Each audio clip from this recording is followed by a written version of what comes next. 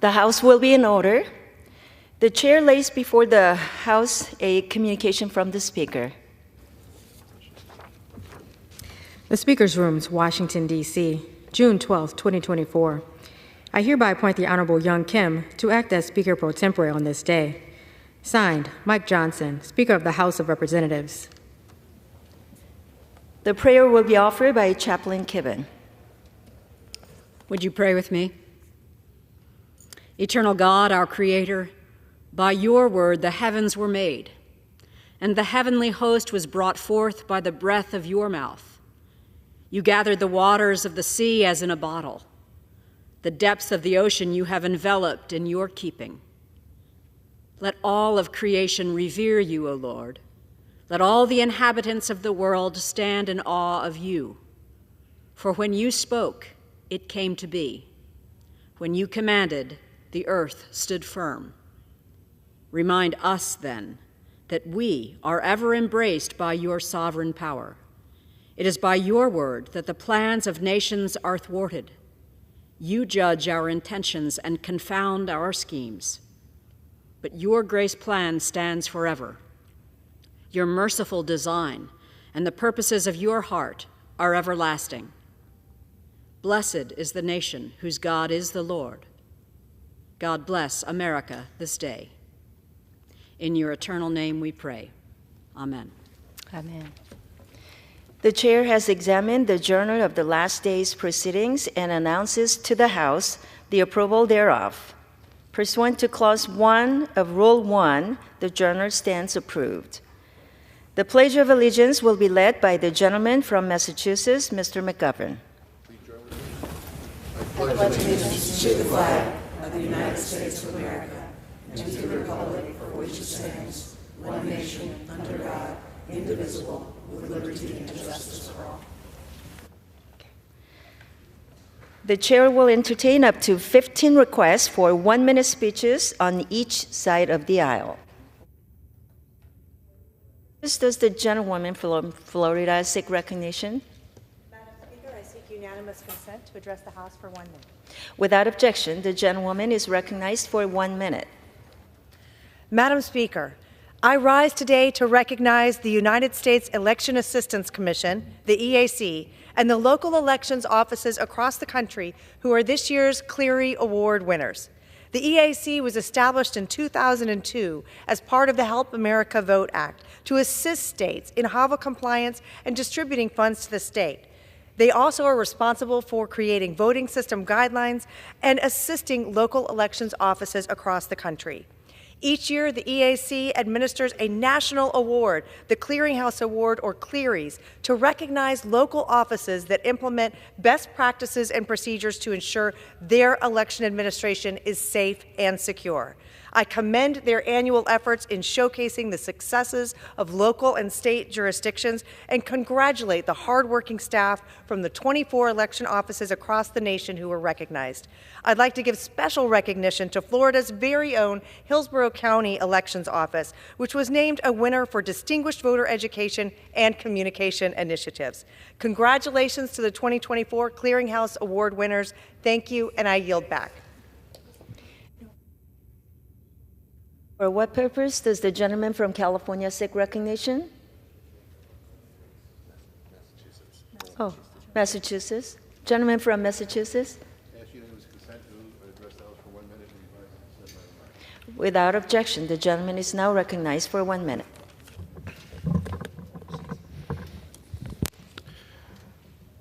Madam Speaker, I recently visited a visionary school meals program in Auburn, Massachusetts, that is providing students with nutritious, scratch-cooked meals and teaching them how to grow food using hydroponics. Under the leadership of Superintendent Elizabeth Chamberlain, Principal Greg Desto, Food Services Director Breon Pulver, and with the support from the Auburn School Committee, Auburn Middle School is showing all of us how transformative school meal programs can be in nourishing minds and educating students. Utilizing a federal farm-to-school grant, AMS is prioritizing locally sourced foods. On May 8th, they celebrated the 508 Day, that's our area code in central Massachusetts, where they serve meals prepared entirely from locally grown and produced foods. And they have recently started a food recovery program to reduce waste. It's incredible. On my visit, I also learned that since Massachusetts adopted universal free school meals, even more kids are taking advantage of nutritious options at schools. The kids were happy and the food looked delicious. Let's expand this kind of programming to all schools in order to promote better nutrition and to end hunger now. I yield back my time. Is the gentleman ready? For what purpose does the gentleman from California seek recognition? Is the gentleman ready?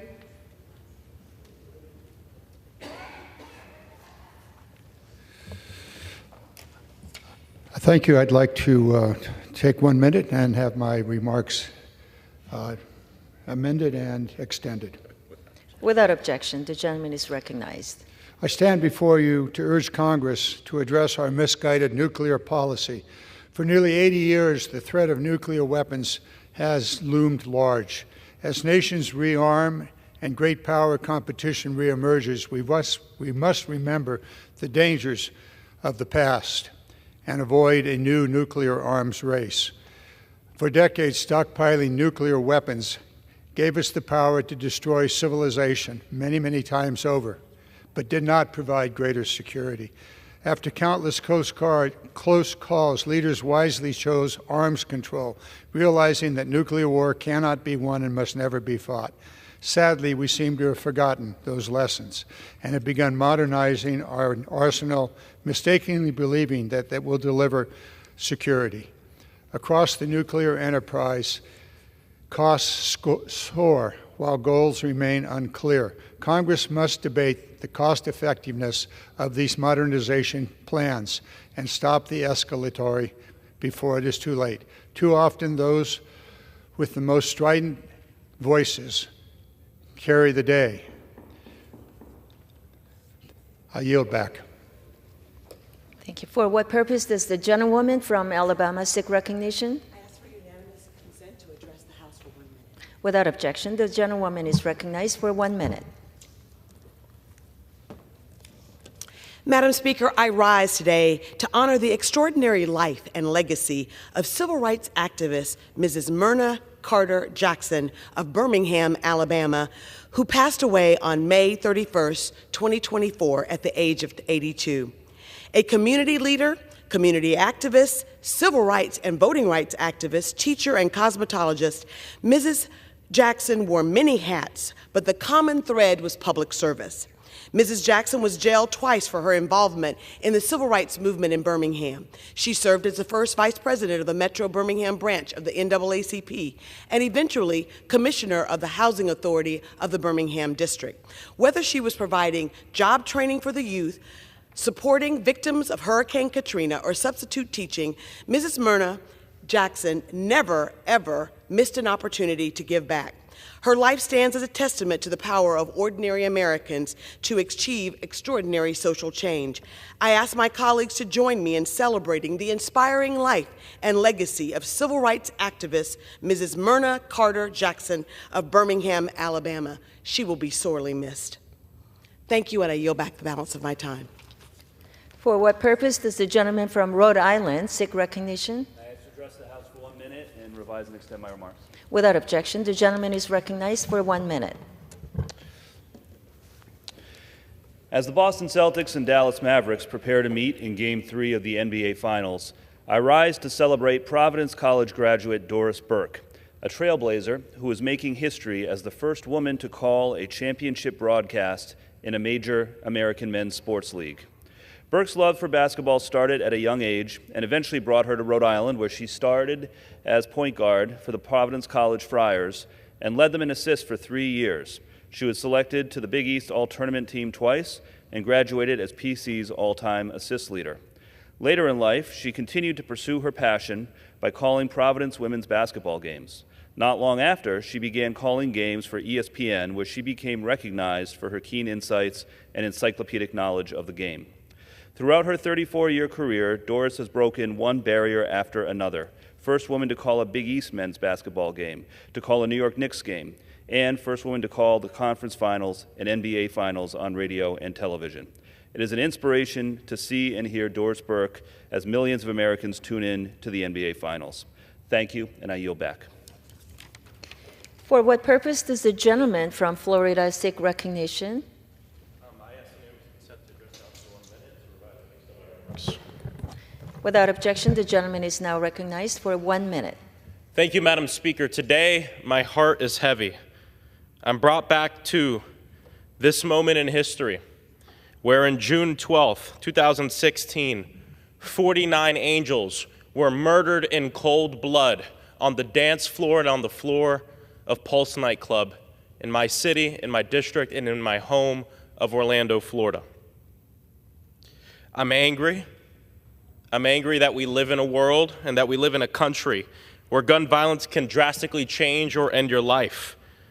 I'm angry that I serve in a chamber where seemingly most of the folks here don't want to do a single damn thing about it. And I'm angry that I've been fighting for this since I was 15, and we're still in this fight.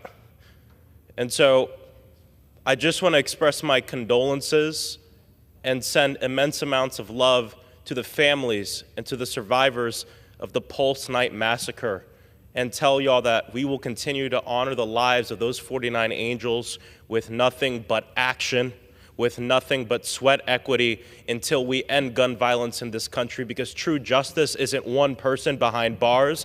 It's when we can wake up with the confidence to say that this will never happen again. Thank you, Madam Speaker. I yield back. For what purpose does the gentleman from Pennsylvania seek recognition? Madam Speaker, request unanimous consent to address the House for 1 minute and revise and extend my remarks. Without objection, the gentleman is now recognized for 1 minute. Thank you, Madam Speaker. Madam Speaker, I rise today ahead of June 14th to celebrate the United States Army's 249th birthday. Every year, just a few days after Memorial Day, our country celebrates the Army's birthday. This marks the anniversary in 1775 when the Continental Congress authorized the enlistment of riflemen to serve the United Colonies for 1 year. The Army is the oldest and largest branch of the U.S. military and has played a vital role in the country's development since its establishment.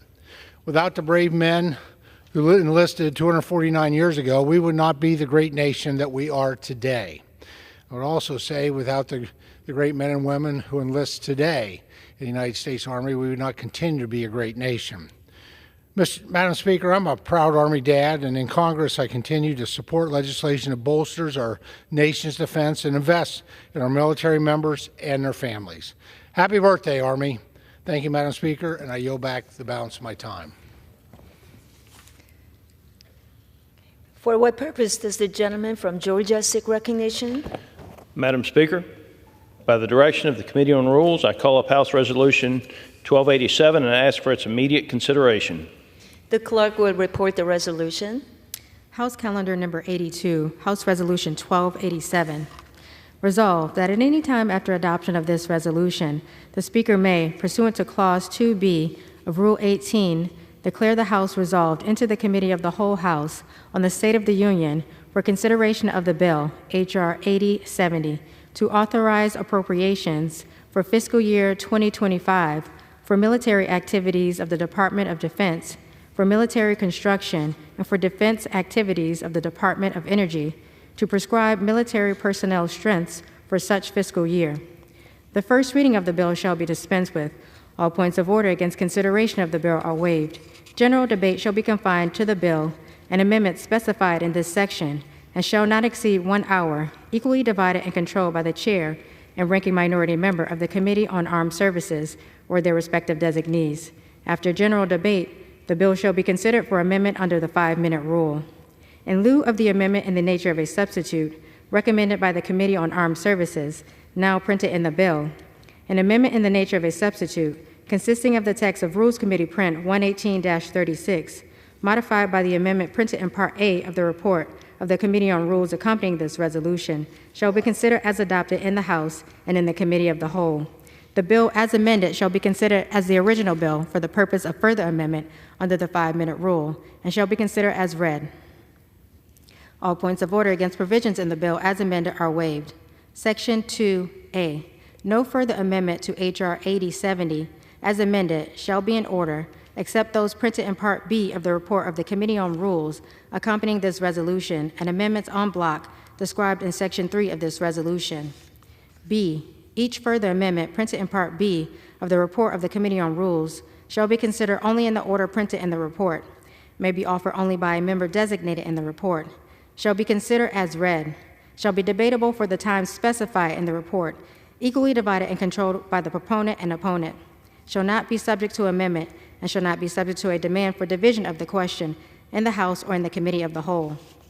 C, all points of order against further amendments printed in Part B of the report of the Committee on Rules or against amendments en bloc described in Section 3 of this resolution are waived.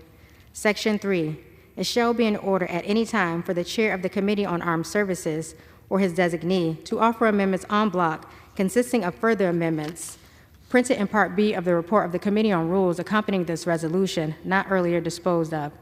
Amendments en bloc offered pursuant to this section shall be considered as read, shall be debatable for 40 minutes, equally divided and controlled by the Chair and ranking minority member of the Committee on Armed Services or their respective designees, shall not be subject to amendment, and shall not be subject to a demand for division of the question in the House or in the Committee of the Whole.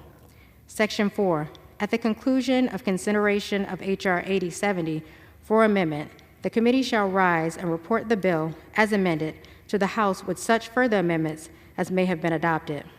The previous question shall be considered as order on the bill as amended and on any further amendment thereto to final passage without intervening motion except one motion to recommit.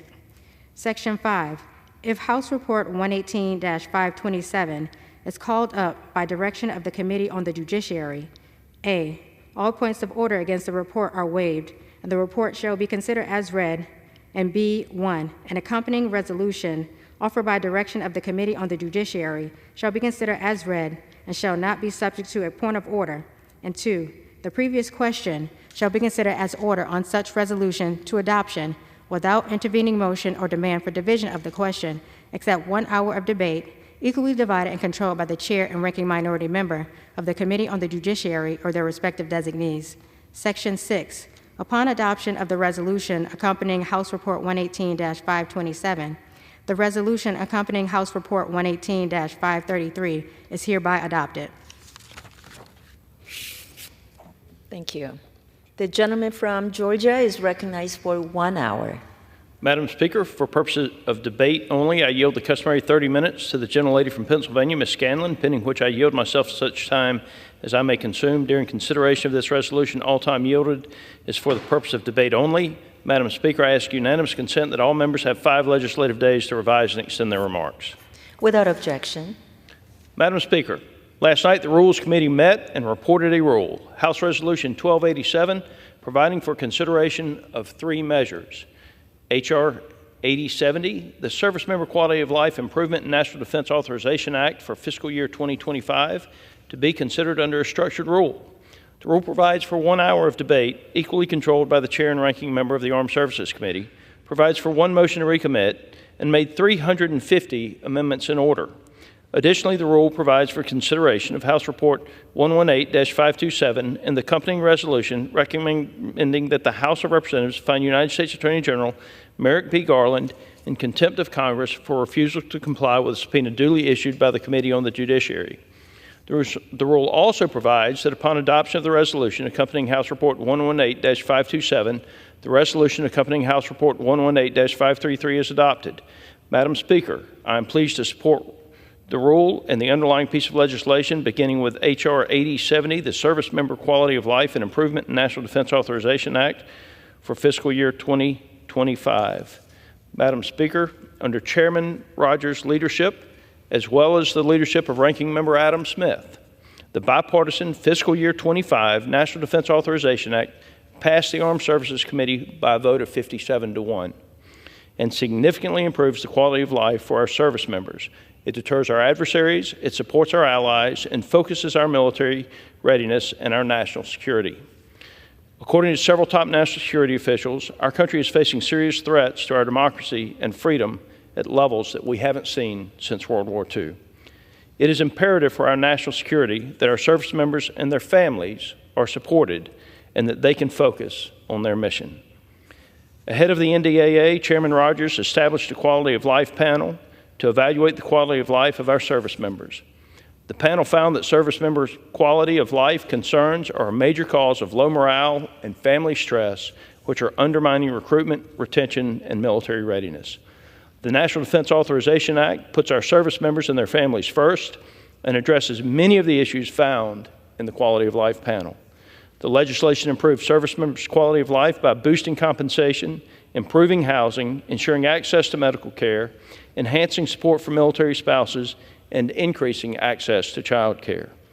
Through the tireless work of the House Armed Services Committee and Rules Committee staff, the NDAA advances important policies to support our warfighters at home and abroad and deter our adversaries. It is the NDAA's intent to ensure that our nation's military is organized, trained, and equipped to deter our adversaries. Communist China, Russia, Iran, North Korea, and any other nations or terrorist groups must know that they will never succeed in a war with the United States of America. The NDAA restores American deterrence by restoring lethality, defending Israel, securing our southern border, and providing oversight and accountability. To deter our adversaries, we must continue to modernize our military. The National Defense Authorization Act boosts innovation, providing for the development and fielding of AI, quantum computing, and autonomous systems. The legislation also removes Communist China from our supply chain and prevents the Communist China spies from infiltrating our research institutions inside the United States of America. The NDAA bolsters Taiwan's defense and supports our Indo-Pacific allies as they work to deter our shared adversaries. This legislation also supports our ally Israel as they defend themselves from Hamas terrorists by expanding U.S.-Israel military exercises while also fully funding cooperative missile defense programs. Additionally, Madam Speaker, the Armed Services Committee included language that saves our taxpayers over $30 billion by cutting inefficient programs, obsolete weapons, and Pentagon bureaucracy. We live in the greatest free nation on earth, and it's imperative that we support those who protect it. The fiscal year 25 National Defense Authorization Act is another step in that direction. Moving on to the resolution recommending that the House of Representatives find United States Attorney General Merrick B. Garland in contempt of Congress for refusal to comply with subpoenas duly issued by the Committee on the Judiciary and the Committee on Oversight and Accountability. Madam Speaker, at the beginning of February, Special Counsel Robert Hur released his report on President Biden's mishandling of classified documents that were discovered in his home and office in 2022. On February 27th, the Judiciary and Oversight Committees issued identical subpoenas compelling production of certain documents, including audio and video recordings of Special Counsel Hur's interviews with President Biden and his ghostwriter. These subpoenas were not complied with, Madam Speaker. The audio recordings were never produced. On May 16th, the morning of the markup of the contempt report in the Judiciary and Oversight Committee, President Biden exerted executive privilege over those recordings. Now, Madam Speaker, audio tapes are the best evidence that the transcripts provided to the committee accurately reflect the true content. Additionally, President Biden waived any potential assertion of executive privilege when he released the transcript, and he has not set forth any valid basis for invoking executive privilege. Madam Speaker, the following things are true. The subpoenas were legally authorized. The subpoenas were not complied with.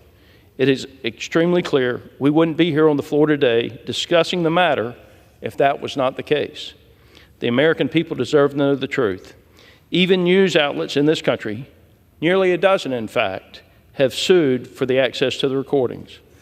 Madam Speaker, Attorney General Garland has chosen not to comply with the subpoenas, and because of his choice, he must be found in contempt of Congress. Madam Speaker, I look forward to consideration of these important pieces of legislation and urge passage of this rule. I reserve the balance of my time. The gentleman reserves. The gentlelady from Pennsylvania is recognized. Thank you, Madam Speaker. Today's rule is a tale of two Congresses. On the one hand, we have the National Defense Authorization Act, the NDAA, which is a bipartisan bill, the result of good faith negotiations between Republicans and Democrats on the House Armed Services Committee to support our service members and provide for our national defense. This NDAA accommodates the diverse interests of members of the House in ways that, while inevitably not satisfying everyone on every point, represent compromises that ensure the bill can become law. But attached to this rule are two nakedly partisan and groundless contempt resolutions based on manufactured allegations, conspiracy theories, and bad faith arguments designed solely to smear President Biden in the lead up to the 2024 election. In the first example, we see Congress at its best. In the second, we see Congress at its worst. First, the NDAA. The fiscal year 2025 NDAA is a solid, bipartisan package designed to support our service members and provide for our national defense. I applaud the work of my colleagues on the Armed Services Committee for their even-handed, bipartisan work to produce a bill that addresses priorities and concerns from all across the country. Like all negotiated bills, there are policies I agree with and disagree with, but that's how negotiation and compromise work. Of particular note is that this year's NDAA would implement long overdue reforms to improve military recruitment and retention, a growing concern as our armed services have struggled to meet recruiting targets over the past decade. The reforms in this bill are the result of an in-depth bipartisan study led by Representatives Don Bacon and Chrissy Houlihan into the factors impacting recruitment and retention. And it should be no surprise that the main concerns facing our service members are the same as those of many American families, wanting to earn enough to support a family and to afford good housing, childcare, and medical care. This NDAA increases pay and benefits for junior service members. It fixes dilapidated military housing. It increases military housing benefits. It fully funds child care assistance programs so that all eligible military families can receive the benefits, and it strengthens programs to support military spouses. It's a disgrace that we have service members living in poverty and service members and member families who go hungry, service members who aren't able to take care of their children and families. I'm glad that the Armed Services Committee came together on these reforms. They'll go a long way in fighting poverty and hunger and will encourage more people to enlist in military service.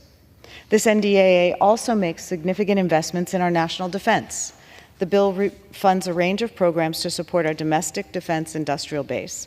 These programs will help maintain and create jobs throughout the country and ensure that we can meet the demand for munitions and weapon systems to support our own military needs and those of our allies. Finally, this NDAA makes needed cuts to wasteful defense programs that keep the top-line spending in the bill at a flat 1% increase over last year's amount. All in all, while there are plenty of policies that I disagree with, the overall bill is solid and should garner the support of a large majority of House members.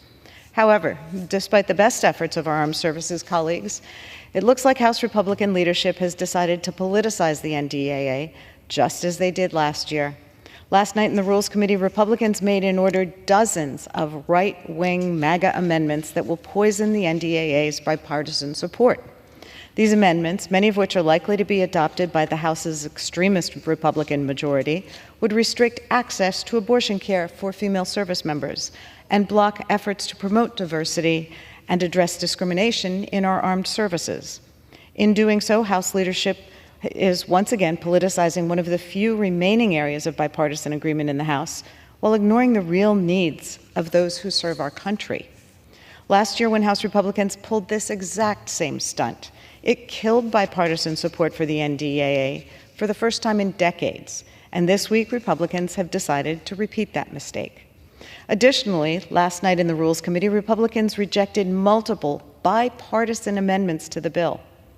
Republicans rejected an amendment from a member of their own party to add 4,000 special immigrant visas to resettle our Afghan allies who supported our troops throughout that conflict and who we promised to protect. Republicans rejected another Republican amendment to adopt the Major Richard Starr Act, which would fix a long-standing prohibition that prevents medically retired veterans from receiving their full earned benefits. That's a provision that has the support of over 300 members of this House.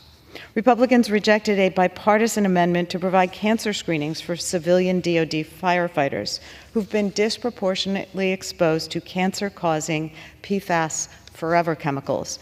These screenings would help detect cancers early and save lives.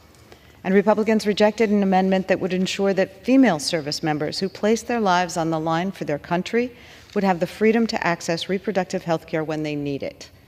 Republicans rejected these sensible amendments, prioritizing over 24 partisan culture war amendments, including amendments to relocate a Confederate monument back to Arlington National Cemetery, and to defund DoD efforts to remove white nationalists from our military. But in rejecting other amendments, our Afghan allies, our veterans, our firefighters, and women service members have to take a back seat to the MAGA extremist culture wars. That's shameful, it's bad leadership, and it's clear that House Republicans have the wrong priorities for our service members, our veterans, our national security, and our country. Madam Speaker, whereas the NDAA, absent the toxic amendments, represents the possibilities of a functional legislative process and bipartisan negotiation, the rest of this rule represents the worst parts of this chamber. Since the first day of the 118th Congress, Republicans have spent the past year and a half spreading lies and conspiracy theories about President Biden and denying or making excuses for the misdeeds of their presumptive presidential candidate, Mr. Trump. A year and a half of investigations, depositions, written testimony, hundreds of thousands of pages of documents, and they haven't turned up any credible evidence of wrongdoing by President Biden or his administration. In fact, they've conclusively proven what the world knows, that President Biden has not committed impeachable acts. While House Republicans have been confronted repeatedly with this reality, they've doubled down, wasting the time and money of 3 separate congressional committees on a wild goose chase that's turned up exactly 0 evidence of wrongdoing. I want to make sure we understand just how backwards the House Republicans' priorities are.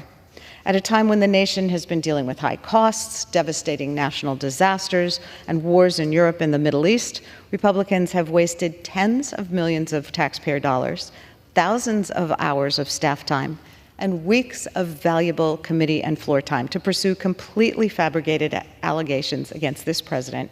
And all of their wasted time and money has turned up nothing. Rather than concede defeat, Republicans have manufactured this baseless contempt resolution against the Attorney General. Everything our Republican colleagues are saying about these contempt resolutions is smoke and mirrors, designed to distract attention from the criminal conviction of former President Trump by a jury of his peers, and a desperate attempt by Republicans to save face after their failed investigations, their failed legislative agenda, and their failure to represent the American people. There's no wrongdoing, no crime, no impeachable offense. The President and the Attorney General have done nothing wrong. Madam Speaker, I honestly don't know who's turning into C-SPAN at 9 a.m. on a workday to watch a rules debate, but I guarantee that most Americans could care less about the nonsense we're hearing from the other side of the aisle about this contempt resolution. Americans care about real issues. They care about the prices at the grocery store, access to quality health care and child care, and whether their kids will be safe on the way to and from school. And it's clear that the Republican majority has not done anything to address those issues. Many Republican members have acknowledged as much right here on this floor. House Republicans have wasted a year and a half fighting with each other and falsely smearing President Biden in order to provide cover for the twice impeached felon who leads their party. They can't even pass their priority bills, and thank God they can't, because their agenda would be disastrous for our civil liberties, our economy, and our national security. So day after day, all we get from House Republicans is messaging, talking points, and a whole lot of hot air.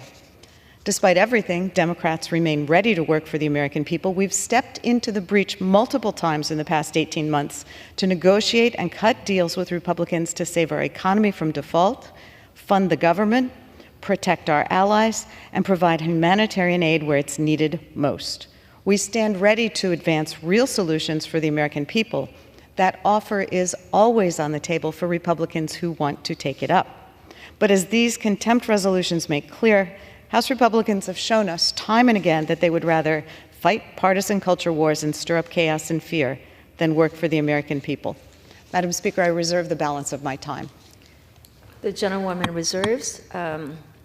The chair would like to remind members to refrain from engaging in personalities toward presumptive nominees for the office of president. The gentleman from Georgia is now recognized. Madam Speaker, the following things remain true. The subpoenas were legally authorized. The subpoenas were not complied with. Madam Speaker, I'd like to yield 3 minutes to my friend from Texas, and the Chairman of the Rules Committee, Dr. Burgess. Gentleman is recognized. And I thank my friend for yielding, and I certainly want to congratulate the gentleman from Georgia on leading his first rule as a member of the Rules Committee. While he's the newest member of the Rules Committee, he is a seasoned veteran when it comes to the work of the Armed Services Committee, and there is no one better to lead on our side for the NDAA reauthorization rule than the gentleman from Georgia, Mr. Scott. I do want to speak in support of the rule, the underlying measures. This was a major piece of work that came through the House Armed Services Committee, came through with input of members on both sides of the dais, and was truly a significant product in that it passed nearly unanimously in the House Armed Services Committee.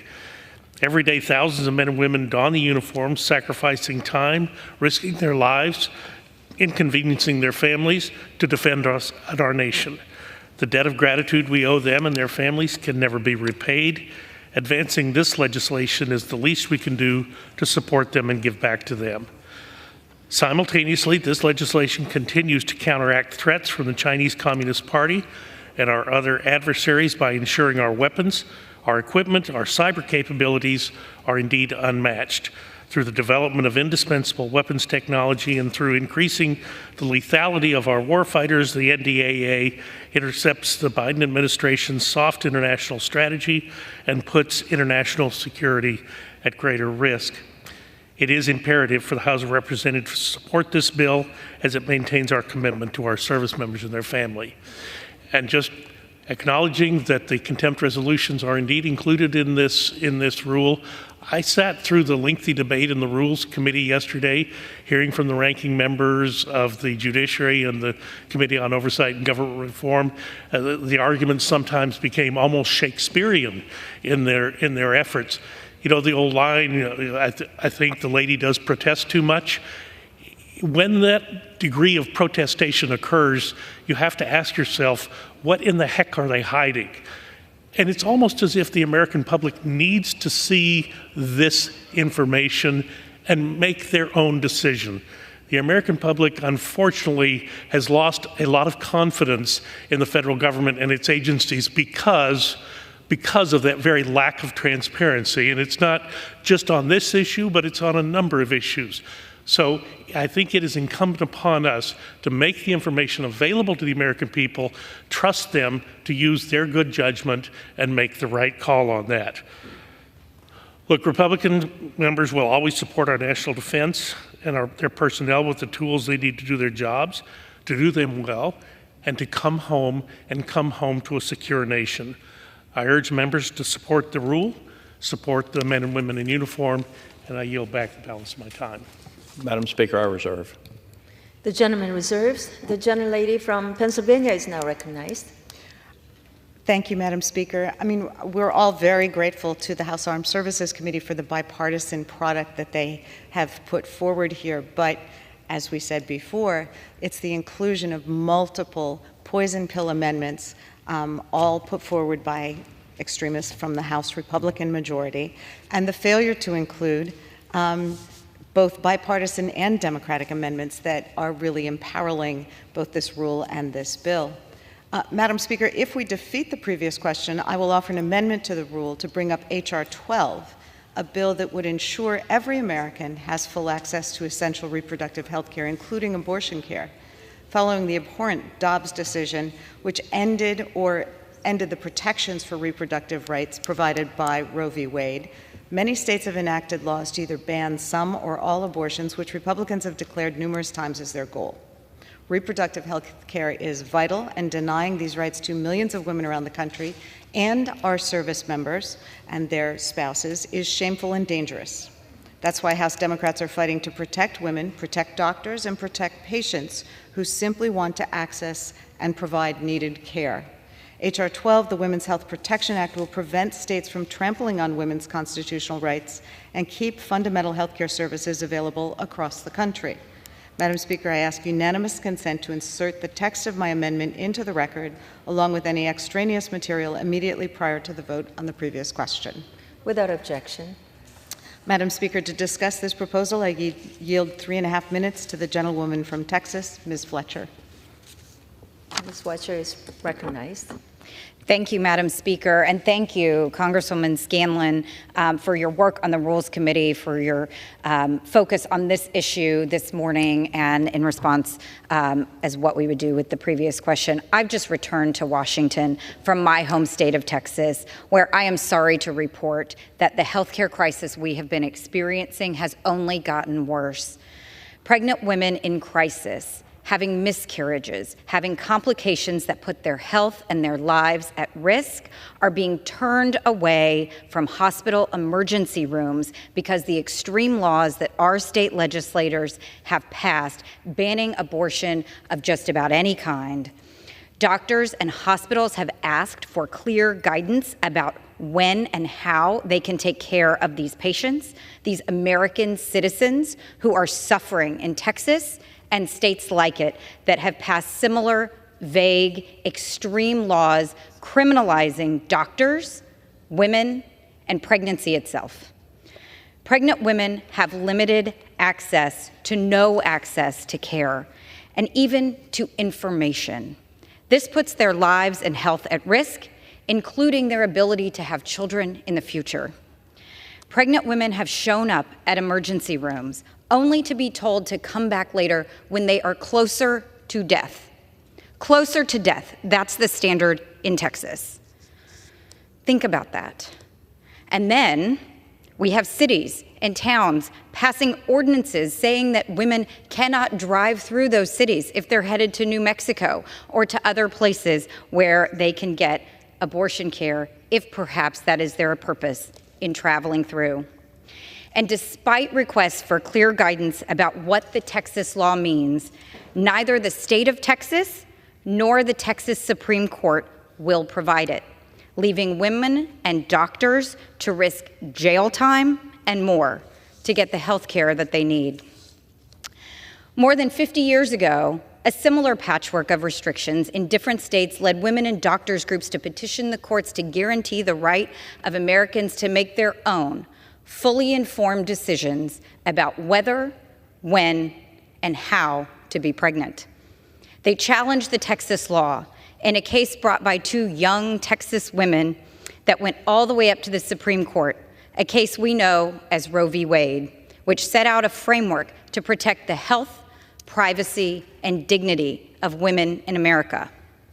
2 years ago this month, the Supreme Court reversed that 50-year precedent. The chaos that has followed will continue until this Congress acts. And we must. We must pass the Women's Health Protection Act, a bill to restore the framework that Americans have relied on for the last 50 years, providing a federal statutory right to reproductive health care, including abortion care, free from medically unnecessary restrictions. And that is why I urge my colleagues to vote no on the previous question so that we can bring up the Women's Health Protection Act today. We passed it in the last Congress twice. We have to pass it again and get it to President Biden's desk so that we can protect the health, privacy, dignity, and freedom of American women. I yield back the balance of my time. The gentlewoman reserves. Gentleman from Georgia is now recognized. Madam Speaker, I'd like to yield 3 minutes to my friend from New York, Mr. Langworthy. Gentleman from New York is recognized. Thank you, Madam Speaker, and I thank the gentleman from Georgia for yielding the time. Madam Speaker, I strongly support the rule before us today and the underlying legislation that will ensure that our Department of Defense stays laser focused on military readiness, supporting our service members and their families, and keeping our greatest adversaries in check. For years, this administration was allowed to waste hundreds of millions of dollars of taxpayer money to force a woke agenda onto the men and women of our military, hobbling their training, their morale, their long-term success, all while our greatest adversary, China, relentlessly developed its own military, including even pulling ahead of us in the development of hypersonic missile technology. Today, China possesses hypersonic missiles that can hit our shores, but we do not yet have the capabilities to completely deter this particular threat. The legislation under the rule before us today focuses key resources on this technology, part of which is developed right in my own district in New York's Southern Tier. We cannot delay this any longer. And we cannot effectively secure our nation and to deter our adversaries, including China, without ridding our nation's military of the radical left Green New Deal agenda that they seem to embed in our defense policy moving forward. This policy of battery-powered vehicles harnessed by resources sourced from a supply chain dependent on communist China leaves our nation less secure and more vulnerable than ever before. My colleagues on the other side of the aisle point to the Biden administration's transition to electric non-combat vehicles in our armed forces as a win for the environment. But I ask them, is it really a win for the environment if we source these critical minerals from strip mines in the Congo and transport them across the globe to be refined in countries that ignore many of the environmental regulations that we take for granted here in the United States? Are we really protecting the environment when we foist inefficient, unreliable vehicles on our nation's military while China and India build hundreds of new coal power plants every single year? My colleagues on the other side of the aisle, they know the answer, but they'd rather push their false fairy tale narrative that these policies are going to reduce global emissions to score political points. They want to ignore the dangerous situations that these policies ultimately put our military service members in. We need common sense policies that focus on merit, lethality, and readiness to shape our military in the coming years, not the woke dreams of a radical left that would prefer a country to not have a military at all. We certainly know that they don't believe that we should have a border, and as the policies of the Biden administration have so thoroughly illustrated to the American people. I urge my colleagues to support the rule before us today and help pass another bold and focused and crucial NDAA that will support our service members and ensure that the U.S. military remains the strongest fighting force on the face of the earth. And with that, Madam Speaker, I yield back. Madam Speaker, I reserve. The gentleman reserves. Gentlelady from Pennsylvania is recognized. Madam Speaker, I yield 3 minutes to the gentleman from New York, Mr. Goldman. The gentleman from New York is now recognized. Thank you, Madam Speaker, and thank you to the distinguished gentlelady from Pennsylvania for yielding the time. I rise today with a warning for my colleagues on the other side of the aisle. You are setting a very dangerous precedent by trying to hold an Attorney General who has provided all of the substance requested in a subpoena in contempt. And let's be very clear. This precedent that you are setting is one that your own former president and cabinet secretaries repeatedly violated in the last administration. In 2019, the former president famously said that he would defy all congressional subpoenas. And then he did just that during the impeachment inquiry. The State Department refused to turn over a single document. Under your precedent here, with Attorney General Merrick Garland, who has provided everything that you have asked for, except for the audio recording of an interview with President Biden and the special counsel, you are moving into dangerous territory. There is no legitimate legislative purpose to require the Attorney General of the Department of Justice to turn over the audio recording of an interview of which they have already turned over the transcript. Now, I hear my colleagues on the other side of the aisle use explanations such as demeanor evidence and character evidence. That's all well and good if you were considering whether or not to prosecute President Biden, but that's not the job of Congress. There's no legitimate legislative purpose in figuring out, quote, demeanor evidence as to whether or not President Biden, how he sounded when you have the information.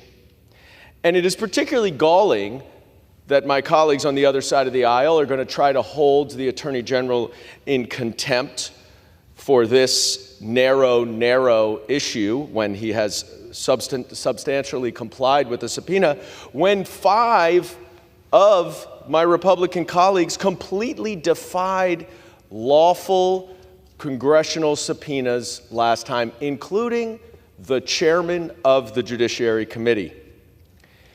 You are setting a dangerous precedent, And you, my friends on the other side of the aisle, ought to think twice, because what goes around comes around. And I yield back. Again, members are reminded to address their remarks to the chair. The gentlelady reserves. Gentleman from Georgia is recognized. Thank you, Madam Speaker. The following things are true. The subpoenas were legally authorized. The subpoenas were not complied with. And I would remind you, Madam Speaker, that the words "except for" are even being used by my Democratic colleagues on the other side of the aisle. People don't have the option to comply partially with a subpoena. Nobody in this country does. With that, I yield 3 minutes to my friend from Wisconsin, Mr. Van Orden. Gentleman from Wisconsin is now recognized. I thank the gentleman from Georgia. Madam Chair, I rise today in support of H.R. 8070, the Service Member Quality of Life Improvement and National Defense Authorization Act of 2025. As the longest-serving enlisted member of the military in the history of Congress, I bring a very unique perspective to this problem set. And I get the chance here to stand and speak about the differences that we may share when it comes to sending billions of dollars to other countries for them to fight their wars. And we can have that discussion, and I respect both sides of that argument. But nobody in this body can reasonably argue that any member of the United States military should be living below the poverty line as they defend our freedom and the very House that we stand in today debating this bill. To frame the problem that our service members face, a civilian can apply for an entry-level position job at a convenience store in my district and receive higher compensation than if they were to join the United States military. As I was serving as an active duty Navy SEAL being shot at in combat, my wife was standing in line to buy food products using WIC coupons, and I simply view this as unacceptable. In addition to my experience as a service member, I serve on the Agriculture Committee, and as we were debating the Farm Bill, we were talking about additional SNAP benefits for members of the military. And that's just the symptom. The root cause is that the DoD brass and previous Congresses have been relying on welfare to subsidize American service members' salary so that they could expend these monies on different parts of the defense industry. This has caused the enlisted pay gap to become a chasm and is the antithesis of military leadership. Our junior enlisted have been taken for granted for too long, and it's only exacerbated by Bidenomics, which has created an inflationary environment that is crushing the entire nation. The first truth of the Special Operations Forces is that humans are more important than hardware. And this bill embodies this truth by including a historic 19.5% pay raise for junior enlisted, marking the most significant raise in history. Now, unfortunately, President Biden has not included this pay raise in his budget.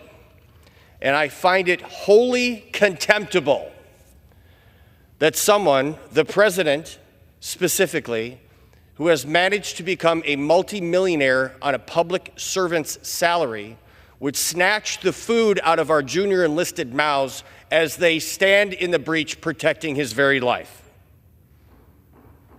Gentleman's time has I ask expired. Strong support. An additional minute to my colleague from Wisconsin. Gentleman is recognized for an additional minute. I am proud to have many of my provisions included in this NDAA that will ease the service members' transition from active duty to becoming a veteran, and I thank Chairman Rogers for his work and support on this.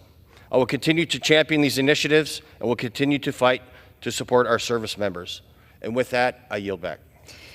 Please, members are reminded to refrain from engaging in personalities toward the president. Madam Speaker, I reserve. The gentleman reserves. The gentlelady from Pennsylvania is recognized. Thank you, Madam Chair. And I do agree with some of the gentleman's comments about the need to increase pay and benefits for our junior service members and service families, but I have to strongly disagree with his attempts to turn this into an attack on the president. We've seen multiple reports from experts talking about the challenges that our service members face, and the challenges we see to recruitment are because our economy is so strong that people have other better paid and better resourced opportunities under the current economy than they have for years, and that has been suppressing recruitment and retention. So I think his economic analysis is a little off. I did think when he was getting up here, he might be here to speak about some of his amendments that were not being made in order.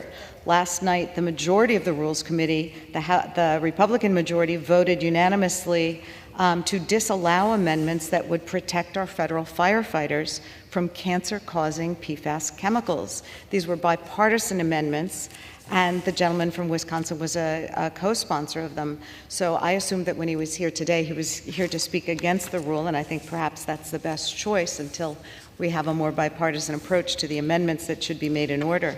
Madam Speaker, at this point, I would yield 5 minutes to the gentlewoman from New Mexico, a distinguished member of the Rules Committee, Ms. Ledger-Fernandez. The gentlewoman from New Mexico is recognized. Thank you, Madam Speaker. Madam Speaker, yesterday in Rules, we had a rare but wonderful moment of bipartisanship as we considered the NDAA. Republican Chair Rogers and Democratic Ranking Member Smith spoke in harmonious unison about the benefits of the bill, which increases pay for junior enlisted members of our armed services by 19.5%. It invests in childcare, healthcare, and job opportunities for their spouses, which are especially important for rural bases like the Cannon Air Force Base, which is in my district. But remember, these bases are often in rural districts because cows don't complain when those planes make a lot of noise flying overhead. And these benefits are essential as we battle low recruitment levels. We must treat our service members with the same dignity and respect that they offer our country and our flag.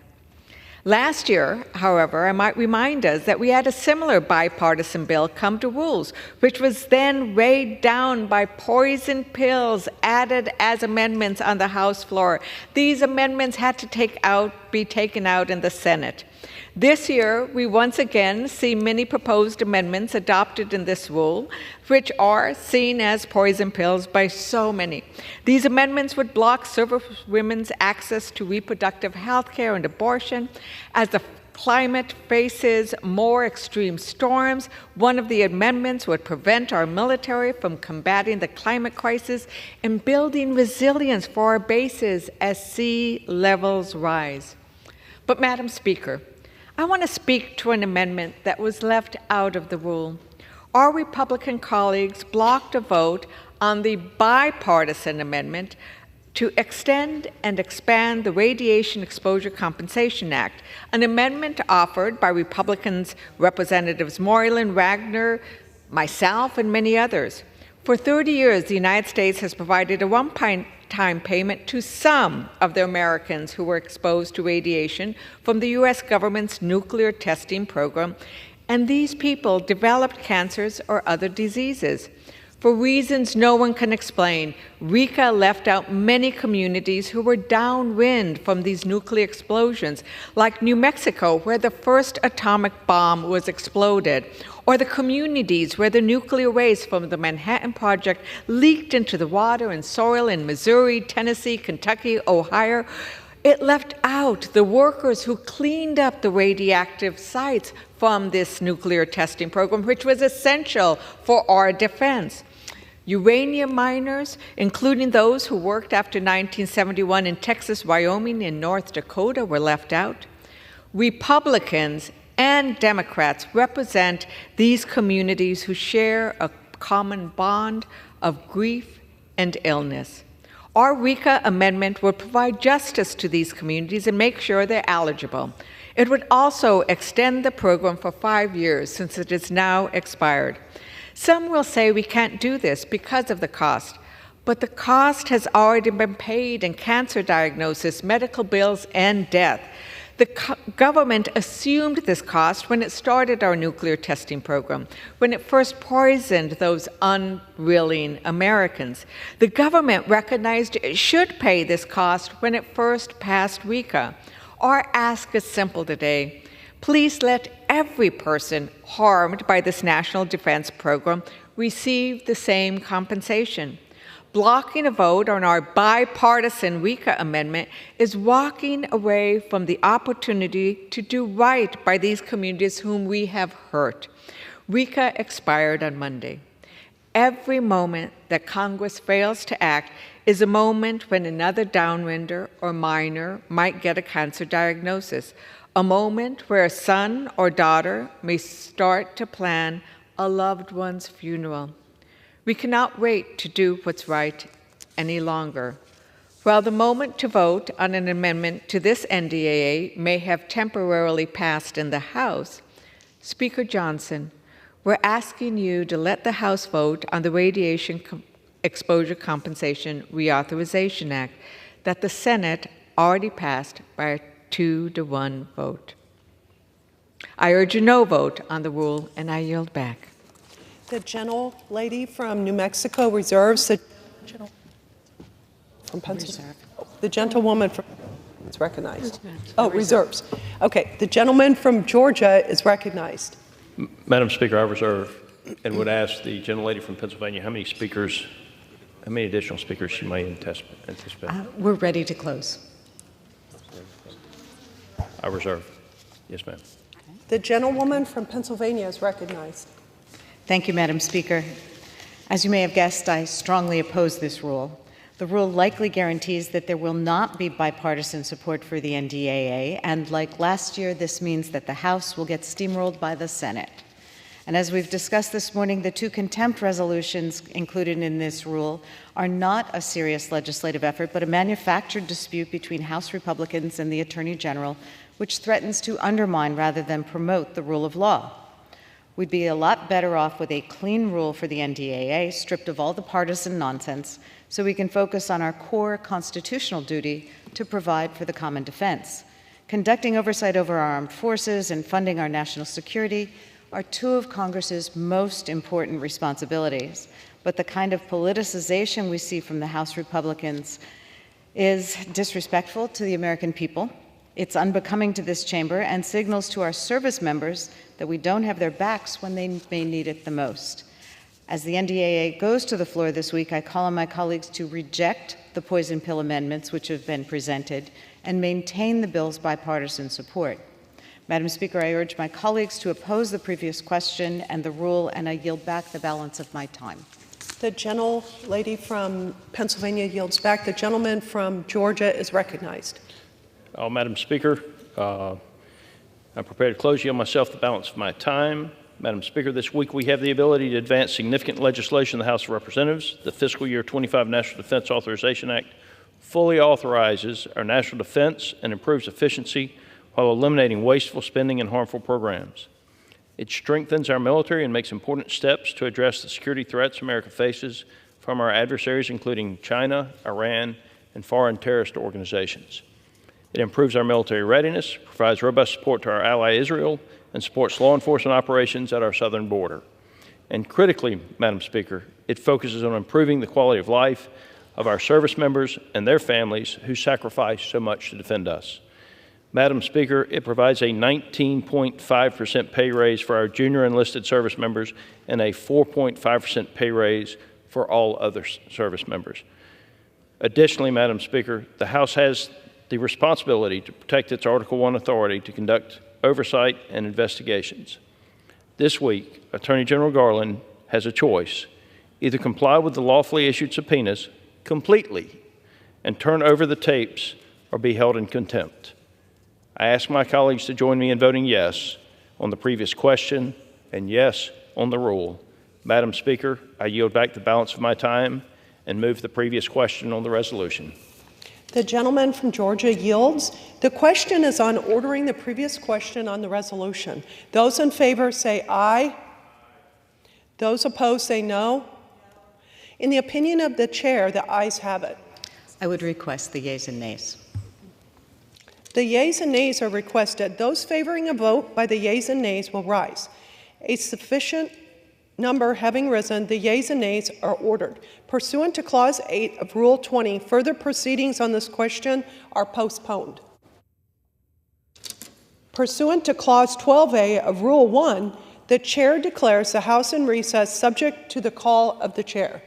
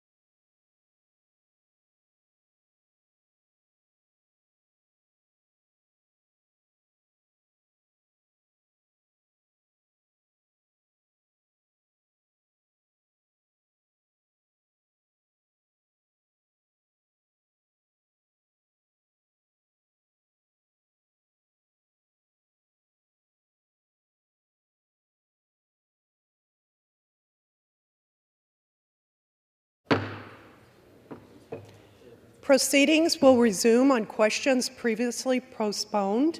Votes will be taken in the following order. Ordering the previous question on the House Resolution 1287, adoption of House Resolution 1287, if ordered, and the motion to suspend the rules and pass Senate 138. The first electronic vote will be conducted as a 15-minute vote. Pursuant to Clause 9 of Rule 20, remaining electronic votes will be conducted as 5-minute votes.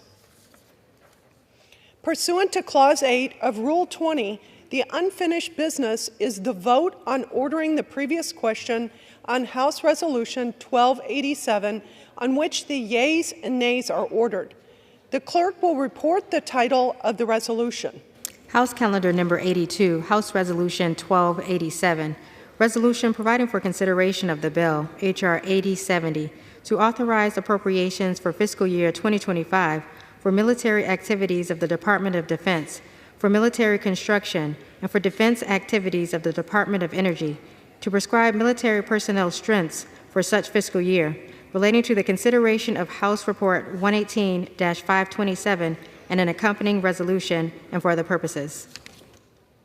The question is on ordering the previous question on the resolution. Members will record their vote by electronic device. This is a 15-minute vote.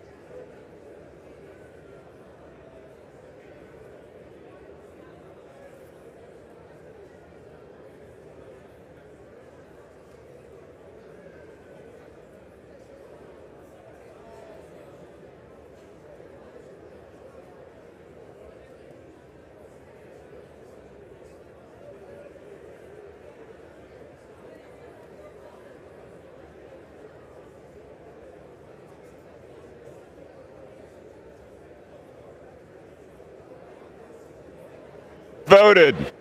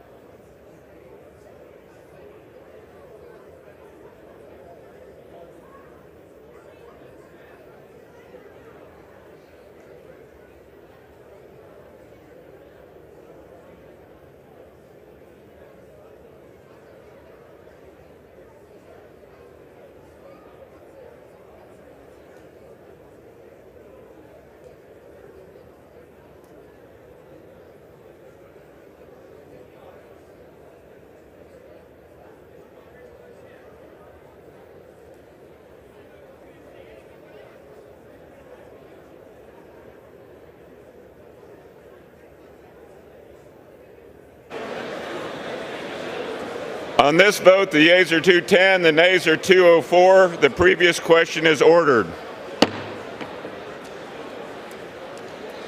The question is on adoption of the resolution. Those in favor say aye.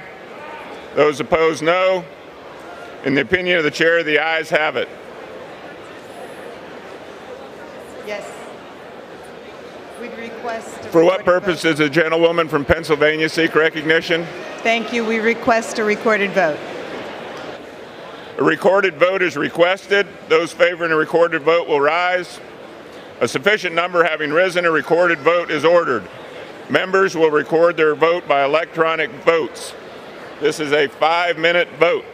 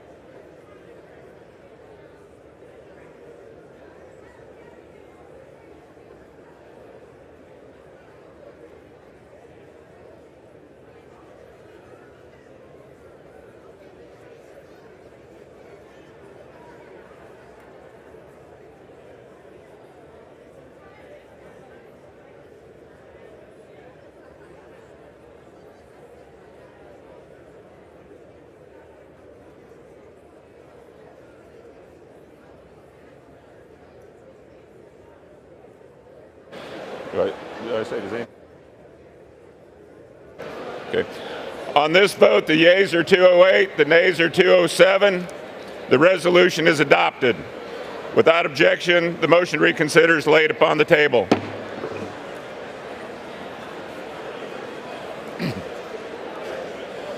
Pursuant to Clause 8 of Rule 20, the unfinished business is the vote on the motion of the gentleman from Texas, Mr. McCall, to suspend the rules and pass S-138, on which the yeas and nays are ordered. The clerk will report the title. Senate 138, an act to amend the Tibetan Policy Act of 2002 to modify certain provisions of that act. The question is, will the House suspend the rules and pass the bill? Members will record their votes by electronic device. This is a 5-minute vote.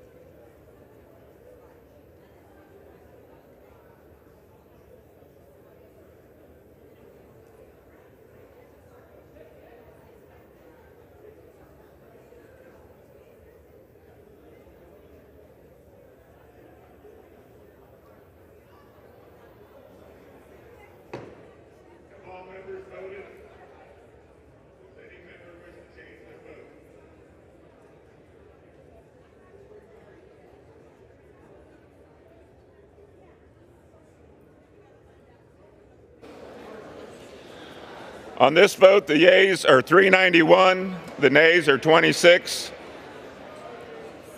Two-thirds being in the affirmative, the rules are suspended, the bill is passed, and without objection, the motion to reconsider is laid upon the table.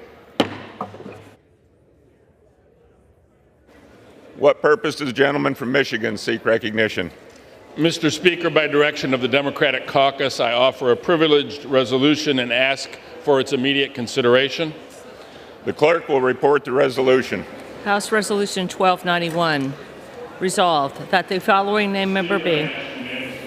Resolution be considered as read. Without objection, the resolution is agreed to and the motion to reconsider is laid upon the table. For what purpose does the gentleman from Arizona seek recognition? Mr. Speaker, I ask unanimous consent that I may hereinafter be considered the primary sponsor of H.R. 4205, a bill originally introduced by Representative Santos of New York for the purpose of adding co-sponsors and requesting reprintings pursuant to Clause 7 of Rule 12. Without objection.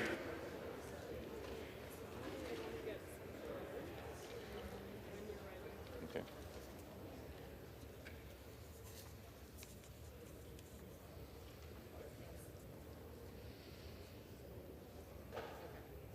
You ready? For what purpose does the gentleman from Ohio, Mr. Jordan, seek recognition? Mr. Speaker, by the direction of the Committee on the Judiciary, I call up House Report 118-527. The clerk will report the title of the report. Report to accompany House Resolution 1292. Resolution recommending that the House of Representatives find United States Attorney General Merrick B. Garland in contempt of Congress for refusal to comply with a subpoena duly issued by the Committee on the Judiciary. Pursuant to the House Resolution 1287, the report is considered read. For what purpose does the gentleman from Ohio, Mr. Jordan, seek recognition? Committee on the Judiciary, I call up House Resolution 1292 and ask for its immediate consideration. The clerk will report the title of the resolution. House Resolution 1292. Resolution recommending that the House of Representatives find United States Attorney General Merrick B. Garland in contempt of Congress for refusal to comply with a subpoena duly issued by the Committee on the Judiciary. Pursuant to House Resolution 1287, the resolution is considered read. The resolution shall be debatable for 1 hour, equally divided and controlled by the chair and ranking minority member of the Committee on the Judiciary or their respective designee. The gentleman from Ohio, Mr. Jordan, and the gentleman from New York, Mr. Nadler, will each control 30 minutes. The chair recognizes the gentleman from Ohio, Mr. Jordan. Mr. Speaker, I ask unanimous consent that all members may have 5 legislative days in which to revise and extend their remarks and to insert extraneous material on this measure. Without objection.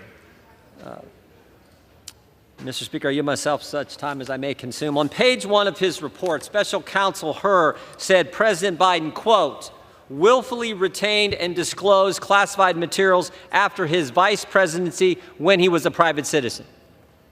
Joe Biden not only kept information he wasn't allowed to keep, he shared it with people who weren't allowed to get it. And on page 231, the special counsel told us why President Biden did this. He said, quote, President Biden had strong motivations to ignore proper procedures for safeguarding the classified information in his notebooks. He had decided months before leaving office to write a book for which he got paid $8 million.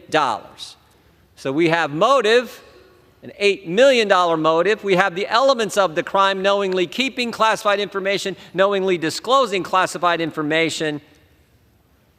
But despite all this, Special Counsel Hur declined to recommend prosecution for President Biden because Joe Biden is, quote, a sympathetic, well-meaning elderly man with a poor memory. On page 207 of his report, Special Counsel Hur said Mr. Biden's memory also appeared to have significant limitations, both at the time he spoke to the ghostwriter, Mr. Zwanitzer, in 2017, as evidenced by their recorded conversations, and today as evidenced by his recorded interview with our office. The committees need the audio recordings to determine whether the Justice Department appropriately carried out justice by not prosecuting the president. Because remember what they told us. Justice Department said, we're going to operate independent of the White House. They said, we'll be impartial, independent arbiters of the facts. Okay, maybe so, but what we do know is this. One former president's being charged, Joe Biden's not being. We think we're entitled, actually, we know we're entitled to all the evidence and the best evidence. And the transcripts alone are not sufficient evidence of the state of the president's memory, especially since the executive branch has a history of changing transcripts. We saw this in late April. The transcript the White House put out didn't match the video and audio recording of President Biden's speech. And only after the White House was caught did they change the transcript. And in that case, and in this case, the audio recording is the best evidence of the words that President Biden actually spoke. Following the release of Special Counsel Hur's report, both the Judiciary Committee and the Oversight Committees issued subpoenas requiring Attorney General Garland to turn over the transcripts of the audio recordings of Special Counsel Hur's interviews with President Biden and his ghostwriter. To date, the Attorney General has failed to produce those recordings. In fact, he told us last week he wasn't going to do it, and that is why we're here. Despite the committee's best efforts, the department has continued to withhold the audio recordings of those interviews without providing any constitutional or legal basis to do so. Just hours before the committee was set to meet and consider the contempt resolution, the department notified the committee that President Biden had asserted, at the Attorney General's urging, executive privilege over the audio recordings. It's simple. Attorney General Garland holds information vital to the committee's legislative oversight and the House impeachment inquiry. Remember, this body voted December 13th of last year to enter that phase of our oversight duty and impeachment inquiry. The department has a legal obligation to turn over the requested material. Attorney General Garland's willful refusal to constitutes contempt of Congress. This resolution upholds the institutional power of the House by recommending that the House find Attorney General Merrick Garland in contempt of Congress for failing to comply with the committee's subpoena. Our oversight and impeachment responsibilities are too important to allow the Attorney General to willfully disregard this. I urge my colleagues to support this resolution, and we reserve the balance of our time. Gentleman from Ohio reserves. Members are reminded to refrain from engaging in personalities towards the President. The gentleman from New York seek recognition. Mr. Speaker, I yield myself such time as I may consume. The gentleman's recognized. Mr. Speaker, the dishonesty that we have just heard is illustrated by what Mr. Jordan just said. His selective quote from Mr. Hur's report. He said, "Our investigation uncovered evidence that President Biden willfully retained and disclosed classified materials after his vice presidency when he was a private citizen." The report does say that. But he neglects a sentence, a paragraph later. However, for the reasons summarized below, we conclude that the evidence does not establish Mr. Biden's guilt beyond a reasonable doubt. That is deceptive. Secondly, as the majority well knows, the President asserted executive privilege in this matter. Maybe that was proper, maybe not, but the way to contest executive privilege is not by a contempt resolution, it's by going to court and letting the court decide whether the exercise of executive privilege is warranted or not, and for that reason also, this resolution fails. Mr. Speaker, the Judiciary Committee under Republican control has spent the last 18 months and 20 million taxpayer dollars in a desperate search to find something, anything, that they can use to damage President Biden and to protect Donald Trump. Other committees have gotten into the act as well, spending untold taxpayer money not to benefit the American people, not to feed hungry children, not to address our housing crisis, and not to improve our health care system, but on a single-minded quest to follow every right-wing conspiracy theory in the vain hope that it might lead to some evidence of wrongdoing. And what exactly have they delivered to the American people on their investment? Nothing. No evidence that the conspiracies are true, no indictments, no impeachment, no wins of any significance. And the Republican leadership knows that if they don't come up with something to show for the millions of dollars they have spent, the MAGA political base may stay home next November. So they are scrambling in a desperate attempt to look like they have accomplished something. They were fervently hoping that Special Counsel Hur would indict President Biden for mishandling classified documents so that they could attack President Biden and misdirect the American people away from Donald Trump's treacherous handling of classified information. But the special counsel cleared Mr. Biden of wrongdoing for reasons that have nothing to do with Mr. Hur's gratuitous and widely contradicted comments about the president's memory. So what do our Republican friends do when an investigation turns up short? Simply put, they engage in fantasy.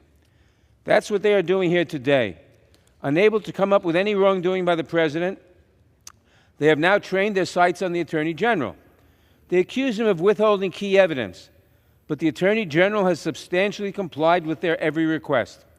Sometimes he has been too responsive, in my opinion, given the obvious bad faith of the MAGA majority. DOJ has produced 92,000 pages of documents since Republicans took control of the House last year, and has made dozens of witnesses available for interviews, hearings, and briefings.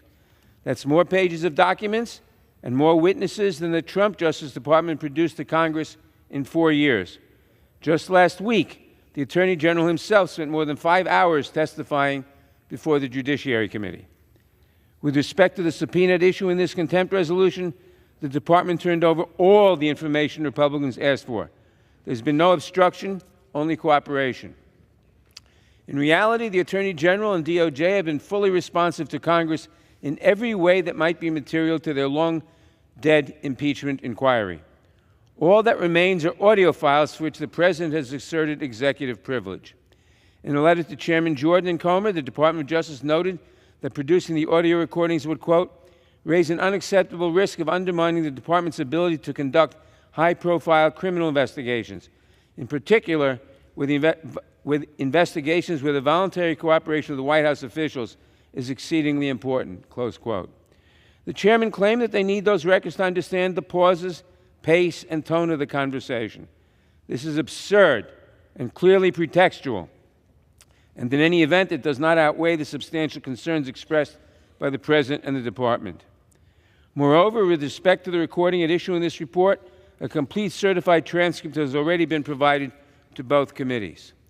And no credible allegation has been made that these transcripts have been altered in any material way.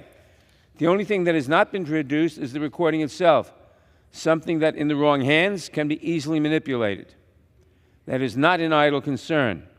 Deep fakes and misleadingly edited videos and recordings have proliferated in recent years. Last year, a witness testifying in a closed-door deposition told us that she was the victim of a manipulated video made by a third party but shared widely by the Republicans on the Judiciary Committee, who refused to take down the video even after it was abundantly clear that it was manipulated. That video contributed to a flood of death threats against the witness. This isn't really about a policy disagreement with the DOJ. This is about feeding the MAGA base after 18 months of investigations that have produced failure after failure. Like most of the bills House Republicans have pushed on purely partisan lines, this contempt resolution will do very little, other than smear the reputation of Merrick Garland, who will remain a good and decent public servant no matter what Republicans say about him today. This resolution may boost Donald Trump's spirits before his sentencing, but it will almost certainly not convince the Department of Justice to produce the one remaining file in question. Like the broader impeachment effort before it, this contempt resolution will have been a partisan stunt, destined to fail from the very start. And as I said before, if they were really interested in getting this recording, they would contest the assertion of executive privilege in court, not bring a contempt resolution against the Attorney General. The American people actually need us to do important work. I'm tired of these games, and so are the American people. I urge my colleagues to oppose this measure, and I reserve the balance of my time. The gentleman from New York reserves. The gentleman from Ohio is recognized. Mr. Speaker, I yield 3 minutes to the chairman of the House Oversight Committee, good friend from the great state of Kentucky, Mr. Comer. The gentleman is recognized for 3 minutes. Thank you. I appreciate the gentleman from Ohio for yielding. Mr. Speaker, I rise in support of the resolution. This is not a complicated matter. The Oversight and Judiciary Committees issued duly authorized legal subpoenas to Attorney General Garland for a certain set of documents, including the audio recordings of Special Counsel Hur's interview with President Biden. The Attorney General has refused to produce these audio recordings. Unlike what my Democratic colleagues keep claiming, this is not just Republicans who need these recordings for their oversight duties. Media outlets, including the AP, CBS, CNN, NBC, and the Washington Post, among others, have filed suit to get these same audio recordings as well. Because the media, like everyone else, knows there's no substitute for a recording of an interview. Not a transcript, not a summary, not the Attorney General's judgment that Congress doesn't need it. The Oversight Committee's investigation of these classified documents has already revealed that the White House's official timeline of events regarding these classified materials left out very important details. For instance, White House employees were entering the Penn Biden Center and moving documents months before the discovery of the classified materials by President Biden's personal attorneys in November 2022. One of those employees was former White House counsel Dana Remus. We issued a subpoena for Mrs. Remus's deposition, but the White House has blocked Mrs. Remus from speaking to the Oversight Committee. The White House has also blocked other White House employees who visited the Penn Biden Center before November 2022 from speaking to us. What is the Biden administration trying to hide? Attorney General Merrick Garland's refusal to produce this evidence establishes a clear pattern of obstruction by the DOJ to cover up President Biden's wrongdoing. President Biden has lied to the American people about his mishandling of classified documents. He has repeatedly denied not knowing about or being involved in his family's influence peddling schemes, which the Oversight Committee can now show has raked in $18 million from foreign individuals and entities for the Biden family members, including President Biden himself. He also met with nearly all his family's foreign associates. President Biden's Department of Justice appears to be taking every step to insulate him from the consequences, whether it's hiding these audio recordings or attempting to give Hunter Biden a sweetheart plea deal to shield Joe Biden from facing accountability for his role in his family's influence peddling schemes. This is unacceptable. The House of Representatives cannot serve as a necessary check on the presidency if the executive branch is free to ignore the House's subpoenas. I urge my colleagues to hold Attorney General Merrick Garland in contempt of Congress, and I yield back. Gentleman yields back. Gentleman from Ohio reserves. Members are reminded to refrain from engaging in personalities towards the President. Gentleman from New York is recognized. Mr. Speaker, I now yield 5 minutes to the distinguished chairman, ranking member of the Oversight and Investigations Committee, the gentleman from Maryland, Mr. Raskin. Gentleman is recognized for 5 minutes. Thank you kindly, Mr. Speaker. Our colleagues invite us today to become the first Congress in the history of the United States to hold someone in contempt for complying with our demands. And their target is the Attorney General of the United States. Attorney General Garland gave us the special counsel's report on President Biden in full. He made the special counsel available to us in committee for hours of testimony where he answered all our questions, and he provided the full transcript of the president's voluntary 5-hour interview with the special counsel, all 250 pages of it. The whole world can read President Biden's interview and his answers unedited. But that's apparently not enough. Now they want to hold the Attorney General in contempt for not turning over the audio tape of the interview that we have the verbatim transcript of. And why is that important? Well, in case you've lost the thread of this madcap wild goose chase, America, remember this is an impeachment investigation. Do they think that the holy grail of the 118th Congress, evidence of a presidential high crime and misdemeanor, is lurking in the pauses or the background throat clearings and sneezes on the audio tape?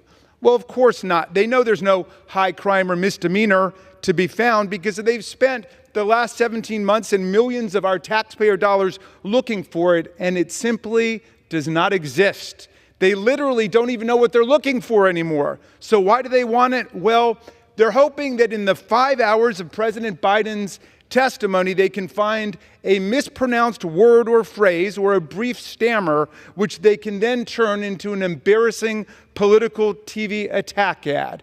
Get it, America? That's what this is all about. And holding the Attorney General of the United States in contempt is one more useful distraction from the complete and devastating implosion of the Biden impeachment probe, which of course was the #1 priority of these talented leaders. Remember, they promised to reveal the greatest presidential high crime and misdemeanor in American history, an act of treachery and deceit that dwarfs even the incitement of a violent mob insurrection and an attempted political coup that took place right here against our Constitution, our Congress, our Vice President, in this chamber. But after their truly prodigious investigation, punctuated, admittedly, by some unfortunate mishaps like Chinese spies, fake evidence, pornographic displays in committee, and their own witnesses testifying that there were no grounds for presidential impeachment, they have nothing to show for their arduous work other than one more debunked Russian disinformation operation and one more indicted GOP informant and star witness. Rather than admit defeat in this bumbling operation and look for some other way to actually aid the public good, they've decided to flail about in mock outrage against a series of phantom tyrants in the hopes of distracting everyone from this epic flop. Their first distraction was to impeach Secretary Ali Mayorkas as a paltry consolation prize, but that pathetic decoy action blew up in their hands. Then the plan was to skip the mundane work of casting votes and actually doing committee business to travel on a collective spiritual pilgrimage on Amtrak to New York City to attend the criminal trial of an unmentionable American felon, one of 19 million in the country. But that strange journey to Mecca also blew up in their faces when this mystery political false prophet was convicted unanimously by a jury of his peers on dozens of felony criminal counts in a fair American trial. They tried to salvage the credibility of this bizarre expedition by blaming the American justice system for being weaponized against Republicans. But this political extremism quickly melted away when the son of President Biden, the original target of their wrath, was also prosecuted and convicted, like another disarmed felon whose name may now not be spoken on the floor, apparently, by a unanimous jury of his peers on all counts against him. And that trial, unlike the trial whose very existence must be sent down the Orwellian memory hole to save someone hurt feelings, was actually tried in the federal system. So what's left to do now? Well, let's hold the Attorney General of the United States, Merrick Garland, in contempt, of course. This will be sure to placate an unrepentant and anonymous convicted felon from New York and distract everybody else for a day or two. I confess it's a bit rich, Mr. Speaker, to be asked to hold the Attorney General of the United States in contempt of Congress for overwhelmingly complying with the committee's demands by members who voted against contempt citations for Steve Bannon and Peter Navarro, two persons subpoenaed by the January 6th Select Committee who never spent a single minute. Could I have one more? The gentleman's time has expired. I grant the gentleman an additional minute. Bannon and Navarro never spent a minute with the January 6th committee, never turned over a single document to our committee. These people had 0% compliance with Congress. They demonstrated true contempt, which is why they've been sentenced to jail. But Chairman Comer, in his wisdom, would hold the Attorney General of the United States of America in contempt for what I think is 100% compliance, but in any event is something like 98 or 99% compliance. If you think a federal official is not rendered proper compliance, you take them to court, you don't hold them in contempt, and it's rich beyond measure, like a billionaire rich, to be asked to hold the Attorney General in contempt by people who themselves received subpoenas to testify before the January 6th committee, who never rendered a single document nor a single minute of testimony to the January 6th committee. I urge Congress to reject this absurd motion, and I'm happy to yield back to the chairman. The chair would remind members to refrain from engaging in personalities toward presumptive nominees for the office of president. Recognize the gentleman from Ohio. Thank you, Mr. Speaker. First of all, I never said I wouldn't testify in front of the January 6th committee. I just want to know what the parameters of that testimony were going to be. So I never did say no to that. Second, the speaker before just said we don't know what we're looking for. We're looking for equal treatment under the law. Special Counsel Hur found Joe Biden knowingly kept classified information. Joe Biden knowingly disclosed classified information. He told us that on the very first page of his report, and then he told us later why he did so. He said he had strong motivation for ignoring classified procedures because he was writing a book for which he got paid $8 million. Again, we have motive, and we have him knowingly disclosing classified information. But he doesn't get charged. Yet President Trump does. President Trump does by Jack Smith. Jack Smith, the guy who had to file with the court a notice saying that he actually altered the order of the documents he seized on the raid of the president's home. He had to tell the court that. The physical documents don't match up with the scanned documents. You're not allowed to change the sequence of the documents you seized. But Jack Smith did. Jack Smith mishandled the documents he's accusing President Trump of mishandling. You can't make this stuff up. That's what we're focused on. And oh, by the way, we're in the midst of an impeachment inquiry. We're entitled to the best evidence. That's why we want the audio tape. With that, I yield 3 minutes to the chairman of the crime subcommittee, the gentleman from Arizona, Mr. Biggs. Thank you. I thank the gentleman for yielding. You know, during his testimony before the House Judiciary Committee, Special Counsel Hur stated that, quote, the evidence and the president himself put his memory squarely at issue, close quote. In his report, Special Counsel Hur noted that during both his and Zwanitzer's interviews with President Biden, the president's memory was significantly limited. President Biden has contested that. The Democrats contest that. But in reality, it's the failure to fully comply with the committee's subpoenas regarding the audio recordings of the Biden and Zwanitzer interviews that has hindered the House's ability to adequately conduct oversight over Special Counsel Hur regarding his investigative findings and the president's retention and disclosure of classified materials, and has impeded the committee's impeachment inquiry. So, the committee must assess whether the Special Counsel Hur's declination decision, which was based on President Biden's poor mental state, was consistent with the department's commitment to impartial justice, or whether legislative reforms are necessary regarding special counsel investigations because they are not leading to impartial outcomes. In short, the audio recordings would offer unique and important information to advance the committee's impeachment inquiry and inform the Judiciary Committee as to the need for legislative reforms to the operations of the department or the conduct of special counsel investigations. Those are legislative purposes, they are constitutional purposes, and they justify us getting the audio recordings. But they don't want the audio recordings to come forward. Why is that? It's odd, isn't it? Because the DOJ admitted in court filings 2 weeks ago that they actually did alter the transcript. They claim, oh, there's just filler information. Maybe there were duplicative words. There were blank pauses in there that were not noted in the transcript. That's why an audio recording is important, because the transcripts do not reflect important verbal context, such as tone or tenor, or nonverbal context, such as pauses or pace of delivery, all of which went into the decision by Mr. Hur not to prosecute a crime that he said was committed. That prosecutorial discretion is under review by our committee legitimately and constitutionally.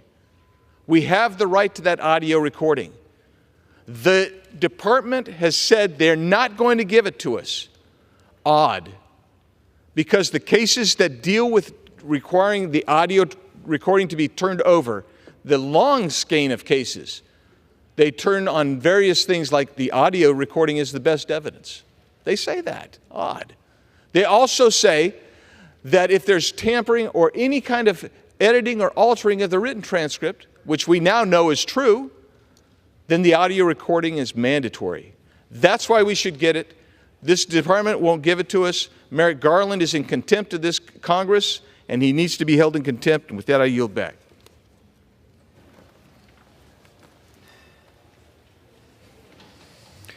Members are reminded to refrain from engaging personalities toward the President. Chair recognizes the gentleman from California, Mr. McClintock. I reserve. Chairman reserves. Chair recognizes the gentleman from New York. Mr. Speaker, I now yield 1 minute to the gentleman from Tennessee, Mr. Cohen. Thank you, Mr. Chair. This is absurd. This is Fellini in the Congress, comparing what Joe Biden did to what the other fellow that preceded him in office did in keeping documents in Mar-a-Lago in his bathroom and out in the fancy rooms where all of his billionaire friends go, is like comparing somebody that writes a bad check by $2, an overdraft, to somebody who's a bank robber with guns and weapons and machine guns going into banks and robbing money. Biden was a sympathetic figure, said Mr. Hur, a Republican who Merrick Garland gave the duty to study that case. He was a sympathetic figure. You don't commit a crime unless there is guilt beyond a reasonable doubt. Mr. Hur found there could not be guilt beyond a reasonable doubt.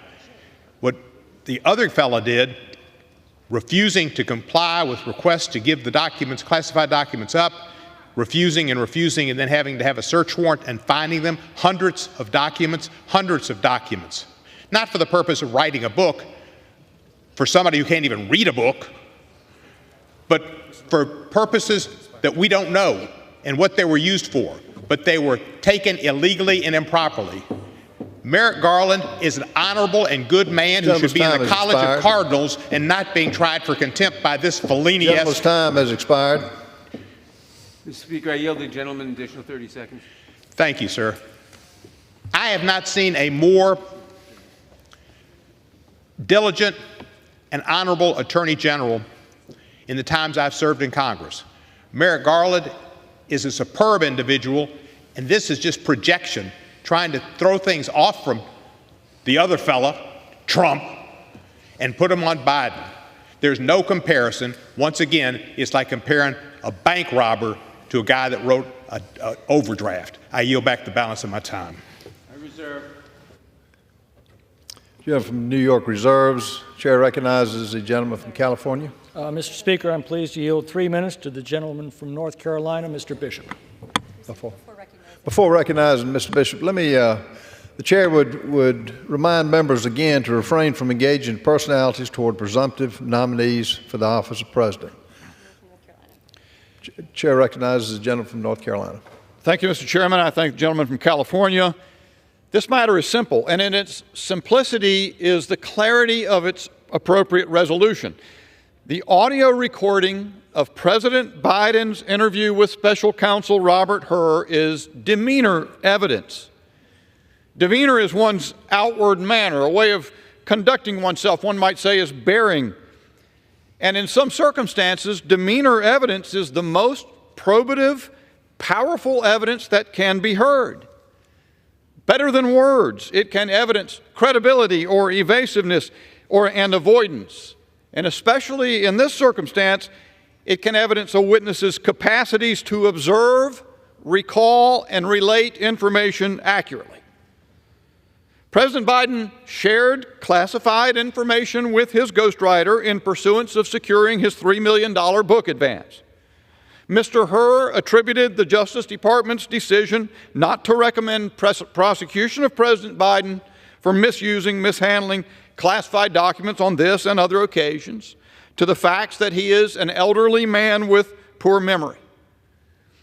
A raw transcript doesn't inform the Judiciary Committee sufficiently to evaluate the reasonableness of that determination, especially since President Biden hotly contested Special Counsel Hur's characterization. Demeanor evidence could powerfully clarify whether that exercise of prosecutorial discretion was politically neutral or politically freighted. In fact, it is the very power of the demeanor evidence in the audio of Biden's interview that Garland inadvertently acknowledges in stubbornly withholding it. If it were nothing more than a duplicate of the transcript, it would never have been refused.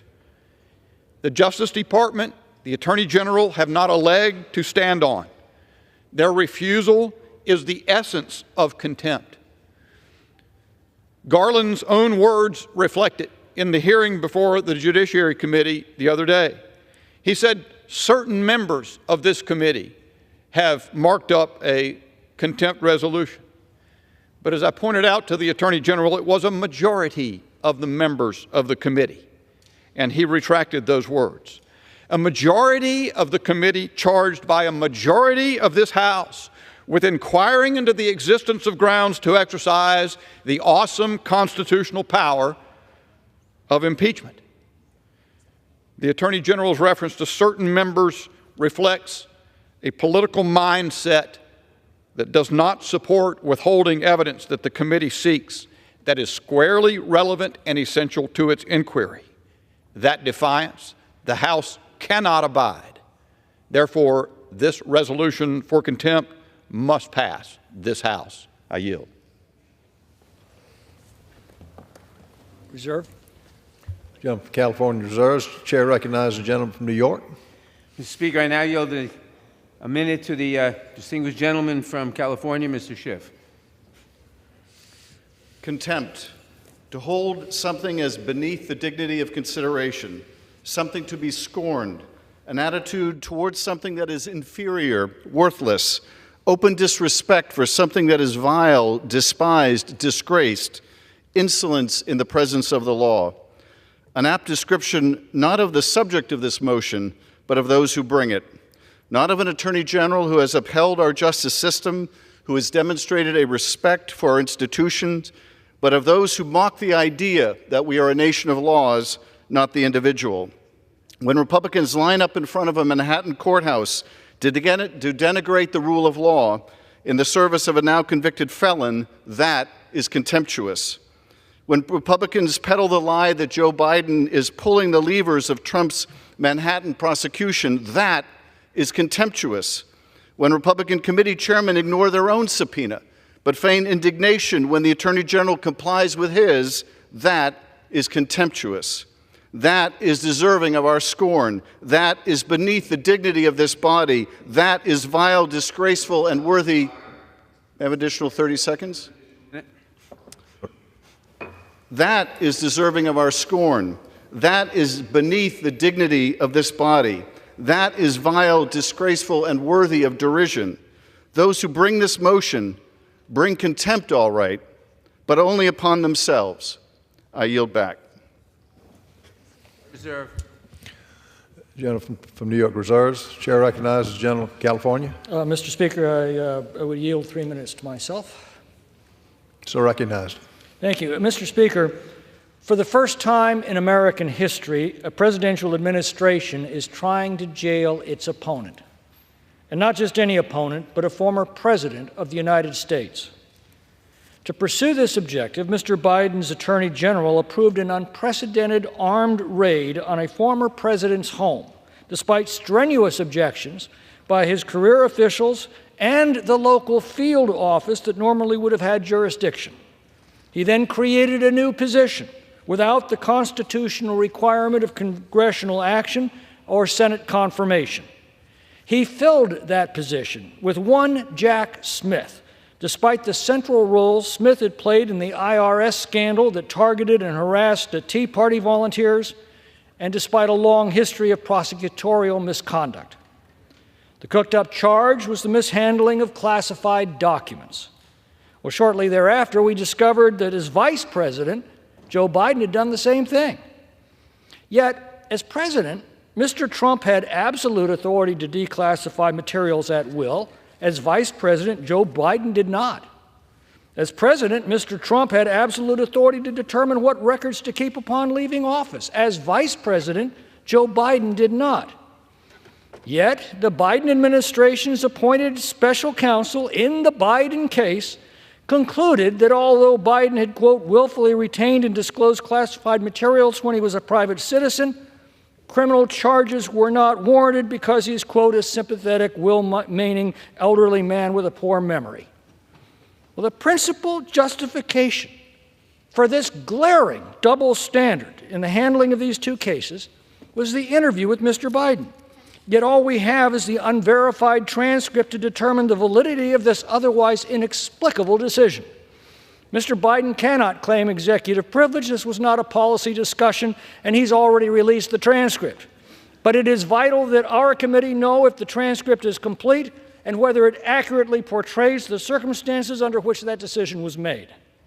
2 Trump officials have been sentenced to prison for their failure to honor congressional subpoenas. And that case was far weaker than this one because at the time, Congress was not exercising oversight or considering legislation. In this case, the Judiciary Committee is doing both. Yet once again, we have this glaring legal double standard at play. Now, I expect the Attorney General to thumb his nose at the citation. We've come to expect that of him. But the House Judiciary Committee is charged with defending and upholding the rule of law and its fundamental principle of equal justice under law.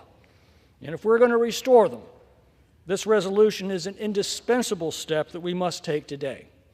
And I reserve the balance of my time. The gentleman reserves the balance of the time. The chair now recognizes the gentleman from New York. Mr. Speaker, the gentleman just attacked Special Counsel Smith. This dangerous attempt to demonize anybody who would hold Donald Trump accountable for his actions is despicable, and it is a full-out assault on the basic tenets of our democracy. I want to remind my colleagues that these types of actions have consequences. They affect the lives of many men and women who have dedicated themselves to public service and upholding the rule of law. I will submit for the record a June 11, 2024 article in the Washington Post by the Honorable Merrick Garland entitled, "Unfounded Attacks on the Justice Department Must End." It is absurd and dangerous that public servants, many of whom risk their lives every day, are being threatened for simply doing their jobs and adhering to the principles that have long guided the Justice Department's work. I would also remind my friend on the other side of the aisle that the conviction of Mr. Trump was in a state court in New York, having nothing to do with the federal government. And I now yield 1 minute to the distinguished gentleman from California, Mr. Swalwell. Before recognizing the gentleman, members are still reminded to refrain from engaging in personalities toward the president or toward the presumptive nominee. The gentleman is recognized. This is not about the contempt of the Attorney General. It's about MAGA Republicans' contempt for the Constitution, the rule of law, and democracy. And it's about who any of us came here to fight for. MAGA Republicans are fighting for one person at the cost of what your constituents actually care about. You're fighting for a felon. You're fighting for a felon. On this side, we're fighting for working people. We're fighting for the kids and the teachers and the soldiers and the cops and the firefighters and the bakers and the butchers, people who go to work every day and count on us to do something for them. And you're working for a felon. A felon. 12 of his neighbors, people in the community where he committed crimes, made 34 decisions, and 408 straight times they said guilty. So let me make it clear where we stand. We will choose families over felons, verdicts over vengeance, and people over politics. And will the ranking member yield me 1 more minute? An additional minute. And can we also just talk about subpoenas for 1 second? Because 2 of your last speakers are 750 plus days in defiance of a subpoena. So get real when Mr. Jordan and Mr. Biggs come to this floor and want to talk and get all righteous about subpoenas. You start honoring your subpoenas, and we can talk about anyone else's subpoena. And I yield back. Jeff from New York reserves. Chair recognizes. Chair would remind members again to refrain from engaging in personalities toward presumptive nominees for the office of president and direct their remarks to the chair. Gentleman from California is recognized. Mr. Speaker, I'm now pleased to yield 4 minutes to my colleague from California, Mr. Issa. Gentleman is recognized. I thank the gentleman. I'm not going to refer to the current president or the presumptive nominee. I am going to refer for my colleagues, Mr. Speaker, I'm going to refer to the history of this body, because I think the study of the history of this body should tell members on both sides of the aisle that this is an appropriate contempt. It will lead eventually to compliance and, again, to holding this body as a co-equal of government. I might remind my colleagues, some of them here in the room, Mr. Speaker, that in 2007, this body held the White House counsel on behalf of the President of the United States, then President Bush, in contempt for refusing to show up before this very committee, Judiciary. In 2012, this body held a previous Attorney General in a very similar situation affecting the same two committees that have been speaking here, Oversight and Judiciary, held Eric Holder in contempt because he told us that if we would take 200 and some documents and that was all that was left and end our case, he would give them to us, otherwise he would withhold them. We held him in contempt. And Judge Amy Berman Jackson, an appointee of President Obama, held several things, including that President Obama had clearly falsely claimed an executive privilege, probably based on being misled by then Eric Holder, the Attorney General. And in fact, 10,000 plus documents were turned over to the United States Congress. The then Attorney General had lied. The then Attorney General, Eric Holder, had lied to this body and to the chairman of the committee, and ultimately was held in contempt on a bipartisan basis with 12 members of the other party voting for that contempt. And after a long period of time, we managed to get the equilibrium this body deserves. I call, Mr. Speaker, on this body and all my colleagues today to live up to the standard that we learned in 2007 when a White House, then of a Republican, refused to deliver a witness.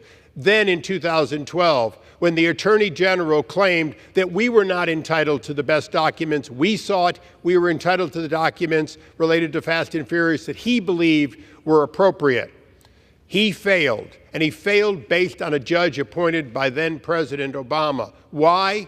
Because this body does have the obligation and the right to seek all of the best evidence it believes, not that the other side believes, it believes. There's been no call for an in-camera review, no call for any kind of compromise. Once again, we're to take the word of an Attorney General working for the current president that there's nothing there. I watch a lot of television over the years. I am not going to believe these are not the droids we're looking for. This, in fact, could be important evidence. Whether it is or isn't germane. What is important is that this body live up to, in fact, its obligation. And I call on every member, those on the other side who did or didn't join with me in 2012, but who voted in 2007 to hold the White House in contempt, to consider whether once again we're balancing the power and the right of this body. And many are arguing against the best interest of the United States House of Representatives. And for that, Mr. Speaker, shame on those who do. And I yield back. Gentleman yields back. Reserve. Gentleman from California reserves. The gentleman from New York is recognized. Mr. Speaker, I now yield 1 minute to the distinguished gentleman from Georgia, Mr. Johnson. Gentleman is recognized. Thank you, Mr. Speaker. This contempt vote is MAGA Republicans' desperate attempt to save face following their many failed investigations, including the one about Hunter Biden's laptop. Y'all remember that? They promised Trump and the American people that they would impeach President Biden, but after spending more than $20 million investigating conspiracy theories, MAGA Republicans have nothing to show for it. This do-nothing Congress can't pass legislation to help the American people and also can't prove any wrongdoing by President Biden. They're running out of time and they are desperate. Plus, their own presidential candidate, Donald Trump, just became a convicted felon according to a jury of his peers. So MAGA Republicans are trying to shift the blame to someone else. Even though the Justice Department produced more than 92,000 pages of documents and made dozens of witnesses available, Republicans have made Attorney General Garland their scapegoat. This is a farce, and the American people can see right through it. And with that, I yield back. The chair would remind members to refrain from engaging in personalities toward presumptive nominees for the office of president. Chair recognizes the gentleman from California. Mr. Speaker, I'm pleased to yield 2 minutes to my colleague and neighbor from California, Mr. Kiley. Gentleman is recognized. Mr. Speaker, this is a textbook example of the executive branch obstructing the oversight function of Congress. The committees of jurisdiction here have clearly set forth the legal basis for compelling disclosure of President Biden's interviews with Special Counsel Hur. Now, the administration has agreed with us inasmuch as they have produced the transcripts of those recordings. However, they have grasped wildly for some basis on which to withhold the recordings themselves. And most telling is that they've given contradictory reasons for doing so. At first, they said they weren't going to hand over the recordings because they were cumulative of the transcripts, meaning they were so similar to the transcripts that we didn't need them. But then later, they've argued that, in fact, they are so different from the transcripts that one is privileged and the other is not. When you have self-contradictory arguments being made, that is a sign that the true purpose here is obstruction. But perhaps the most absurd argument we've heard is the supposed interest asserted by the administration for withholding the recordings, that disclosing them might discourage witnesses from cooperating in future high-profile investigations. In this case, the president is not merely a witness. He is the target of an investigation by his own administration.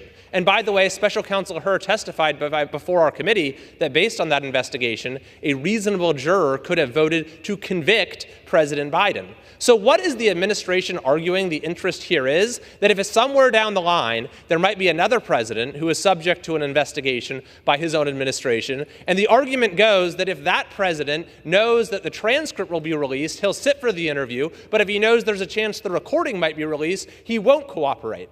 This is an absurd proposition, Mr. Speaker, certainly not sufficient to override the legitimate oversight interests of the House of Representatives. Frankly, this is not how we would like to be spending floor time, but the recalcitrance and obstruction of this administration has made it necessary. I yield back. Members are reminded to refrain from engaging in personalities toward the president. Chair recognizes the gentleman from California. I reserve. Fellow from California reserves. Chair recognizes the gentleman from New York. Mr. Speaker, I now yield 2 minutes to the distinguished gentlelady from Pennsylvania, Ms. Dean. Gentlelady is recognized. Thank you, Mr. Speaker, and I thank the gentleman from New York. Mr. Speaker, this contempt resolution is the latest attempt to tear down our democracy. The Department of Justice has cooperated with congressional Republicans at every turn.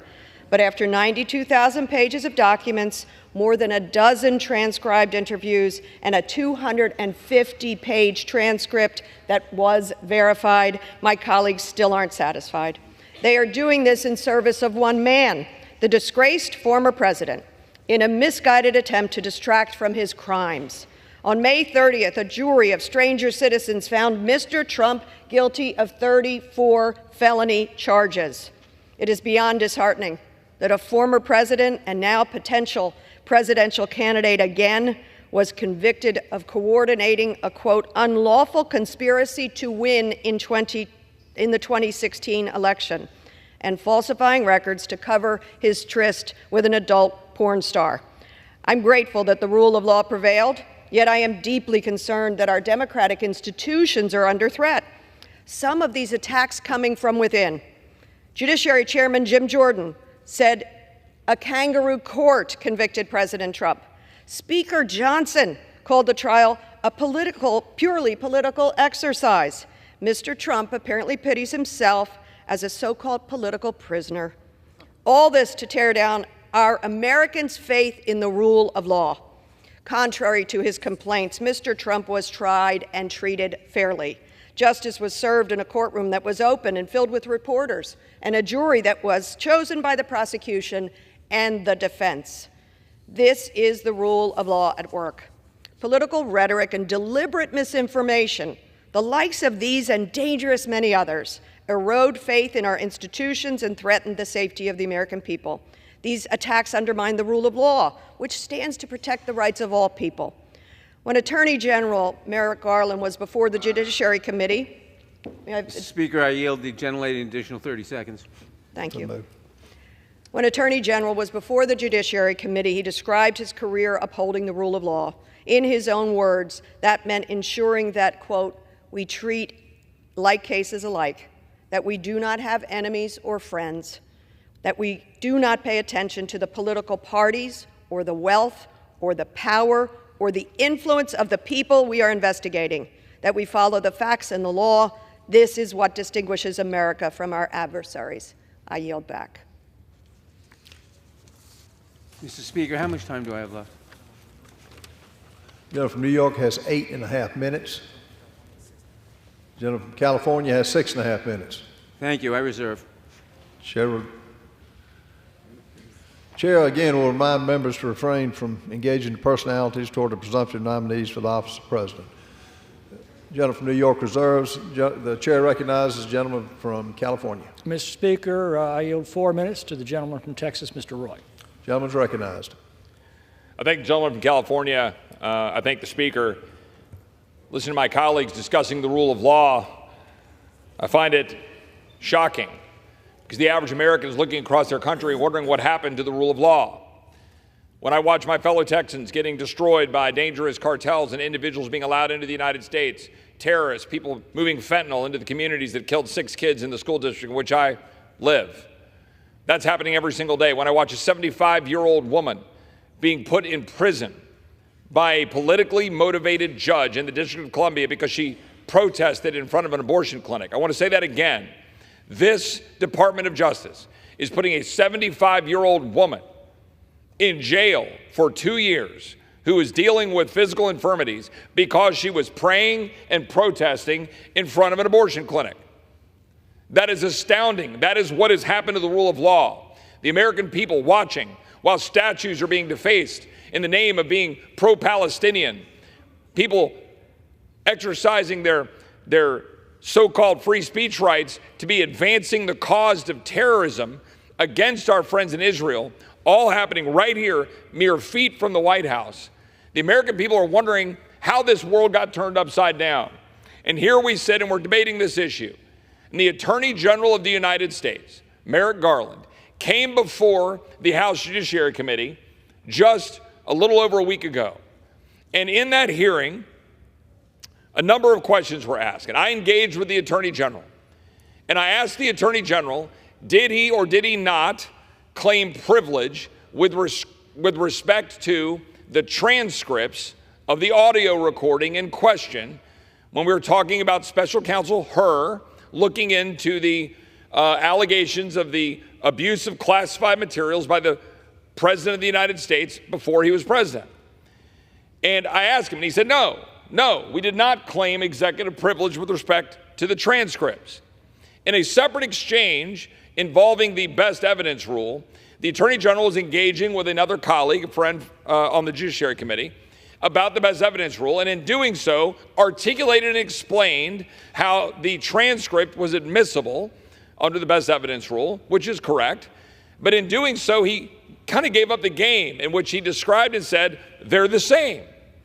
He said to the committee, he said, they're the same. Now, he just told me that they did not claim executive privilege with respect to the transcript. Then he said to all of us, they're the same. The audio recording and the transcript are the same. And then he proceeds to say that he must, in defending the rule of law, claim executive privilege on the actual audio, and then deny the members of Congress the ability in the middle of an impeachment inquiry, duly constituted, voted on by this body on the House floor, an impeachment inquiry, to then deny us the ability to listen to the audio. The fact of the matter is, there's only one reason why the Attorney General would do that. He doesn't want us to hear it. That's why. And there's really only 2 reasons why that would be the case. Either the transcript doesn't match the audio, or the audio is so bad that he doesn't want us to hear it because Special Counsel Hur put the entirety of his decision not to prosecute, not to pursue, not to go after the President of the United States for abuse of classified materials. He did it entirely on the basis of what we perceive as the demeanor of the President, which only the audio can allow Congress the ability to determine the validity of that determination by the Special Counsel. I yield back. Reserve. Gentleman from California reserves. Chair recognizes the gentleman from New York. Mr. Speaker, I now yield 1 minute to the distinguished gentlelady from Vermont, Ms. Ballant. Gentlelady is recognized. Mr. Speaker, we're here today because of the Republican Party's unrelenting effort to get Donald Trump back into office. No matter the facts, no matter the law. For over a year, the Judiciary Committee Republican colleagues have desperately sought evidence for wrongdoing by President Biden. And what have they found? Nothing. Nothing. I'm sure it was disappointing for my Republican colleagues when Special Counsel Hur cleared the president instead of indicting him. But it is time to move on. We should be on the floor moving gun violence legislation, protecting the right to abortion, protecting the LGBTQ Americans across the country who are attacked relentlessly by my colleagues on the other side. This is a colossal waste of time, but more importantly, it is dangerous. What they are doing is dangerous.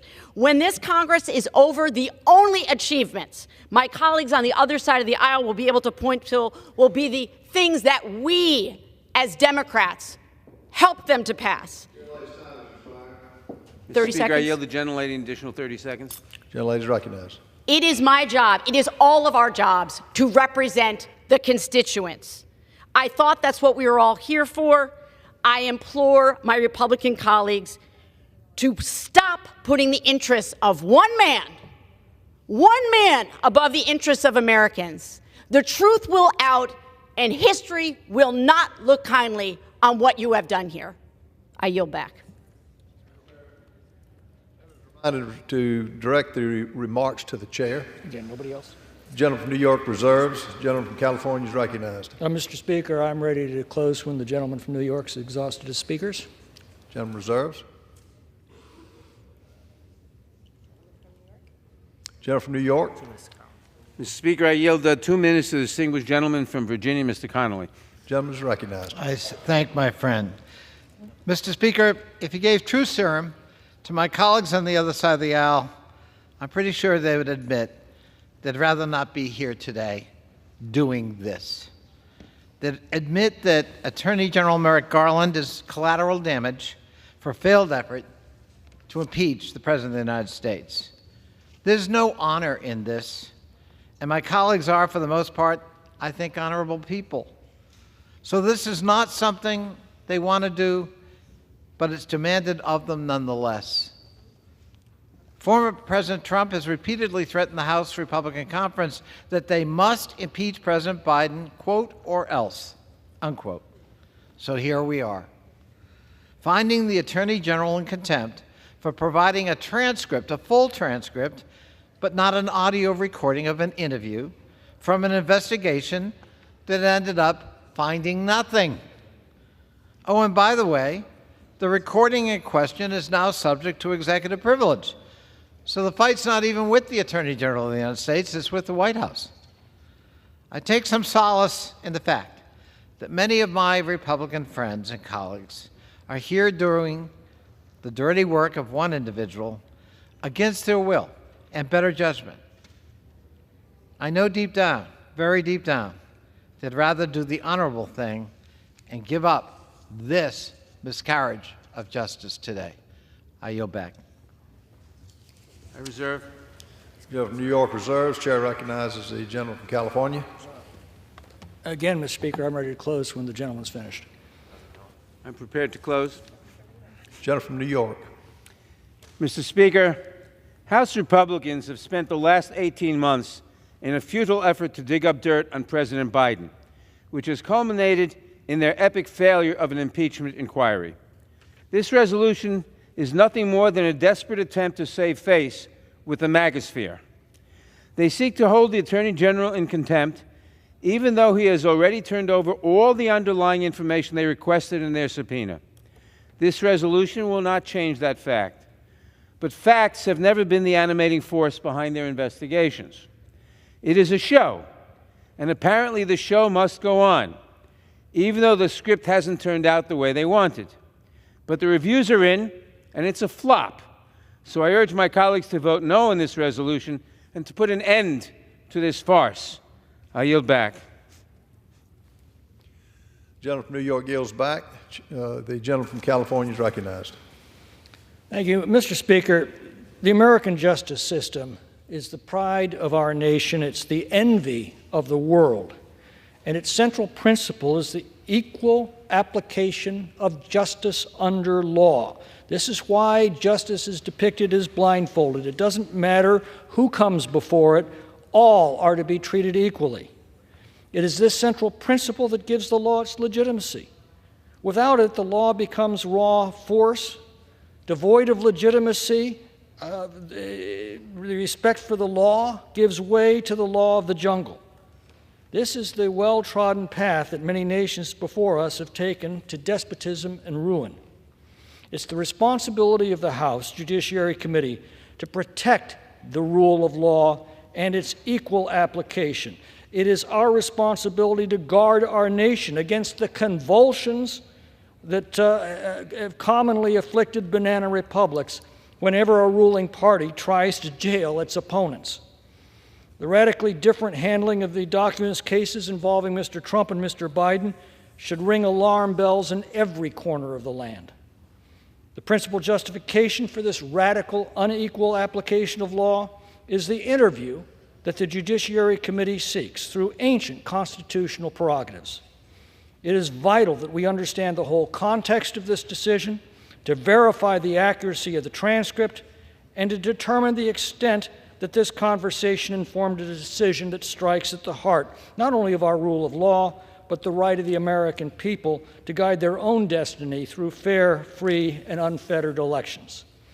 Congress has a constitutional right and a constitutional duty to seek this information, and the Attorney General has a legal obligation to provide it, an obligation he refuses to honor. This Congress has enforced this prerogative in past cases under far less demanding circumstances than these. In order to assure that we have discharged our responsibilities, we have to compel the Attorney General to discharge his, and that's what this citation seeks to do. I urge its adoption and yield back the balance of my time. The gentleman from California yields back the balance of his time. All time for debate has expired. Pursuant to House Resolution 1287, the previous question is ordered on the resolution. Pursuant to Clause 1C of Rule 19, further consideration of House Resolution 1292 is postponed.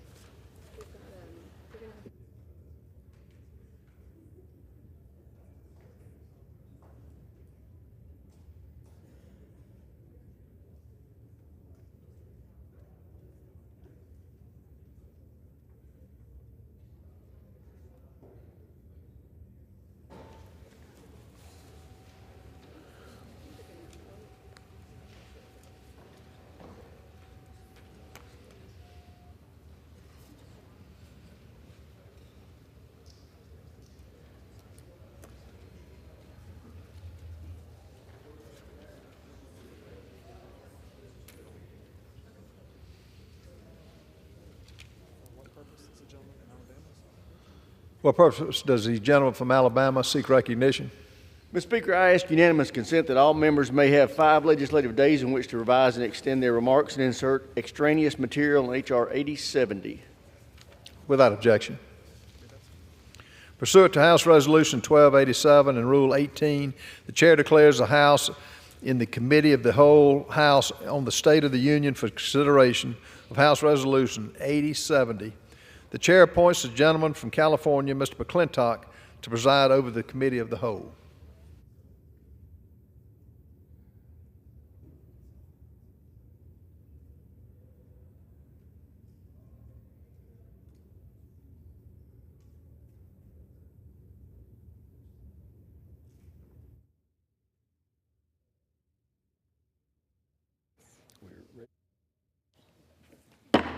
The House is in the Committee of the Whole House on the State of the Union for the consideration of the bill H.R. 8070, which the clerk will report by title. A bill to authorize appropriations for fiscal year 2025 for military activities of the Department of Defense for military construction and for defense activities of the Department of Energy to prescribe military personnel strengths for such fiscal year and for other purposes. Pursuant to the rule, the bill is considered read for the first time. The gentleman from Alabama, Mr. Rogers, and the gentleman from Washington, Mr. Smith, each control 30 minutes. The chair recognizes the gentleman from Alabama. Mr. Chairman, I'd like to yield myself as such time as I may consume. The gentleman is recognized. For the first time in decades, this year's defense bill carries a different short title. It's the Service Member Quality of Life and National Defense Authorization Act. We did that to underscore the tremendous gains this bill makes toward improving the quality of life for our service members and their families. No service member should have to live in squalid conditions. No military family should have to rely on food stamps to feed their children. And no one serving this country should have to wait weeks to see a doctor or mental health professional. But that's exactly what many of our service members are experiencing, especially our junior enlisted personnel. This bill goes a long way toward fixing that. It includes a 20% pay raise for junior enlisted. It expands allowances for housing and food and improves the cost of living calculation. The bill authorizes $766 million over the budget request to improve existing barracks and build new ones. It enables the services to pursue public-private partnerships to provide better unaccompanied housing. The bill reduces dangerous health care wait times by waiving referral requirements for specialty care and expanding the number of DoD doctors and nurses with special recruitment and pay authorities. The bill improves access to child care for military families by providing over $206 million to build new DoD child care centers and fully funding child care fee assistance programs to offset the cost of private child care. The bill helps military spouses gain and retain employment by making it easier for them to transfer professional licenses between states. It also gives the DoD the authority to quickly hire military spouses and keep them employed during changes in duty stations. We are making these historic improvements in the quality of life of our service members because now, more than ever, we need to recruit and retain the best and brightest. That's because the threats our nation faces, especially those from China, are more complex and challenging than at any other point in the last 40 years. To deter those threats, the FY25 NDAA reforms acquisition authorities and fosters private sector innovation to speed the fielding of game-changing new technologies that will give us the advantage in a conflict with China. It strengthens our security partnerships with Taiwan and Pacific allies. It fully funds the modernization of our nuclear deterrent, protects the U.S. military bases, the defense supply chain, and academic research from Chinese espionage. It builds the logistics network in the Pacific the military needs to carry out operations against China. And it includes new investments to retool and revitalize the industrial base to ensure it can deliver the systems we need to prevail in any conflict. In the face of the growing threats from China, it's also critical we restore our military's focus on lethality. The FY25 NDA does that by ending divisive policies that have hurt unit cohesion and military readiness. We all know that deterring these threats will be an expensive endeavor, but we acknowledge there are limits as to what we can spend. That's why this NDA is focused on rooting out waste in the DoD. If weapon systems are not responsive to the threats we face, we cut them. In fact, this bill includes over $30 billion in savings from cutting systems that can't survive in a conflict with China and by reining in programs like the F-35 that are not delivering on requirements. I want to thank the ranking member and his staff for their tremendous work in putting this bill together. This is a truly bipartisan bill. It passed out of committee 57-1. It executes on hundreds of hours of bipartisan oversight conducted by members and staff over the past few months. It will help revitalize the defense industrial base. It will build the ready, capable, and lethal fighting force we need to deter China. and it will provide historic improvements in the quality of life of our service members and their families. I urge all members to support the bill, and I reserve the balance of my time. The gentleman reserves. The gentleman from Washington is recognized. Thank you, Mr. Chairman. I yield myself such time as I may consume. First of all, I want to really thank the chairman as well as the staff, both on the Republican and the Democratic side, and our bipartisan staff for the process to date. As the chairman noted, we produced a very strong bipartisan bill out of committee. It passed by a vote of 57-1 and addressed a number of key concerns to our national security. And a lot of work went into that. I always lose track of the exact numbers, but well north of 1,000 amendments were considered in committee and in the Rules Committee. The staff sifted through all of those and really helped produce that product. That is not an easy job. We are blessed on both sides of the aisle, both on the Armed Services Committee and on the Rules Committee, with an outstanding staff, and I want to really thank them for their work in producing this product. And the number one highlight of the product is what the chairman mentioned, is the focus on quality of life for our service members and their families. We impaneled a group, a task force, to examine quality of life issues, led by Don Bacon on the Republican side, Chrissy Houlihan on our side. And they really did a remarkable job of doing outreach to service members, their families, veterans, and listening to them about what do you need, what is most important to make sure that you have everything you need to take care of your family. And certainly one of the biggest issues was pay for junior enlisted. We upped that pay by 19.5%, which is a pretty dramatic number, but it reflects the need that those service members face in the current environment. We also focus on child care, which is a crucial need, building more child care centers and eliminating the backlog of people waiting to get access to child care. Because we all know that what makes our military the best in the world is not any of the equipment, it's the people who serve. We need to take care of the people who serve, and we need to take care of their families as well.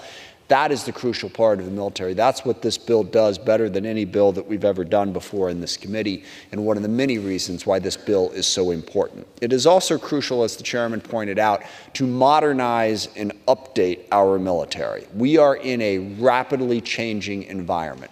We have seen that in the war in Ukraine. We saw that in the war in Azerbaijan and Armenia. Drones, counter-drone, the ability to protect your information systems and make vulnerable the information systems of your adversaries are now absolutely crucial to fighting. We have to be able to upgrade that.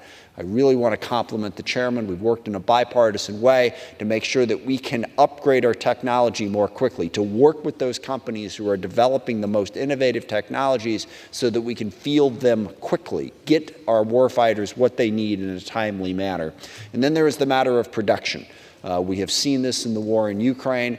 We and our allies need to be able to produce more of the critical ammunition and weapon systems that we need to fight. And we are making progress. I think that the Biden administration, and particularly under Secretary Austin, the coalition that was pulled together in response to Russia's invasion of Ukraine is remarkable. North of 50 countries are now working together to help defend Ukraine, but also crucially to build up the partnerships and alliances and to make sure we have enough weapons to be an adequate deterrent to our adversaries. That process is going well. More needs to be done. This bill helps move us forward in that direction. This bill also focuses on oversight, as the chairman mentioned. We want to free up the military to buy the systems they need by making sure that we don't continue to spend money on systems that they don't need and that we exercise proper oversight. I want to particularly highlight the F-35 program. It has been a vexing and difficult program that has been over budget and underperforming for far too long. In this year's bill, we pare back on the number of F-35s purchased and put that money instead into making sure that we can get the F-35 that we're paying for, that they can reach the Block 4 that has been so elusive so many years. That is the crucial part of the job we do. So I think we've put together an excellent product. I am deeply concerned about the amendment process that will play out over the course of the next couple of days, but we'll see how that plays out. The one point I do want to make on this, an area of contention has always been diversity. The other side has been critical of what the Department of Defense has done to try to recruit the most diverse people possible. I will say much more on this throughout the amendment process. But look, we need to be able to access all the talent in this country, not just white men, okay? We need to recruit women. We need to recruit from communities of color. We need to recruit from the LGBT community. That is crucial to making sure we have the talent we need. I hope that this bill doesn't undercut those efforts as we go forward. As passed out of committee, as it stands right now, this is an outstanding piece of legislation, and I strongly urge everybody to support it. And with that, I reserve the balance of my time. Gentleman reserves. The gentleman from Alabama is recognized. Thank you, Mr. Chairman. I'd like to yield 2 minutes to my friend and colleague from Colorado, the chairman of the Strategic Forces Subcommittee, Mr. Lamborn. Gentleman from Colorado is recognized for 2 minutes. And thank you, Chairman Rogers. I rise today in strong support of the fiscal year 2024 National Defense Authorization Act. This bill prioritizes our military, safeguards their rights, and puts forward a fighting force that will stand against the threats facing the United States of America. As chairman of the Strategic Forces Subcommittee, I believe this bill continues the tradition of bipartisan work for which our subcommittee has been known. This bill supports the ongoing efforts to modernize America's nuclear deterrent and the laboratory and production infrastructure managed by the Department of Energy's National Nuclear Security Administration. Additionally, the bill starts to address some of these risks that were taken on by the Biden administration by partially restoring funding to the SM-3 production line, which is part of the Aegis system that so successfully defended our ally Israel against Iran's ballistic missile attack earlier this year. Finally, it requires the Space Force to budget and plan to integrate cutting-edge commercial systems. Mr. Speaker, I'm very proud to support this bill as it directly affects so many thousands of service members and their families that live in the 5th Congressional District of Colorado, which is home to 5 major military installations. I commend the work of this year's Quality of Life panel, led by Representatives Bacon and Houlihan, which resulted in sweeping and long overdue improvements for the well-being of our service members and their families. As I stand here today, I want to note that this is the last time I will have the opportunity and the honor to speak in favor of this critical annual legislation. I urge my colleagues to keep a close eye on the horizon, where there are storm clouds gathering, and remembering that passing this bipartisan legislation is part of our constitutional duty to provide for our common defense. To that end, I strongly encourage a yes vote, and I yield back the balance of my time. Gentleman from Alabama reserves. The gentleman from Washington is recognized. Thank you, Mr. Chairman. I am pleased to yield 2 minutes to the ranking member of the HASC Subcommittee on Tactical Air and Land Forces, Mr. Norcross of New Jersey. Gentleman from New Jersey is recognized for 2 minutes. Thank you, Chairman. Thank you, Ranking Member, for what you do each and every day, something we can be proud of. Mr. Speaker, this bill continues the Tactical Air and Land Forces Subcommittee proud bipartisan tradition and our commitment to shared responsibility, tough choices to manage strategic risk. And particular thanks to my TAIL chairman, Whitman, and our staff who work together day in and day out in an incredibly bipartisan way. When we look at some of the challenges ahead of us, we look to the markup that we had just a few weeks ago to see how things can work correctly when we work together. And we hope we stay on track for that, certainly as we go through this amendment project. This bill addresses the risks, the cost of military modernization without sacrificing oversight and ensuring responsible execution of our defense program. I just want to mention 2. First, the F-35 fighter, the most expensive program in the history of DoD, and one that consistently struggles to deliver capability as promised. This committee bipartisan bill adds new requirements to fix these known problems and capabilities that we need now, as the contractor has promised. Our bill does not waste taxpayers' investment on production aircraft, but will add to the large number of fighters that are not being used right now, sitting on the ground, waiting and waiting and waiting. Second topic is our munitions, as we heard just a few minutes ago. The multi-year procurement authorities, coupled with the strong investments in our munitions accounts, sends a strong signal to our industrial partners. And I'm proud to be part of that work that the subcommittee has done over the past several years to be there. And finally, I want to thank the professional staff, Jay Valerio, Dave Sinecki, Heath Bope, Michael Curlin, Max Huntley, and Brooke Albred. And just to take a moment, because this will be the last NDAA for Bill Sudi, who has spent 27 years on the Hill contributing in an incredibly important way. And with that, I yield back.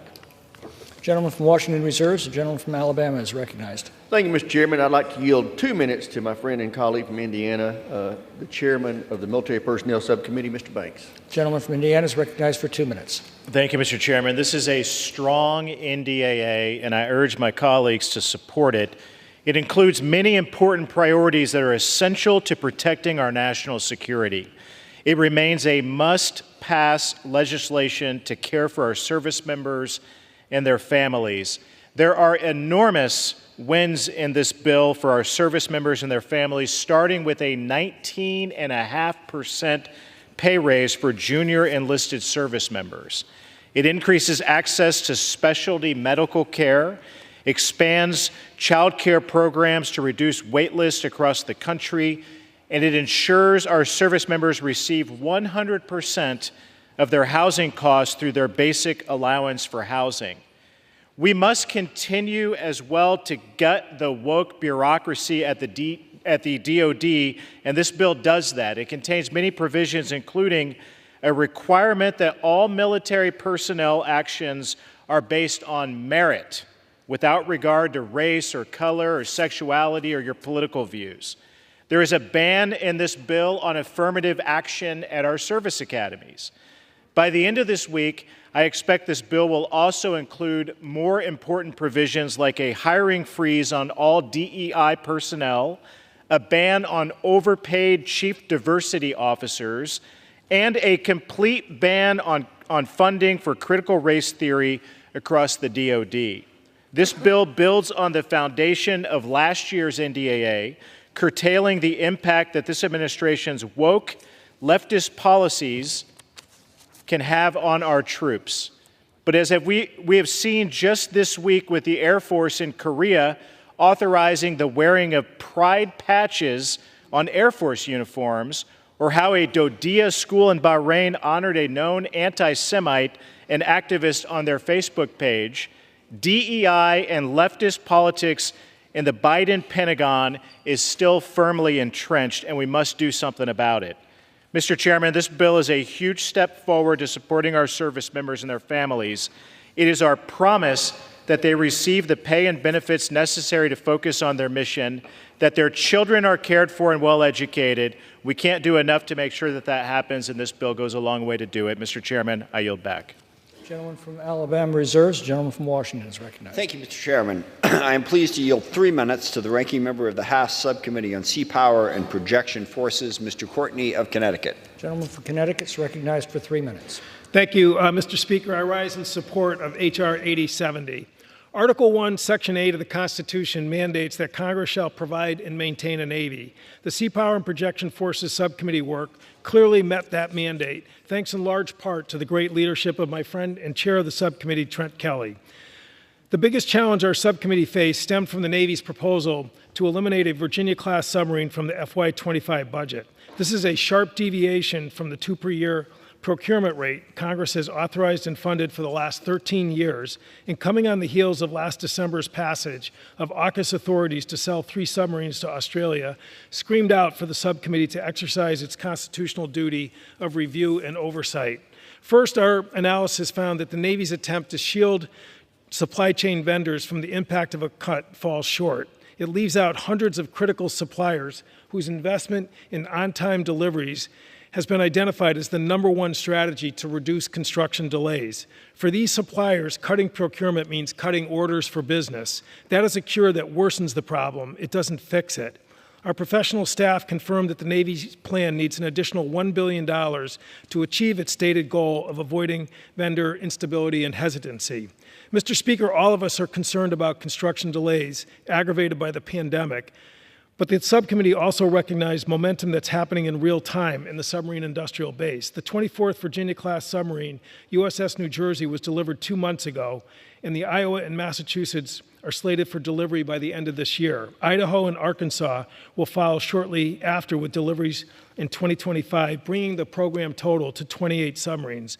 In the New England shipyards, the production cadence has accelerated to 1.4, up from the COVID dip of 1.2. As a result of all this, our bill takes a different path. It heeds the calls from our combatant commanders and builds on the surge in deliveries by restoring a second Virginia-class submarine to the Navy's shipbuilding account and fully resources the supply chain. Under the able leadership of Chairman Rogers and Ranking Member Smith, this bill passed 57-1 out of the committee after bipartisan input from all members, an extraordinary achievement in this very polarized time in Congress. Hopefully, all the members of this chamber will work to maintain that successful approach and not load up this bill with divisive amendments. I also want to give special thanks to the talented committee staff for their outstanding work. I urge all members to support the committee's intent to focus on strengthening defense and rejecting the obvious poison pills that undermine the 63 bipartisan tradition of passage of the NDAA. I yield back. Gentleman from Washington reserves. The gentleman from Alabama is recognized. Mr. Chairman, I'd like to yield 2 minutes to the chairman of the Sea Power Subcommittee, Mr. Trent Kelly of Mississippi.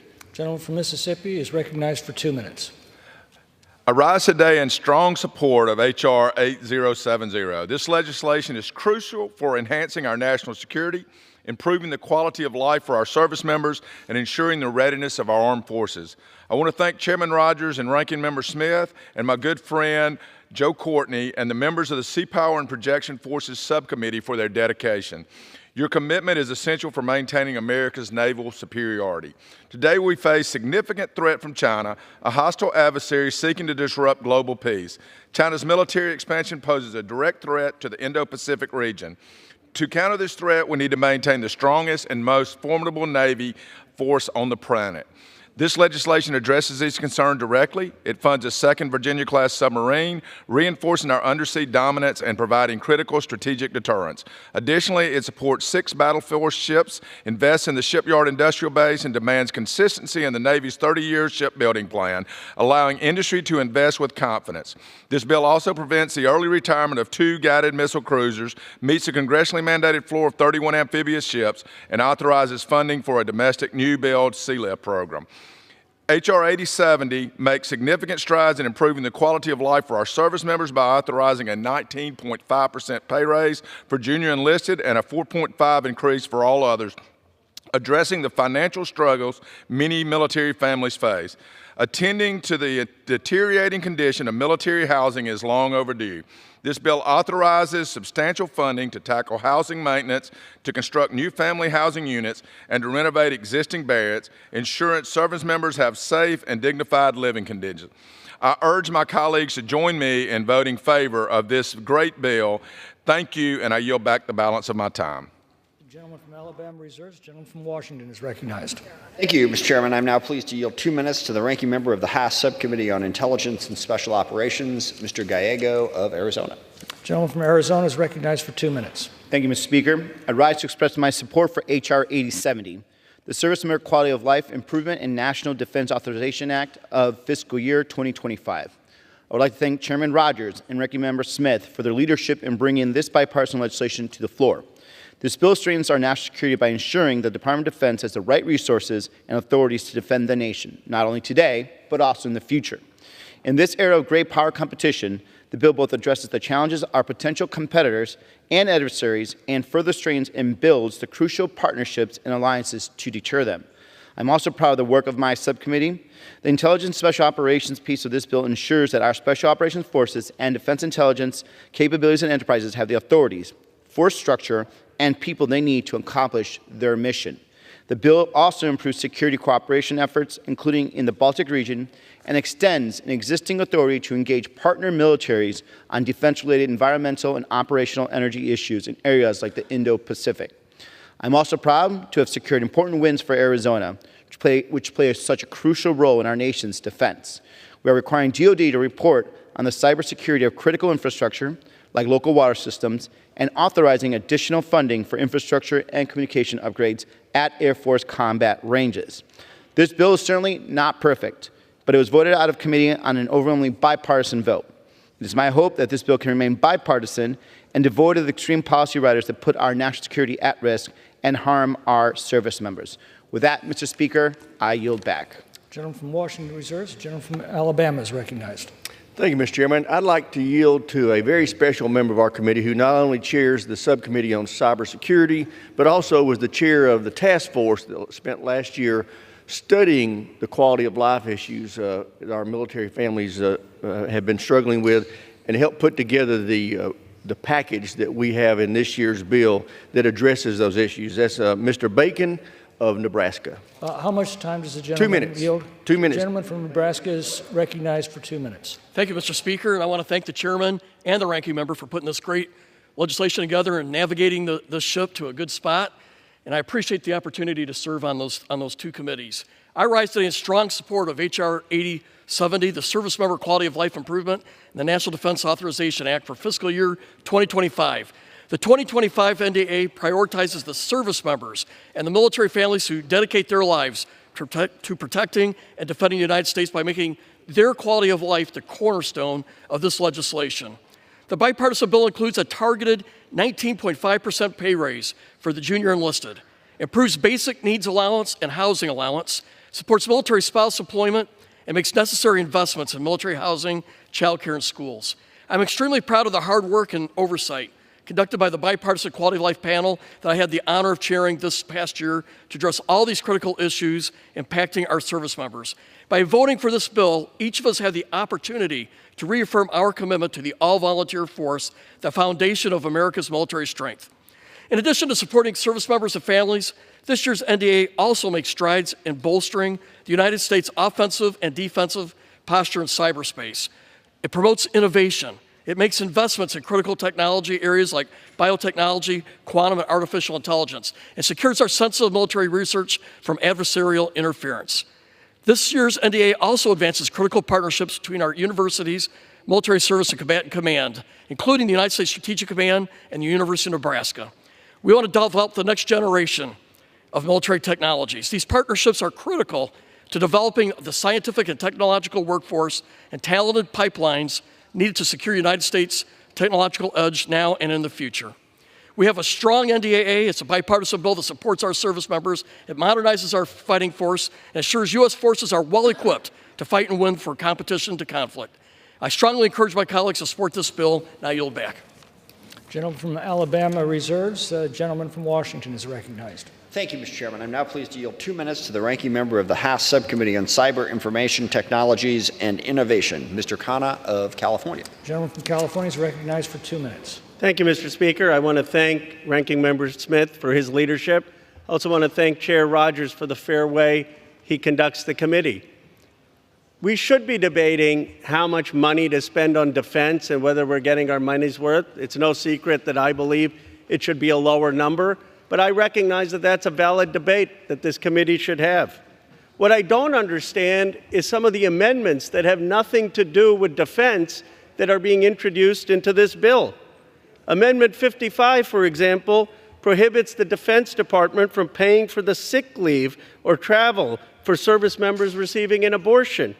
Amendment 51 prohibits the DoD from using masks to combat a pandemic. Amendment 49 prohibits the Defense Department from providing or approving pride flags. Amendment 47 prohibits even the teaching of affirmative action. Now, this one you wonder, what does this have to do with defense policy or keeping our country safe? Amendment 22 prohibits the DoD from buying electric vehicles or chargers. Talk about big government being prescriptive. Amendment 44 directs the Confederate Memorial to return to the Arlington National Cemetery. Mr. Speaker, my hope is that this committee could debate the top line of defense and what we need to do to keep our country safe, and that we not bring these cultural divisive issues into supporting our troops and into keeping America the strongest country in the world. I yield back. Gentleman from Washington reserves. The gentleman from Alabama is recognized. Thank you, Mr. Chairman. I'd like to yield 2 minutes to the chairman of the Subcommittee on Intelligence, the gentleman from Michigan, Mr. Bergman. Gentleman from Michigan is recognized for 2 minutes. Thank you, Mr. Speaker, and thank you, Chairman. I rise in support of H.R. 8070, the Service Member Quality of Life National Defense Authorization Act for fiscal year 2025. I would like to thank Chairman Rogers and Ranking Member Smith for their leadership in bringing this critical piece of bipartisan legislation for our national security of our nation to the floor for the 64th consecutive year. This bill continues to provide resources and capabilities to counter our nation's #1 threat, China.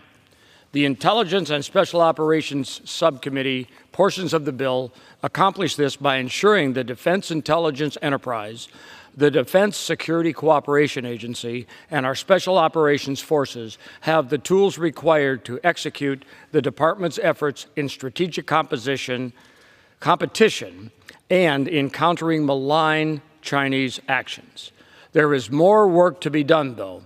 This bill is far from perfect and requires compromises from both sides, but it is an overwhelmingly bipartisan bill that supports our service members and their families by including the recommendations of the Quality of Life panel to include a 19.5% pay raise for our junior enlisted and a 4.5% pay raise for all other service members. More importantly, it provides our service members with the resources to accomplish the task our nation asks of them. This is a critically important bill and essential to our national security, and I urge my colleagues to support it. With that, Mr. Speaker, I yield back. Gentleman from Alabama reserves. The gentleman from Washington is recognized. Thank you, Mr. Chairman. I'm now pleased to yield 2 minutes to the ranking member of the House Subcommittee on Military Personnel, Mr. Kim of New Jersey. Gentleman from New Jersey is recognized for 2 minutes. Thank you, Mr. Speaker. The bipartisan bill that passed out of the committee includes some incredible support for our service members and their families. The bill includes a 19.5% pay raise for junior enlisted service members and a 4.5% pay raise for all other service members, and reverses a 5% reduction in basic allowance for housing. These provisions mean more money in service members' pocketbooks and more food on the table. The bill also fully funds child care fee assistance programs to eliminate wait lists and expand on the ongoing success of spouse employment programs by making permanent the Military Spouse Career Accelerator pilot, which provides employment support to military spouses through a paid fellowship with employers across various industries. It is no secret our armed forces are facing an unprecedented recruiting crisis. So we're asking the department to take a second look at how medical treatments, conditions, and medications are evaluated. Finally, the bill addresses the ongoing health care needs of service members and their families by waiving fees and copays on the TRICARE dental program for all members of the selected reserve. We bring this bill to the floor to show in a bipartisan way that our country is determined to support our service members and their families, that we support readiness and recruitment efforts that are proven to work, and that we support service members no matter who they are. I urge my colleagues to reject poison pill policy riders that could destabilize this important work and not put the partisan politics over the well-being of our service members. Promoting a strong national defense and taking care of our service members are bipartisan issues. Thank you, and I yield back the remainder of my time. Gentleman from Washington reserves. The gentleman from Alabama is recognized. Thank you, Mr. Chairman. I'd like to yield 2 minutes to the chairman of the Subcommittee on Readiness, Mr. Waltz of Florida. Gentleman from Florida is recognized for 2 minutes. Thank you, Mr. Chairman. I rise in support of the Service Member Quality of Life Improvement National Defense Authorization Act for fiscal year 2025. Mr. Chairman, the bill we see before us is a bipartisan package. It enhances readiness, it increases security, and it improves desperately needed infrastructure that has been badly neglected by this Pentagon. And most importantly, it puts our service members first. The Readiness Subcommittee, of which I have the honor of chairing, has included more than $1.1 billion for quality of life initiatives. This money will provide critical funding for barracks in particular, which, Mr. Chairman, are in a dire state. And to be candid, Mr. Chairman, I mean, we literally have barracks with black mold growing in it, with feces on the wall, with ceilings caving in. It should be an embarrassment to every one of our service secretaries. And we have yet to see anyone in the Pentagon fired for this deplorable state of our service member barracks. Well, Mr. Chairman, if the Pentagon and this administration won't act, this Congress will. This bill will. It will improve our barracks. It will improve our aging infrastructure. It will provide transparency to how our facilities are sustained. And that is key. with more details into how these funds are actually spent, with oversight with Congress, holding the military departments accountable. They will be forced to adequately budget and plan for the upkeep of our facilities that our service members so badly need. As chairman of the Readiness Subcommittee, I've also focused our efforts on ensuring the Department of Defense is ready to fight with contested logistics in the Pacific. Mr. Chairman, we haven't had to do that since World War II. Frankly, I think we are taking our logistics infrastructure for granted, but we now have an adversary in the Chinese Communist Party that can contest it, that could go after it, and we have to be able to project forward and defend those assets. This bill will do that, and the bill authorizes over $650 million in Indo-PACOM priorities that were left unfunded by the president's budget. I don't know why the president left our priority theater unfunded to the tune of $650 million, but I know this bill will go a long way to fixing that oversight. It also fully funds military exercises with our allies. Gentleman's time has expired. The Department of Defense eliminate reliance on Russian energy for our installations, and I encourage my colleagues to support this bill. The gentleman from Alabama reserves. Reserves, yes. The gentleman from Washington is recognized. I reserve at this time. Gentleman reserves. Gentleman from Alabama is recognized. Mr. Chairman, at this time I'd like to yield 90 seconds to a friend and colleague from my committee, Mr. Gates of Florida. The gentleman from Florida is recognized for 90 seconds. Thank you, Mr. Chairman. I rise in support of the NDA, which is admittedly a work in progress. We've seen in prior years the conference process produce even more wins for our military families, like the paid family leave. It's my hope that we'll look at restoration of rank and back pay for service members who were forced out. But the wins in this bill for military families ought to inspire every member of this body to vote for the NDAA, and I would particularly draw attention to the investments in child care. I hear about child care at almost every installation in the country I visit, and the investment we're making in over $200 million brings us directionally correct caring for those military families. It's critically important to vote for. I would also point to the boost in compensation for our junior enlisted, and also the over $600 million investment in housing. When we take care of these quality of life issues for our military families, we see a direct positive impact in our readiness, in our retention, in our recruitment, all the things that I know unite us in a bipartisan fashion. We should vote for this bill, and then we should continue our great work to make it even better. Thank you, Mr. Chairman. I yield back. I reserve. Gentleman from Alabama reserves. The gentleman from Washington is recognized. I continue to reserve, Mr. Chairman. Gentleman reserves. Gentleman from Alabama is recognized. Thank you, Mr. Chairman. This time I'd like to yield 2 minutes to Mr. Whitman of Virginia. The gentleman from Virginia is recognized for 2 minutes. Well, I thank the chairman for yielding. And, you know, this bill comes at a really crucial time for our nation. Along with many of my colleagues that were at the commemoration of the 80th anniversary of D-Day invasion there in Normandy, France, we should all be reminded of the sacrifice that we ask of each of our service members as they work hard every day to protect our nation.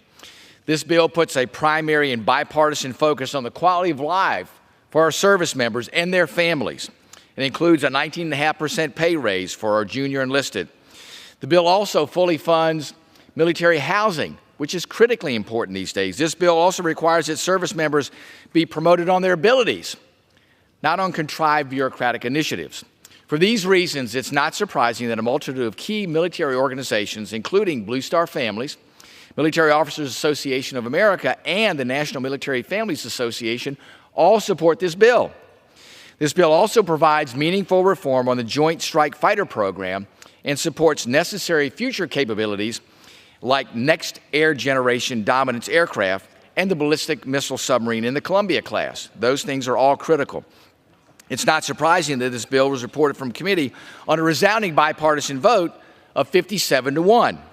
Chairman Rogers and Ranking Member Smith should be rightly congratulated for delivering this bipartisan bill to the floor today. Additionally, I want to congratulate my colleague and friend, Ranking Member Don Norcross.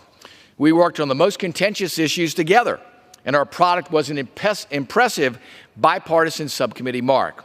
Finally, I want to thank the entire subcommittee staff, including Dave Sinecki, Heath Boat, Michael Carlin, Max Huntley, Jay Valario, and Brooke Allred for their particular and intensive effort and support on this bill.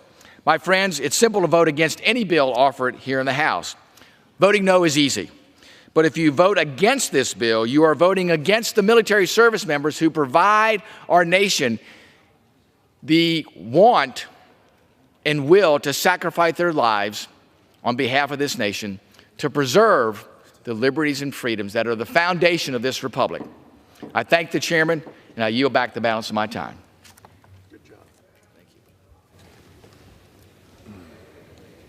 Gentleman from Alabama reserves. Reserve.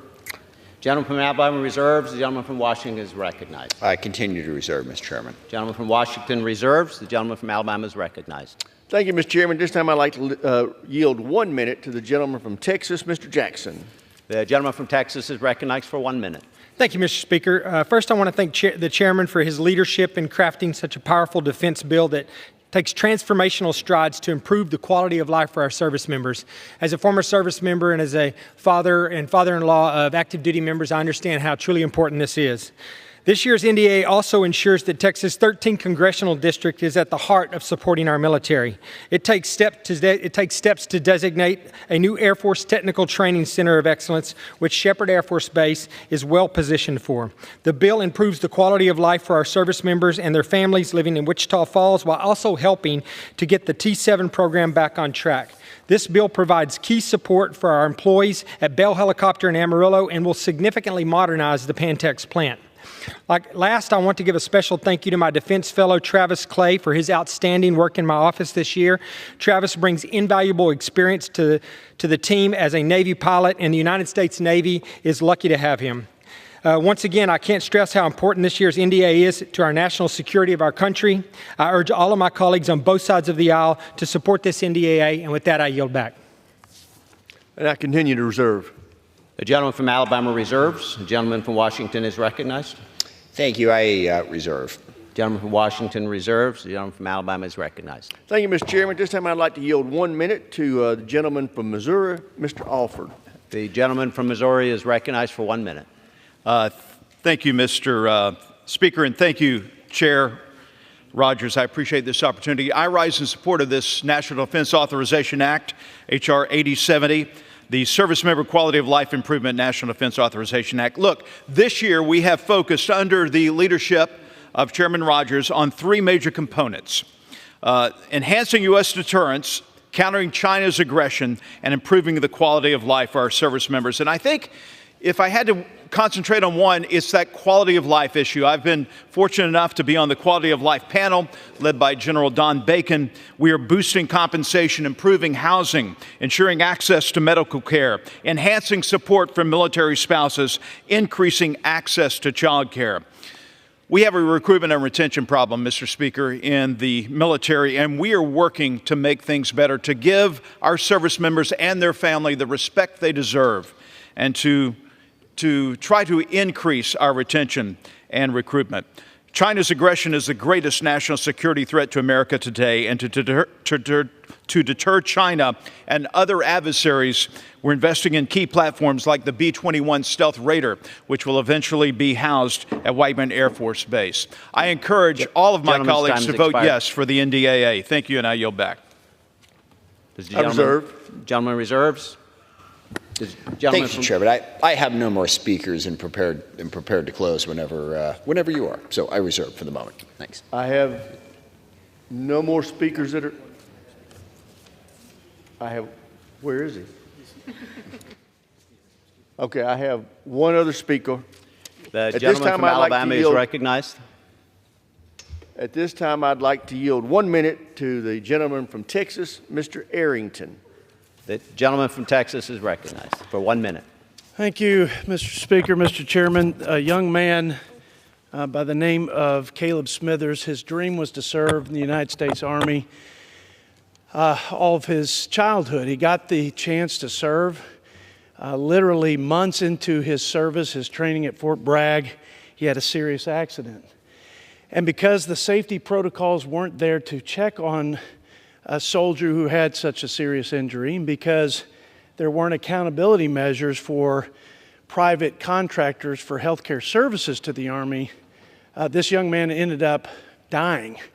I think his life could have been saved if those protocols were in place and if the accountability measures were in place.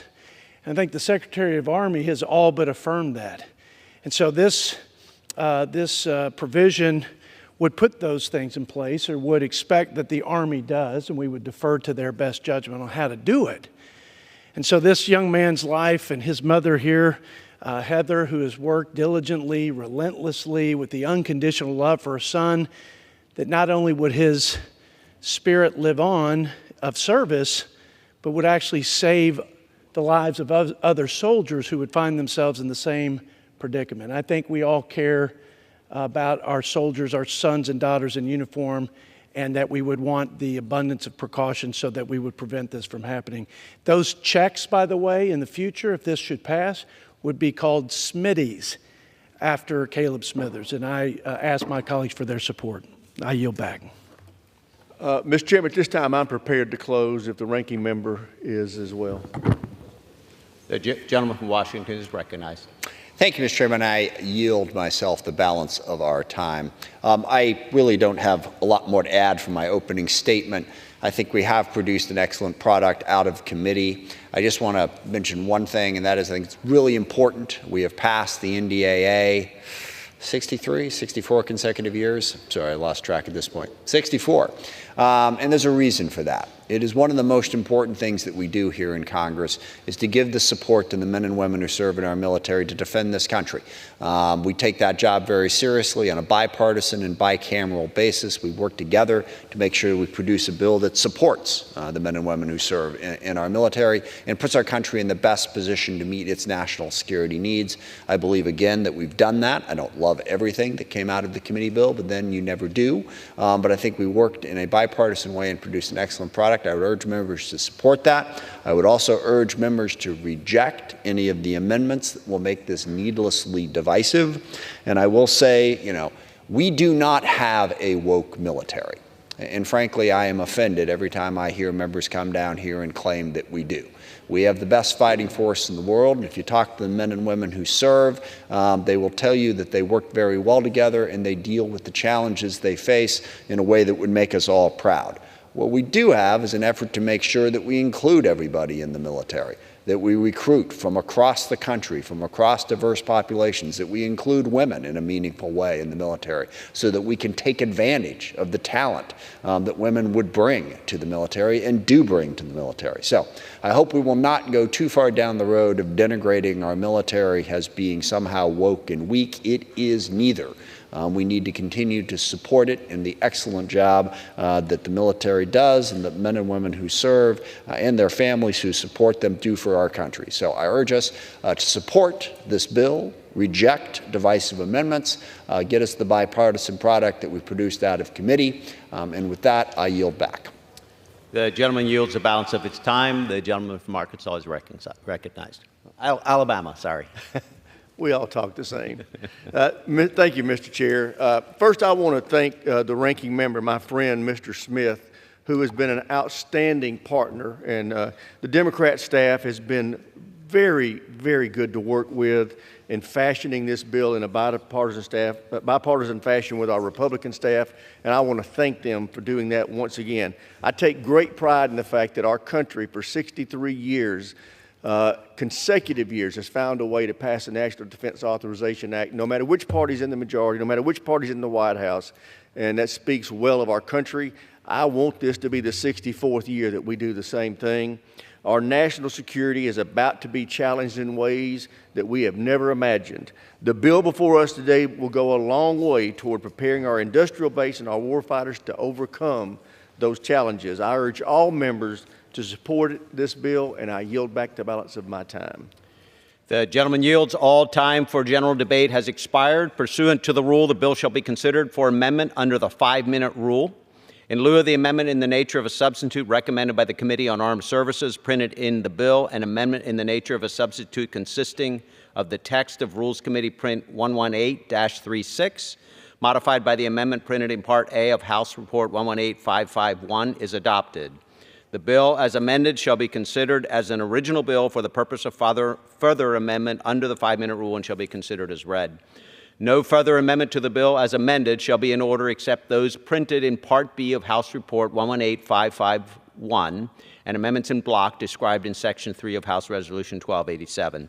Each further amendment printed in Part B of the report shall be considered only in the order printed in the report, may be offered only by a member designated in the report, shall be considered as read, shall be debatable for the time specified in the report, equally divided and controlled by the proponent and an opponent, shall not be subject to amendment, and shall not be subject to a demand for division of the question. It shall be in order at any time for the chair of the Committee on Armed Services or his designee to offer amendments in block consisting of further amendments printed in Part B of the report not earlier disposed of. Amendments in block shall be considered as read, shall be debatable for 40 minutes, equally divided and controlled by the chair and ranking minority member of the Committee on Armed Services or their respective designees, shall not be subject to amendment, and shall not be subject to a demand for division of the question.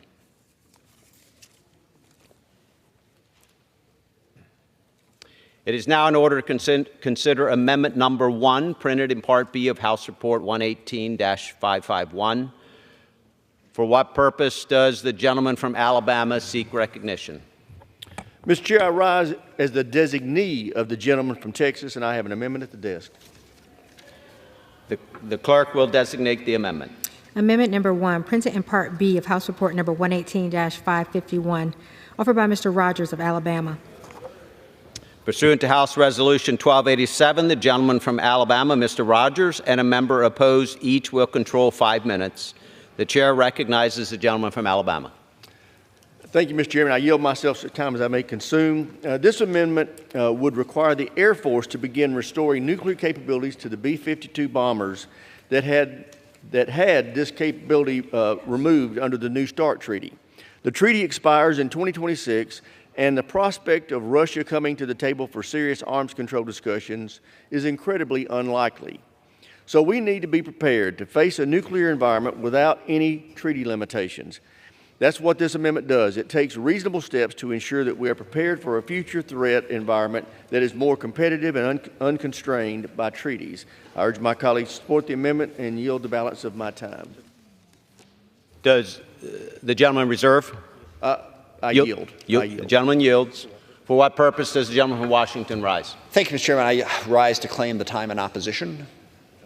The gentleman is recognized for 5 minutes. Thank you very much. We'll be brief on this, but this is a requirement that DOD at the moment doesn't want to do. For the uninitiated, B-52s are not all nuclear capable because there are limitations within the START Treaty, which is still in existence, even though it may not be in a little while. Department of Defense is not interested in doing this. What they're interested in doing is investing in the B-21, which is the next generation nuclear capable bomber. This would cost a great deal of money. Also, they are currently trying to extend the life of a number of B-52s out to 2050, which they're confident they can do. This would be another added expense to that. I think we should look at this issue a little bit more before we require the Department of Defense to go down that route, and I would urge a no vote. And with that, does the gentleman yield? I just wanted to make sure. But yes, I yield back the balance of my time. The gentleman yields. The question is on the amendment offered by the gentleman from Alabama. Those in favor say aye. Aye. Those opposed say no. In the opinion of the chair, the ayes have it. The amendment is agreed to.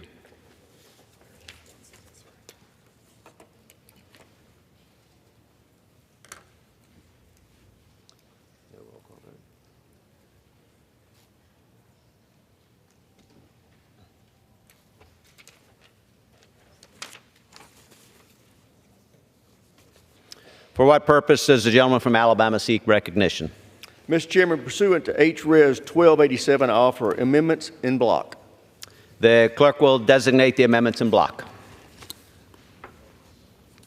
En bloc, consisting of amendments numbered 2, 3, 7, 11, 12, 13, 15, 16, 17, 19, 20, 25, 27, 29, 30, 31, 32, 33, 59, 60, 62, 63, 64, 65, 66, 67, 68, 69, 70, 71, 72, 73, 74, 75, 76, 77, 78, 79, 80, 81, 82, 83, 84, 85, 86, 87,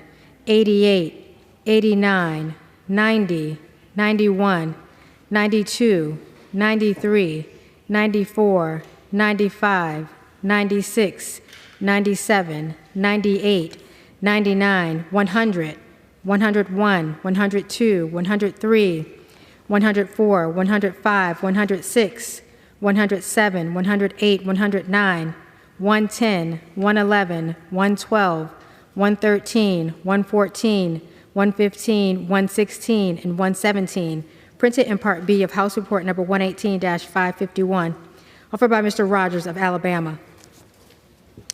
Pursuant to House Resolution 1287, the gentleman from Alabama, Mr. Rogers, and the gentleman from Washington, Mr. Smith, each will control 20 minutes. The chair recognizes the gentleman from Alabama. Thank you, Mr. Chairman. At this time, I'd like to yield 1½ minutes to the gentlewoman from Missouri, Ms. Wagner. The gentleman from Missouri is recognized for 1½ minutes. I thank you, Mr. Speaker, and I want to thank the chairman for once again working so hard to put together a national defense authorization that we can all be proud of to secure our common defense. As co-chair of the bipartisan, bicameral Abraham Accords Caucus, I rise in support of Mr. Panetta's and my amendment number 102, which establishes an exchange program for U.S.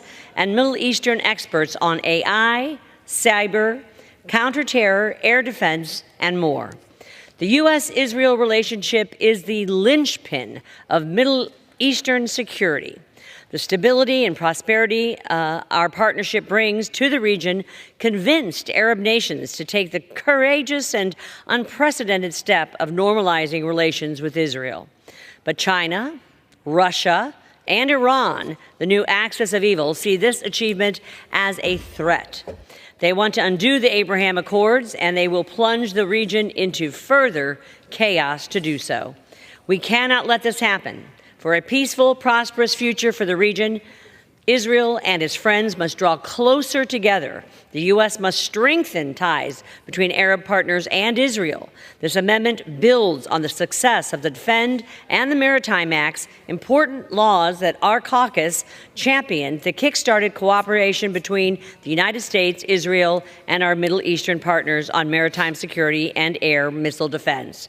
I urge my colleagues to support Amendment 102, and I yield back the balance of my time, Mr. Chairman. And I reserve, Mr. Chairman. The gentleman from Alabama reserved. The gentleman from Washington is recognized. Mr. Chairman, I just speak in favor of the en bloc package, and with that, I reserve the balance of my time. The gentleman reserves. The gentleman from Alabama is recognized. Mr. Chairman, at this time, I'd like to yield 2 minutes to the gentlelady from Colorado, Ms. Boebert. I need instructions.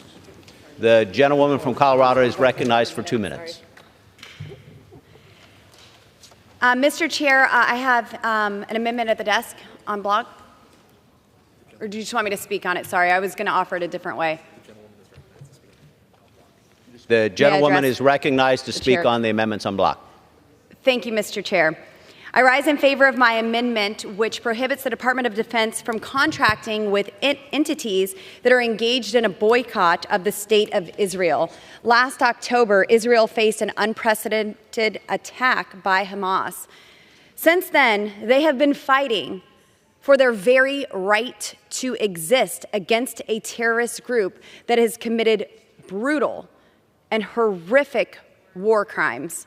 Hamas is responsible for slaughtering babies, using children as human shields, raping Israeli women, executing parents in front of their children, and children in front of their parents. These brutal acts of terror are often praised by my colleagues on the left. This is disgusting and it is absolutely wrong. I believe in standing with our allies. America's closest ally is Israel, and I have stood with them through countless attacks from the radical left. The boycott, divest, and sanction movement promotes anti-Israel and anti-Semitic sentiments around the world, and U.S. tax dollars should not be supporting entities that advocate for this disgusting practice. The BDS movement is anti-Semitic. It is an anti-Semitic cancer, even, that has spread throughout our college campuses and has been promoted by the Hamas caucus on the left. Anti-Semitic incidents in the U.S. reached a record high in the last year. The Anti-Defamation League tracked 8,873 anti-Semitic incidents in the United States in 2023, the highest number of incidents reported since the organization began tracking data in 1979. Our Department of Defense should not be contracting with anti-Semitic entities or encouraging their behavior. Time has expired. I yield. I reserve. The gentleman reserves. The gentleman from Washington is recognized. I reserve, Mr. Chairman. Gentleman reserves. Gentleman from Alabama is recognized. Thank you, Mr. Chairman. This time I'd like to yield 2 minutes to my friend and colleague from California, Mr. Obernolte. The gentleman from California is recognized for 2 minutes. Well, thank you very much, Mr. Speaker. I rise in support of the en bloc, which contains 3 of my amendments to this year's National Defense Authorization Act. The first of my amendments would direct the Air Force to investigate new technologies for the mixing of propellant for solid fuel rocket motors in order to increase the diversity of our supply chain. The second amendment would direct the Department of Defense to investigate new production sites for rare earth element minerals, many of which are sourced from countries that are amongst our geopolitical adversaries.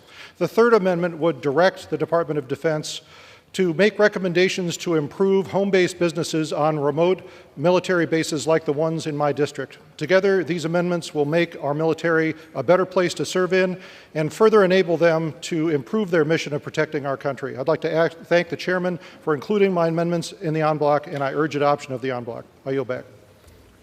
And I reserve. Gentleman reserves. The gentleman from Washington is recognized. Mr. Chairman, I continue to reserve. Thank you. Gentleman reserves. The gentleman from Alabama is recognized. Mr. Chairman, I encourage my colleagues to support the en bloc package, and I yield back the balance of my time. The gentleman yields. The gentleman from Washington is recognized. I urge support of the en bloc package and yield back the balance of my time. Gentleman yields. The question is on the amendments en bloc offered by the gentleman from Alabama. Those in favor say aye. Those opposed say no. In the opinion of the chair, the ayes have it. The en bloc amendments are agreed to.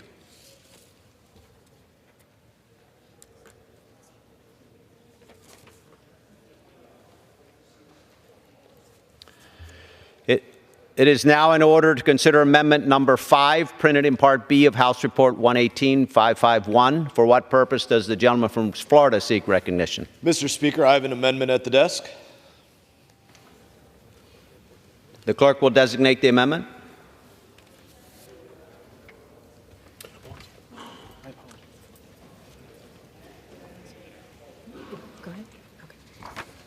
Amendment number 5, printed in Part B of House Report number 118-551, offered by Mr. Mast of Florida. Pursuant to House Resolution 1287, the gentleman from Florida, Mr. Mast, and a member opposed, each will control 5 minutes. The chair recognizes the gentleman from Florida. Thank you, Mr. Speaker. I rise in support of my amendment, which would prevent funds from being used to build or rebuild anything inside of the Gaza Strip. Let me say that in a couple of simply plain ways. Americans should not be funding the rebuilding of the Gaza Strip whenever this war should come to a conclusion, which we don't have any indication of when that will be. We should not be paying to build new infrastructure within the Gaza Strip should this war come to an end. Not a port, not a building, certainly not a terror tunnel, which has been used, certainly not a building which could be used to house those that are held captive by the various terrorist organizations there, not just Hamas, but Palestinian Islamic Jihad, Al-Aqsa Martyrs Brigade, Lion's Den, Fatah. It's very likely that any group that should take control of the Gaza Strip following any military operations there still has ties to terrorism and still believes that there should be no existence of a Jewish Israeli state. In that, I will just say again one more time, I rise in support of my amendment, which would prevent any funds from being used to build or rebuild anything inside of the Gaza Strip, and I reserve the balance of my time. The gentleman reserves. For what purpose does the gentleman from Washington seek recognition? I rise to claim the time in opposition to the amendment. The gentleman is recognized for 5 minutes. Thank you, Mr. Chairman. I oppose this amendment for several different reasons. First of all, it's not 100% clear on what exactly constitutes funds to build or rebuild. This body did just approve a month or so ago a large package that included humanitarian assistance to deal with the war in Gaza. I would not want this to restrict that. And if it's not meaning to restrict that, there are no funds in the fiscal 25 budget to rebuild in Gaza. So it's restricting something that isn't happening. But more broadly, I think the entire argument behind this amendment is misplaced. We have to have a future for the Palestinian people if there is going to be peace in the region, and crucially for the purposes of this debate, if there's going to be any sort of peace for the people of Israel. I do not believe it should be our policy to simply destroy Gaza and leave it in a state of absolute disrepair. I don't think that will serve anybody's interests, certainly not the Palestinian people living in Gaza, but also not Israel. There has to be a future here. There has to be an alternative to Hamas and all the other terror organizations that the maker of this motion lists. If you don't create that, if you don't create some kind of future for the Palestinian people, then you will have a perpetual conflict, not just between the people of Gaza, but between the large number of people who support them. We have already seen Hezbollah, the Houthis, and the Iran be vastly more belligerent in their attacks against Israel because of what's going on in Gaza. If you don't build some kind of future for the Palestinian people, there will be no peace and security. And if you vote for this amendment, what you're saying is Gaza should never be rebuilt. We do not care about that.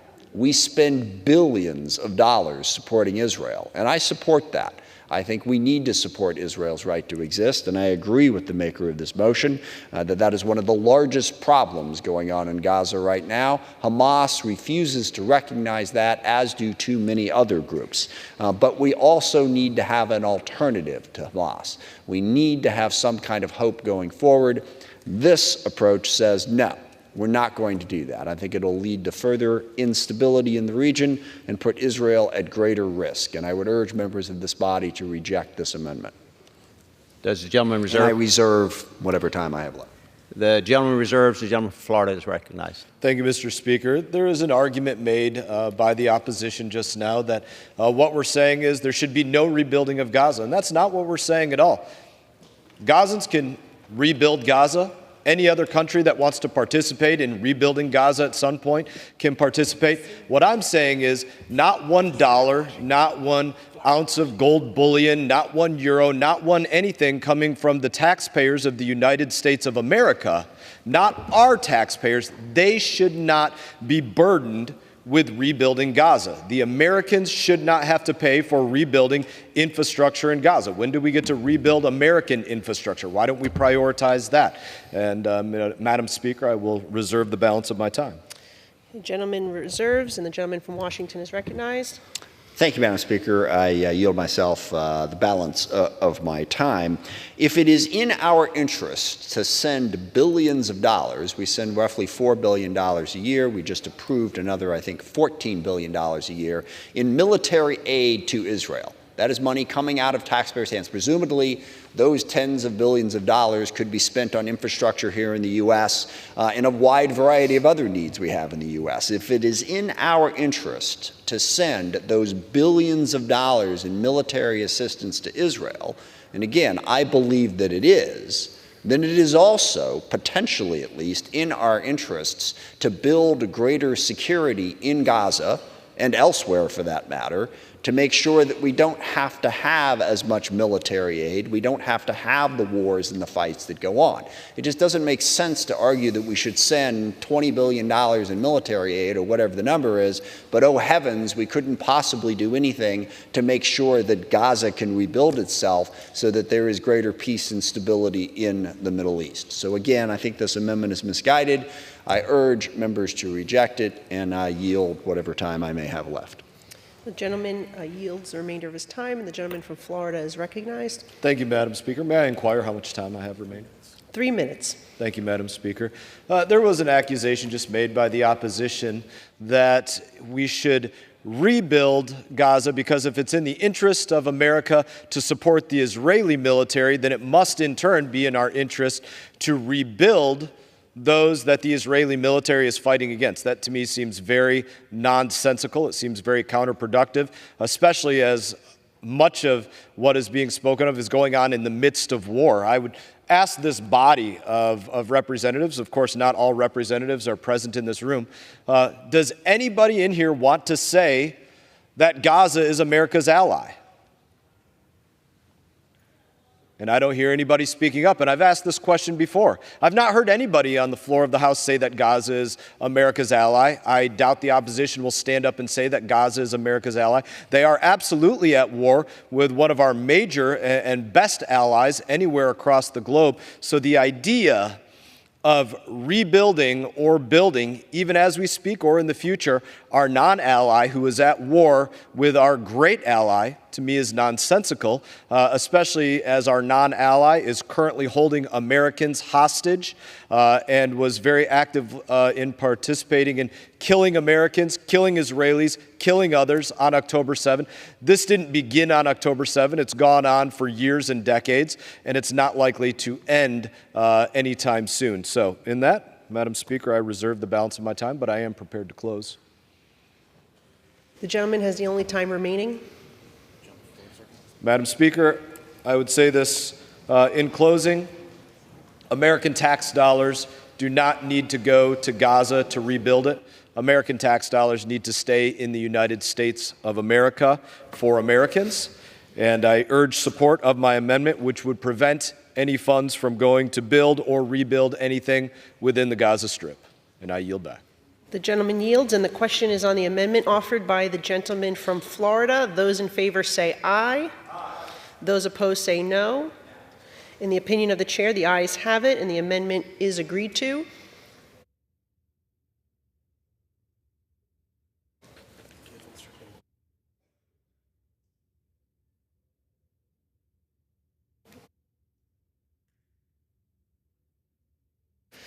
It is now in order to consider Amendment Number 6, printed in Part B of House Report 118-551. For what purpose does the gentleman from Tennessee seek recognition? I have an amendment at the desk. The clerk will designate the amendment. Amendment Number 6, printed in Part B of House Report Number 118-551, offered by Mr. Ogles of Tennessee. Pursuant to House Resolution 1287, the gentleman from Tennessee, Mr. Ogles, and a member opposed, each will control 5 minutes, and the chair recognizes the gentleman from Tennessee. Thank you, Madam Speaker. Eurosatory is France's biggest defense exposition, and it's also the largest international expo for the land and air defense and security.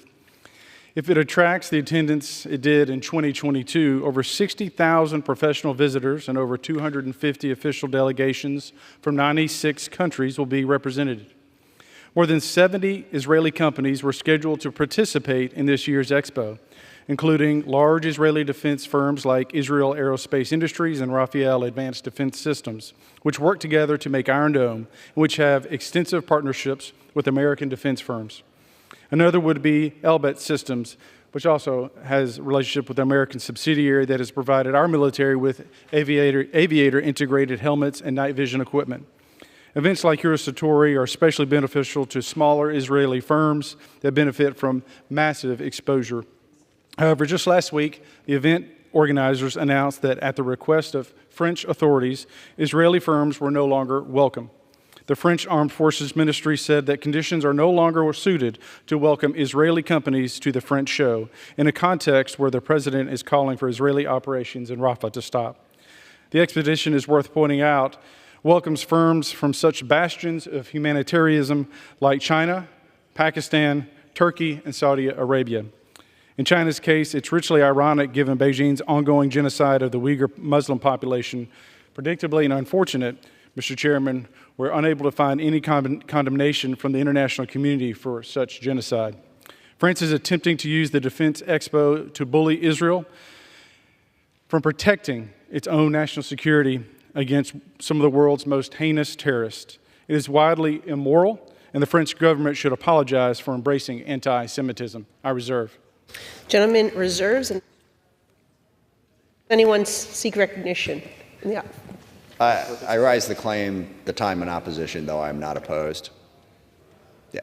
Objection. The gentleman is recognized for 5 minutes. Right. I have no particular enthusiasm or opposition for this amendment, so I don't urge opposition, but I just really don't have anything more to say than that. So I will yield back the balance of my time and let the gentleman handle it. The gentleman yields, and the gentleman from Tennessee is recognized. Madam Speaker, I thank my colleague for his kind words. While American defense firms can continue to participate in the exhibition, maybe it would help if federal agencies should not lend any U.S. support for France's outrageous behavior by participating as exhibitors. I don't think that would be something that France would want. I think the U.S. participation is important. I also think that Israeli participation is important. With that, I ask adoption of my amendment, and I yield back. Thank you. The gentleman yields, and the question is on the amendment offered by the gentleman from Tennessee. Those in favor say aye. Those opposed say no. In the opinion of the chair, the ayes have it, and the amendment is agreed to.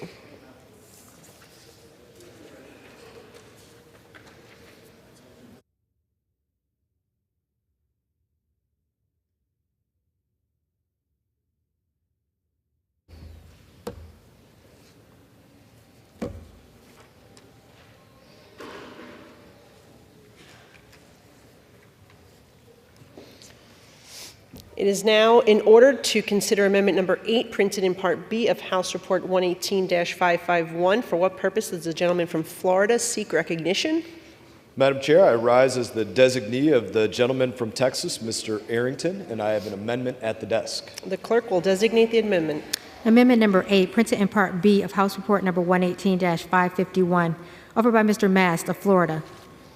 Pursuant to House Resolution 1287, the gentleman from Florida, Mr. Mast, and a member opposed, each will control 5 minutes, and the chair recognizes the gentleman from Florida. Thank you, Madam Speaker.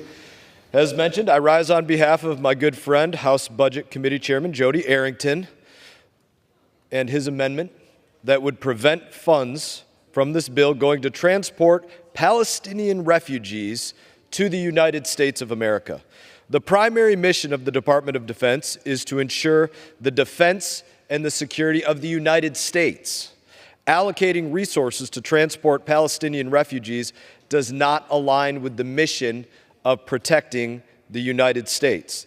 The Department of Defense budget is already stretched thin with numerous global commitments and responsibilities.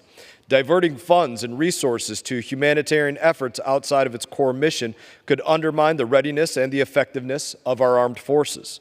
The defense budget is finite and must be prioritized towards enhancing our military capabilities, maintaining our military defense infrastructure, and supporting our service members in uniform. The transportation and resettlement of refugees involves significant logistical and financial burdens that could detract from critical defense initiatives. According to recent reports, the U.S. military faces ongoing budgetary pressures, including modernization needs and addressing emerging threats. Any diversion of funds could exacerbate these challenges. There are valid security concerns associated with the resettlement of refugees from conflict zones. The vetting process for refugees is thorough, yet it is not infallible. Ensuring that individuals with potential ties to terrorist organizations do not enter the United States of America is paramount. The U.S. has a responsibility to its citizens to prevent any risk of infiltration by hostile actors. Historical precedents have been shown that even with rigorous screening, security breaches can occur, posing significant risk to national security. While the humanitarian needs of the Palestinian refugees are undeniable, these should be addressed through appropriate channels such as international aid organizations specifically designed for such purposes. These entities are better equipped and experienced in handling refugee crisis and can operate without compromising the primary mission of the United States military. In conclusion, the transportation of Palestinian refugees by the Department of Defense is not strategically sound, financially prudent, or a secure course of action. I urge my colleagues to consider these points carefully and to ensure that the defense budget remains focused on its essential purpose, the defense and the security of the United States of America. And I reserve the balance of my time. Gentleman reserves. For what purpose does the gentleman from Washington rise? I rise to claim the time in opposition and yield myself such time as I may consume. The gentleman is recognized for 5 minutes. Thank you very much. This is actually an amendment that was defeated on a bipartisan vote in the House Armed Services Committee. There are no plans for the Department of Defense to participate in any resettlement process at this point. It is possible that it could come up, and that could be something that would be necessary and helpful. So precluding it doesn't really make a lot of sense. We have in the past, in different sets of circumstances, certainly in Afghanistan, had some DoD assets participate in the resettlement of refugees, some aspect of it. There will never be a situation where the Department of Defense is in charge of this sort of operation, but it is conceivable that assets within DoD could be used for that purpose. And to block that off entirely doesn't make sense. I think the Department of Defense and the broader executive branch should be allowed to determine whether or not refugee resettlement is in their best interest. It is certainly not inconceivable that in certain circumstances refugees from the war in Gaza could benefit and could benefit us to help them be resettled through a refugee process. As the gentleman noticed, there is a robust vetting process within that. But more than anything, the general tone of this amendment and the previous amendment that we had, not the previous, the one before that, about rebuilding in Gaza, seems to take the opinion that every single Palestinian living in Gaza is an enemy of the U.S. and an enemy of Israel. I think that's wrong, and I think it's incredibly dangerous. Hamas is doing more damage to Palestinians than anybody right now. We need to find allies and partners within the Palestinian community if we are going to get to peace. And if we treat every single last one of them as an enemy of the U.S., we are A, wrong, and B, putting ourselves, and crucially Israel, who's a lot closer to the issue, in greater danger than we need to. So to pass an amendment that is biased and somewhat bigoted against Palestinian people, to deny this possibility, I think undermines our interests in a wide variety of ways. And I would urge this body to do what the Republican-controlled House Armed Services Committee did and defeat this amendment. And with that, I reserve the balance of my time. The gentleman reserves, and the gentleman from Florida is recognized. Madam Speaker, may I inquire how much time I have remaining? 2¼ minutes. Thank you, Madam Speaker. It was brought up by the opposition that there's no plans as of yet, to transport Palestinians back to the United States of America. But then there was a long speech that was given outlining how this could potentially happen in the future, and we shouldn't prevent it from happening. I believe that, again, we are just on opposite sides of this issue. We should prevent this from taking place on the dime of the American taxpayer, transporting those that voted for Hamas as their popular government, that were Hamas not likely to be their government, then it would probably be another terrorist organization such as Fatah or Palestinian Islamic Jihad or Al-Aqsa Martyrs Brigade or another group that is dedicated to not seeing Israel as a Jewish state and in turn quite dedicated to the destruction of the United States of America and our ideals. And I will go back to something, since the previous debate was brought up, that I brought up in the previous debate. I have not heard anybody in this body as of yet say that the people of Gaza are an ally of the United States of America. And as such, we should stand strong, stand firm with our ally Israel, not transport our non-ally who is at war with our ally into our country, and make sure that no resources are being used to do so. And I will reserve the balance of my time, but I am prepared to close. The gentleman reserves the balance of his time, and the gentleman from Washington is recognized. Thank you, Madam Speaker. While I would not say at this point in particular Gaza is an ally of the U.S., clearly they are not, I do not believe that Gaza is an enemy of the U.S., which is what's clearly being implied here. And yes, obviously, while I say there are no plans to do this, that is a recognition of the fact, I oppose this amendment because if an opportunity were to present itself, I can see it being in the U.S. interests to relocate some refugees from Gaza to the U.S. Completely blocking that out puts us in a position of saying we are the enemy of all Palestinian people. Again, I don't believe that we are. I don't believe that all Palestinian people see us as an enemy. And to view it that way, I think puts us in a very, very dangerous position and puts Israel in a very dangerous position. There are plenty of people in Gaza, plenty of people in the West Bank, plenty of Palestinians that we can work with to build a better, more peaceful future. To totally block off any possibility of that, even while recognizing the current conflict, and again, strongly support Israel, strongly support them in this fight against Hamas. No question about that. But what this amendment and the other amendment seems to do is to suggest that we are against all the Palestinian people and there is no hope for them whatsoever. And I think that's wrong. So again, I think we should reject this amendment. I reserve balance of my time. The gentleman reserves, and the gentleman from Florida is recognized. Thank you, Madam Speaker. I would reject the idea that because we should not allow Palestinians into the United States of America, that there is no hope for them. America has a great history of addressing any problems within our country and building and rebuilding and fighting to make our own country great. And I believe that the people of any other country should work to do that within their own borders as well. I would also encourage this body to very much remember this. It's very loosely thrown around, the term innocent Palestinian civilians. Of course, there are innocent Palestinian civilians, but we live in a world where so much of the media and Hamas and others want us to believe that because somebody is under the age of 18 or over the age of 45 or a female, that we should assume they are an innocent Palestinian civilian just because they're not wearing a black hood and a green bandana of Hamas. And that is not the real world. And Madam Speaker, I reserve the balance of my time. The gentleman's time has expired, and the gentleman from Washington is recognized. Thank you. I yield myself the balance of my time. And I think, as the gentleman admitted, certainly there are some Palestinians who are not enemies of ours. And if they needed our help, we should put ourselves in a position to help them. This amendment forecloses that possibility. And that's the whole thing, in all instances. And yes, we will absolutely vet anybody. The refugee process does not say just because you're under 18, there's no vetting, or just because you're over 5 or just 45 or just because you're a woman, there's no vetting. There is a vetting process. Whether or not this ever happens, I don't know. But passing an amendment to completely foreclose the possibility, I think, is a mistake. And I would urge members of this body to vote no. And with that, I yield the balance of my time. The gentleman yields the balance of his time, and the question is on the amendment offered by the gentleman from Florida. Those in favor say aye. Those opposed say no. In the opinion of the chair, the ayes have it. On that, I would request a recorded vote. Pursuant to Clause 6 of Rule 18, further proceedings on the amendment offered by the gentleman from Florida will be postponed.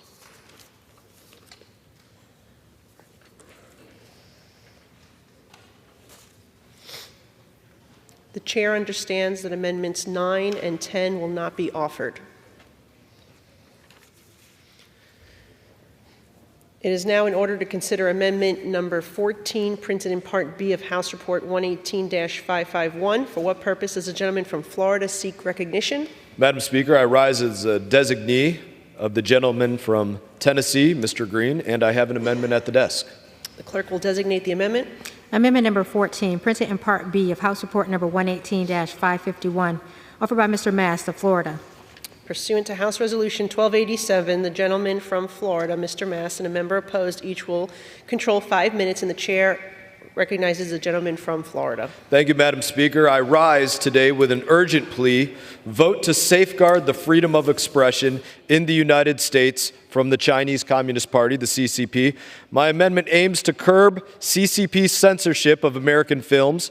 Now, Hollywood isn't only a time capsule of American culture, but it is not just a time capsule. It is, give me one moment here, as I find the remainder of what I'm looking for.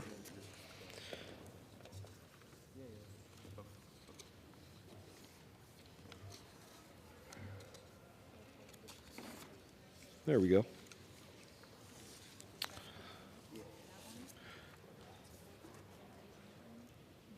Hollywood is not just a time capsule. It is a place that quite often takes what is going on in the world and portrays it to the entire globe for many years to come. When the CCP demanded that the Taiwanese flag be removed from the iconic jacket of Tom Cruise's character Maverick, which he wears in Top Gun, the studio initially capitulated.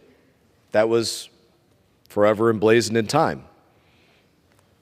The studio initially capitulated on that, but eventually stood its ground and kept the flag. That was a result of patriotism. One of the highest grossing releases of 2022, with a list of accolades a mile long, including an Oscar. We need more studios like that willing to put Beijing in its place.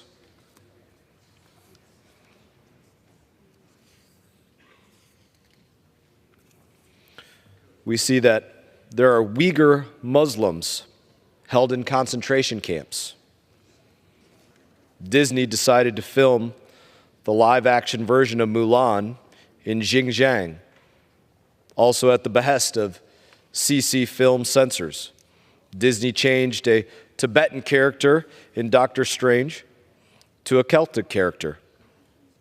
This kind of cowardice is basically profit for something that I would call being pathetic. And that's why I'm fighting to pass this amendment, just like we did in last year's NDAA, to make sure that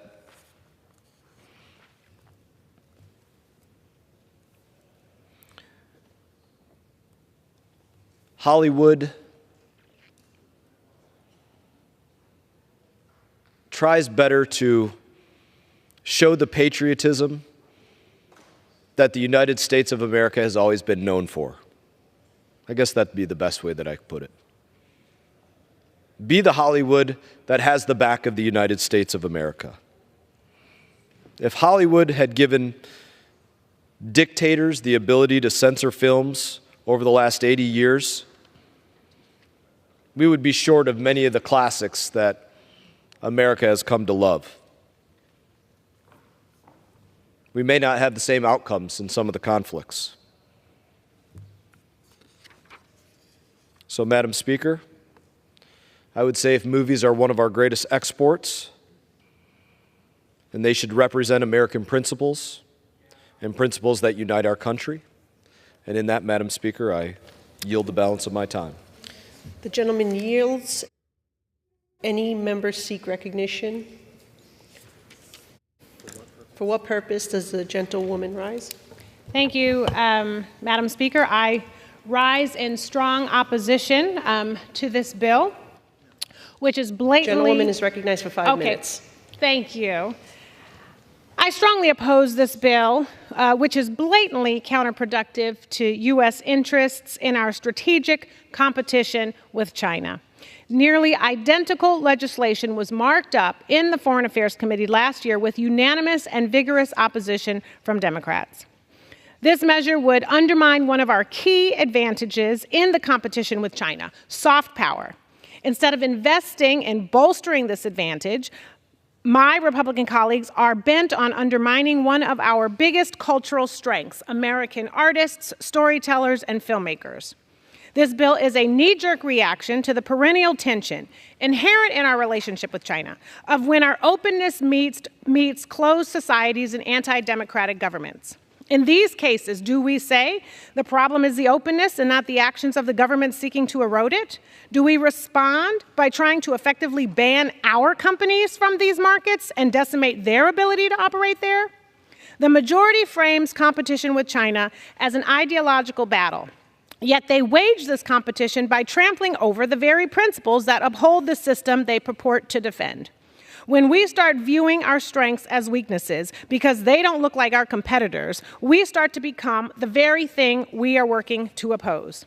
But most concerning about this amendment is that it helps the CCP achieve exactly what it wants. It wants to cut its citizens off from the outside world and have them consume Wolf Warrior 2 instead of Mission Impossible. Why would we aid the CCP in its goal of removing American cultural influence on its people by urging Hollywood to stop showing its films in China? And why would we not want to actively support and aid an industry that is sharing American stories with the people of China? In trying to be anti-China, this bill somehow becomes pro-CCP. Forcing U.S. companies out of the Chinese film market only benefits state-sponsored Chinese studios whose propaganda will have a monopoly on the Chinese audience. It will eliminate one of the most powerful mechanisms for illuminating the weakness of the PRC's authoritarian model and showcasing the appeal of openness, democracy, human rights, and freedom of expression. Not to mention the thousands of American actors, writers, and production workers in my district whose livelihoods will be caught in the crosshairs of this legislation, which impacts my constituents more than anyone else. Hollywood is about telling stories that showcase our promise and open doors for empathic thought, and they are pretty good at it. So why would we tie their hands? We should be working to help American films reach Chinese audiences on freer and fairer terms, not working to punish and shut down our own industries and disadvantage our workers. Therefore, I strongly oppose this measure and urge my colleagues to do the same. And with that, I yield back the balance of my time. I'm reserving. The gentlewoman has the only time remaining. Okay. Yes, closing remarks. I yield. The gentlewoman yields back the remainder of its time, and the question is on the amendment offered by the gentleman from Florida. Those in favor say aye. Those opposed say no. In the opinion of the chair, the ayes have it, and the amendment is agreed to. The chair understands that amendment number 18 will not be offered.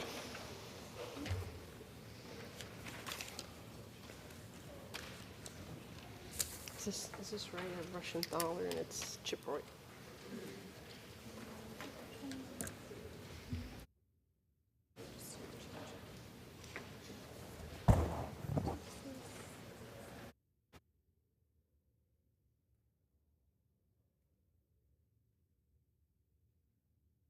It is now in order to consider amendment number 21, printed in Part B of House Report 118-551. For what purpose does the gentleman from Texas seek recognition?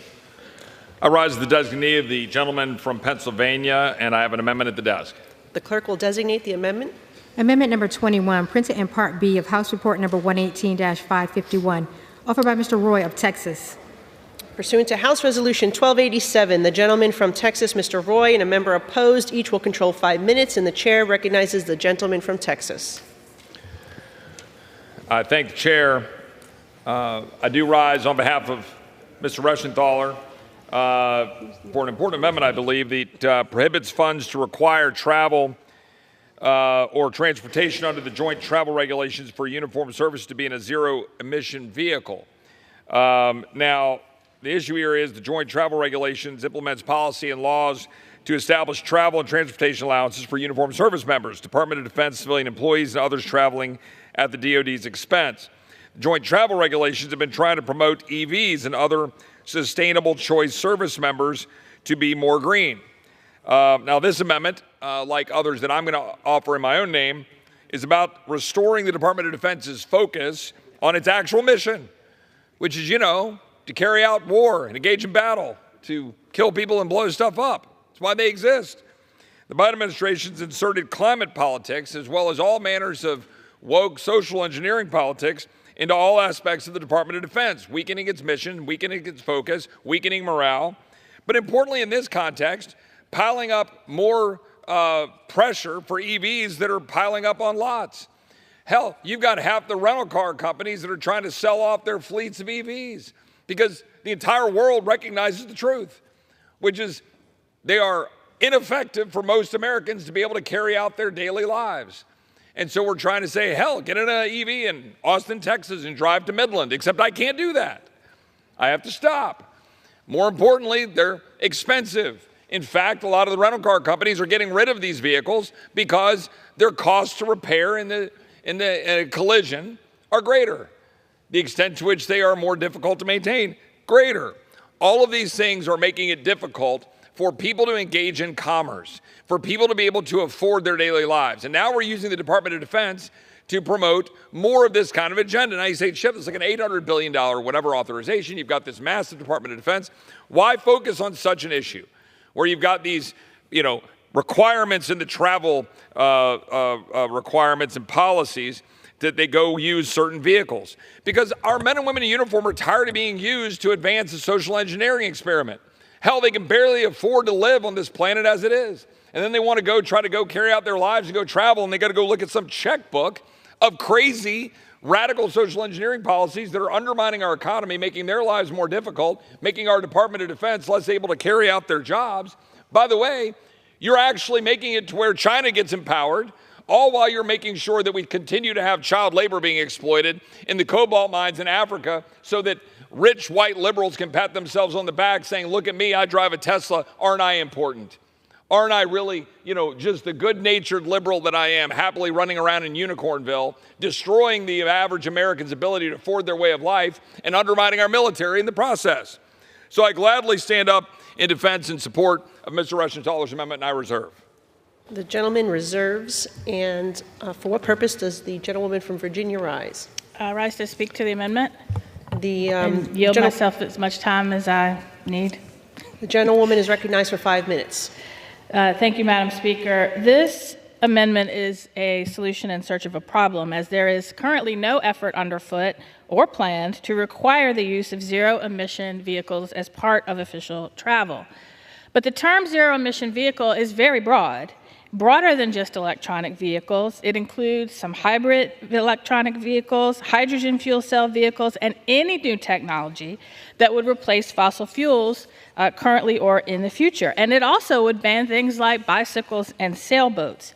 And this amendment is written so broadly that if someone went to a rental car company to rent a car and the only thing available was a Tesla, they might not be able to get reimbursed for it, which I don't think is something that we should be micromanaging the Department of Defense, how it does its transportation reimbursement policy. Again, this is a solution in search of a problem. But this is part of House Republicans' broader attack on any effort to address climate change, and they want to divorce climate action from readiness. But we have heard time and time again, particularly from leadership in the Navy, that climate change has an impact on readiness. And the Department of Defense is a contributor to climate change. And so any effort to reduce the reliance on fossil fuels, any effort to reduce the carbon footprint of the military should be rewarded, should be encouraged, and not proactively prohibited in such a broad way that is counterproductive. With that, I reserve the balance of my time. The gentlewoman reserves, and the gentleman from Texas is recognized. I thank the chair. Who benefits from this rush to green, so-called green policy? China, one of our greatest geopolitical adversaries. China accounts for 63% of the world's rare earth mining, 85% of rare earth processing, 92% of rare earth magnet production, 67% of global lithium supply, 73% of cobalt. By the way, again, they get their cobalt and they're relying on child labor to do it. 70% of graphite, 95% of manganese. By the way, what is China doing? While the United States military is busy reducing quote-unquote greenhouse gas emissions through crazy policies like this, they're building more coal plants. China's building 2 coal-fired plants a week. We're building none. China has nuclear power. We've built 1 frigging nuclear reactor in my lifetime, and I'm 51 years old, because we're stupid. Literally, we're so stupid you can't even put it into words, that we're allowing our adversaries to have abundant, reliable power, and we're trying to have our guys running around having to go check, oh my gosh, let me look at my checklist. I got to have an EV. I got to make sure I'm an EV. Oh, that'll do a lot for climate change. While China's pumping out massive amounts through all of their CO2 producing coal-fired plants all over in China. I reserve. In reserves, and the gentlewoman from Virginia is recognized.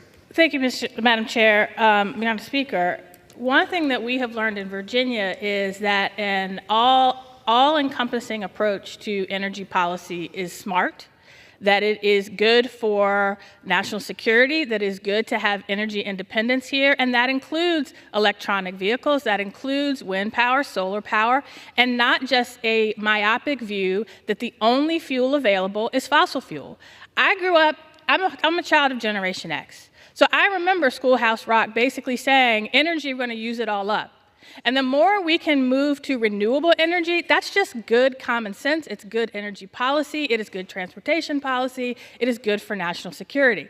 But again, no one has said to anyone in the military, you can only use a zero-emission vehicle. They're not planning to do it. This is an amendment in search of a problem that is counterproductive and could cause harm unintentionally. I reserve the balance of my time. The gentlewoman reserves, and the gentleman from Texas is recognized. Well, look, the bottom line is service members are going to be left stranded thanks to this policy hidden in the DOD's joint travel regulations having to deal with advancing an agenda. That's what we're trying to avoid. We want the Department of Defense, our military, to be focused on its core mission. Nothing more, nothing less. And we want our service members to be able to go out and carry out their lives without being encumbered by bureaucracy. I reserve. The gentleman reserves, and the gentlewoman from Virginia is recognized. Thank you, Madam Speaker. We can agree that we want our service members to focus on their job and be ready to do their job. And we know that climate change is having an impact on readiness. We have heard it time and time again. As temperatures rise, it affects our service members. As sea level rises, it affects our Navy. We got Navy Station Norfolk that is going to be subject to multiple major storms every year. And when it rains, there is a street that goes right down the middle of it that floods and bisects the naval station in two. We cannot keep our head in the sand on the impact of climate change on readiness. They're directly related. We need to focus on how to fix that, not look for solutions to problems that don't exist. Thank you, Madam Speaker. I yield back. The gentlewoman yields back her time, and the gentleman from Texas yields back his time. And the question is on the amendment offered by the gentleman from Texas. Those in favor say aye. Aye. Those opposed say no. In the opinion of the chair, the ayes have it, and the amendment is agreed to.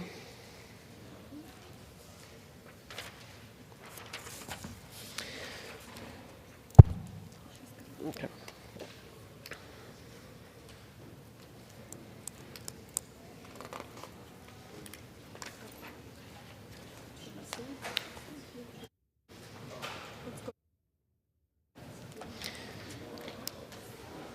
Okay. It is now in order to consider amendment number 22, printed in Part B of House Report 118-551. For what purpose does the gentlewoman from Georgia seek recognition? Madam Speaker, I have an amendment at the desk. The clerk will designate the amendment. Amendment number 22, printed in Part B of House Report number 118-551, offered by Ms. Green of Georgia. Pursuant to House Resolution 1287, the gentlewoman from Georgia, Ms. Green, and a member opposed each will control 5 minutes, and the chair recognizes the gentlewoman from Georgia. Thank you, Madam Speaker. My amendment would basically say that no funds should be authorized to or to be appropriated in this act or otherwise made available for the Department of Defense for fiscal year 2025 may be used for electric vehicles or electric vehicle charging infrastructure. My amendment would ensure that no funds are authorized in this year's NDAA to be used on electric vehicles or electric vehicle charging infrastructure. Electric vehicles made up about only 7.6% of U.S. car sales in 2023 and remain a very small percentage of all cars nationwide. And the reason why that is because they're not popular, they're not practical, and none of Americans' hard-earned tax dollars should be used for our military to be forced onto electric vehicles. Automakers continue to report millions of dollars in losses on electric vehicles. They have already begun scaling back pronounced investments in electric vehicles to production targets more in line with consumer demand, and remember, that's less than 10%. CNBC reports Ford Motor, General Motors, Mercedes-Benz, Volkswagen, Jaguar Land Rover, and Aston Martin are all scaling back or delaying their electric vehicle plans.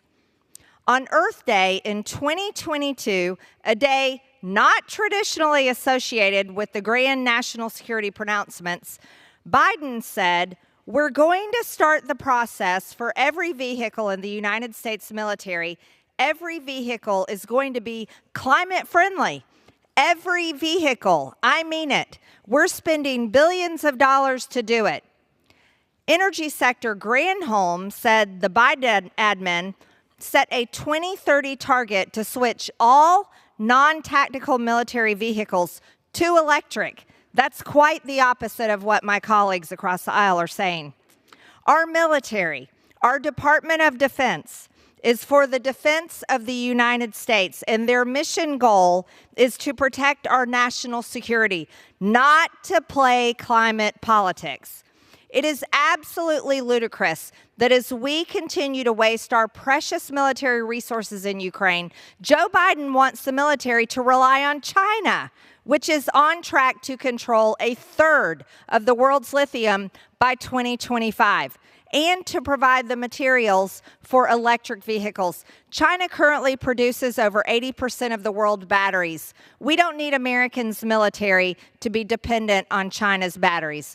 Forcing the military to adopt unreliable electric vehicles will endanger the lives of service members and weaken our ability to defend ourselves from attacks. It also will waste money on an already failing industry that Americans just do not want to take part of. My amendment will ensure this charade is no longer funded. Madam Speaker, I reserve. The gentlewoman reserves. And for what purpose does the gentleman rise? I rise to claim the time in opposition and yield myself 2 minutes. Okay, the gentleman from Washington is recognized for 2 minutes. Thank you very much. This amendment would effectively ban electric vehicles and ban any effort to use them. Now, I will certainly agree that we are a long way off from having all electrical vehicles, but that's not what we're debating here. We're debating whether or not this should even be an option within the military. First of all, from a readiness standpoint, having options is always a positive thing. Energy is enormously important within the military. Having access to it can be difficult. And if you have electric vehicles as an option, that gives you one greater option so that you don't necessarily have to rely on fossil fuels to power a vehicle going forward. But more importantly, the basic debate over global warming, and that's what it is more than climate change, comes down to the belief that digging up fossil fuels from below the ground and burning them is bad for life. There's considerable evidence of this. It is placing carbon in the atmosphere that is damaging to the planet, and we need to develop alternatives so we are not 100% dependent upon fossil fuels. That's the basic plan here, to save the planet. Which is actually kind of important to all of us, certainly to members of the military and certainly to the defense of our country. So eliminating this as an option goes in the exact wrong direction. Now, the gentlelady is correct. It is an industry that is still struggling. The fossil fuel industry, the internal combustion engine, has a well over 150-year head start. has been very thoroughly subsidized across the board. But if you build more charging stations, if you build more electrical vehicles, it becomes more affordable and more viable. That's the entire point of this. This isn't going to happen tomorrow. We're not going to build all electric vehicles tomorrow. But why wouldn't we want that option to preserve our planet and move forward? An outright ban on electric vehicles within the military does not make sense. I urge members to oppose this amendment. And with that, I reserve the balance of my time.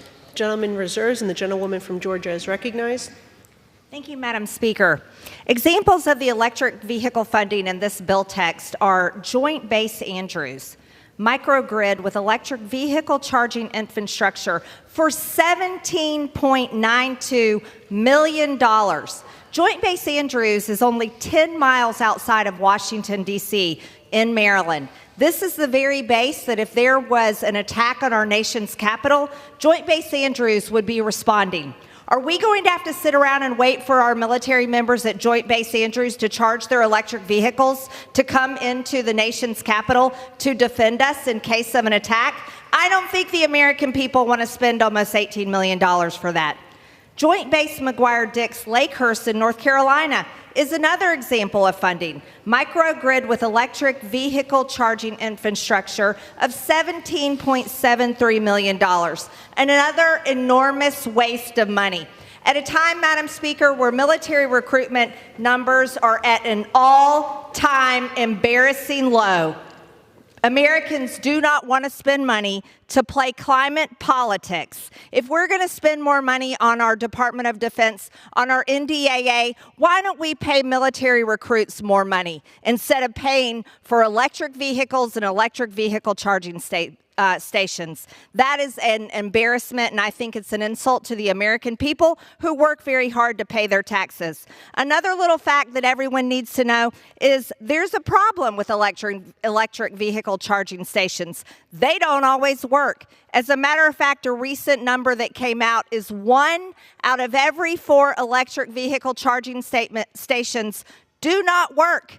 So this is an investment into a system that isn't reliable, isn't proven, and is a massive waste of the American people's money.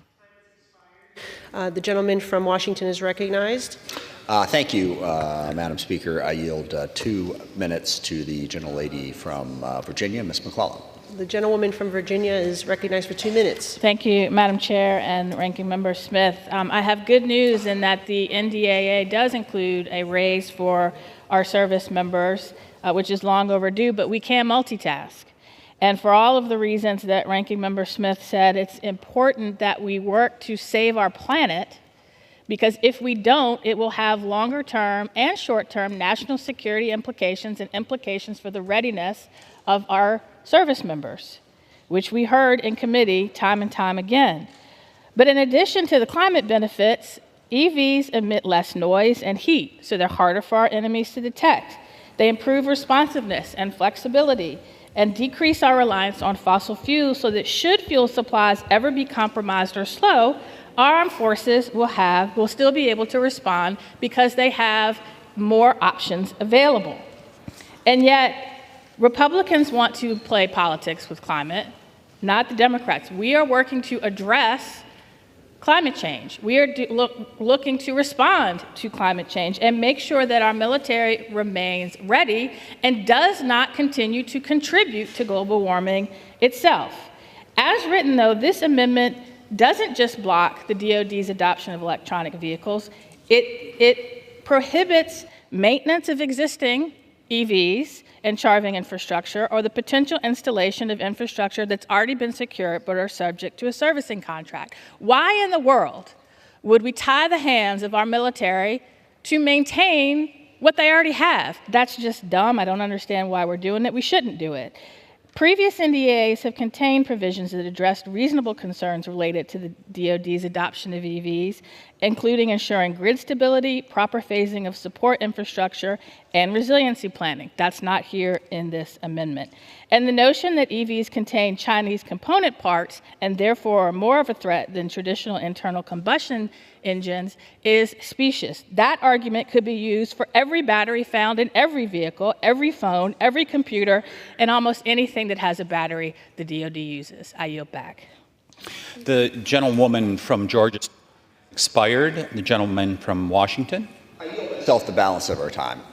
The gentleman is recognized. Thank you. The biggest issue here is we keep hearing about climate politics. It's not climate politics, it's climate policy. And I've reminisced about this before, but back in the 2008 campaign, Republican nominee John McCain and his vice presidential nominee, Sarah Palin, were in favor of addressing climate change. It was a bipartisan agreement. But then Barack Obama had the nerve to get elected president and pursue those policies, and all of a sudden it became partisan. All of a sudden we decided that the planet isn't in fact warming, isn't in fact a problem, so we're just not going to worry about it anymore. But that doesn't change the basic facts that it is warming, and fossil fuels are contributing to that, and developing alternatives is going to be crucial to our national security going forward. This isn't politics, this is basic policy. And the lengths to which people opposed to these basic facts will go never ceases to amaze me, like the argument that, oh my gosh, we can't have electric vehicles come to our aid because they'll be sitting there uncharged. Let me assure you that as basic readiness, they will be charged in the same way that the gas tanks are currently full, okay? It is not impossible to have electric vehicles work and function for us. They're doing it all over the world. Please reject this amendment and understand the need to get us to a more sustainable energy future. Well, time's expired. The question is on the amendment offered by the gentlewoman from Georgia. Those in favor say aye. Those opposed say no. In the opinion of the chair, the ayes have it. Mr. Chair. For what purposes, the gentleman? I request a recorded vote. The gentleman from Washington requests a recorded vote pursuant to Clause 6 of Rule 18. Further proceedings on the amendment offered by the gentlewoman from Georgia will be postponed.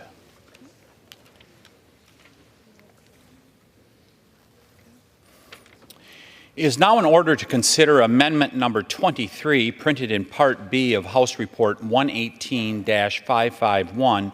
For what purpose does the gentleman from Arizona seek recognition? I have an amendment at the desk. The clerk will designate the amendment. Amendment number 23, printed in Part B of House Report number 118-551, offered by Mr. Biggs of Arizona. Pursuant to House Resolution 1287, the gentleman from Arizona, Mr. Biggs, and a member opposed, each will control 5 minutes. The chair recognizes the gentleman from Arizona. Chairman, I rise to speak in support of my amendment, which protects defense-related activities from the aggressive use of the Endangered Species Act. This amendment would curb the Endangered Species Act's application in areas used for national defense-related operations and prohibits the Secretary of Interior from designated areas necessary for military operations as crucial habitats. Compliance with environmental laws has created restrictions on how DoD manages, plans, and conducts training exercises on its installations. According to DoD, 85% of Army installations have threatened or endangered species present. 2 million acres of Army training and testing lands have training restrictions in place related to stringent ESA requirements.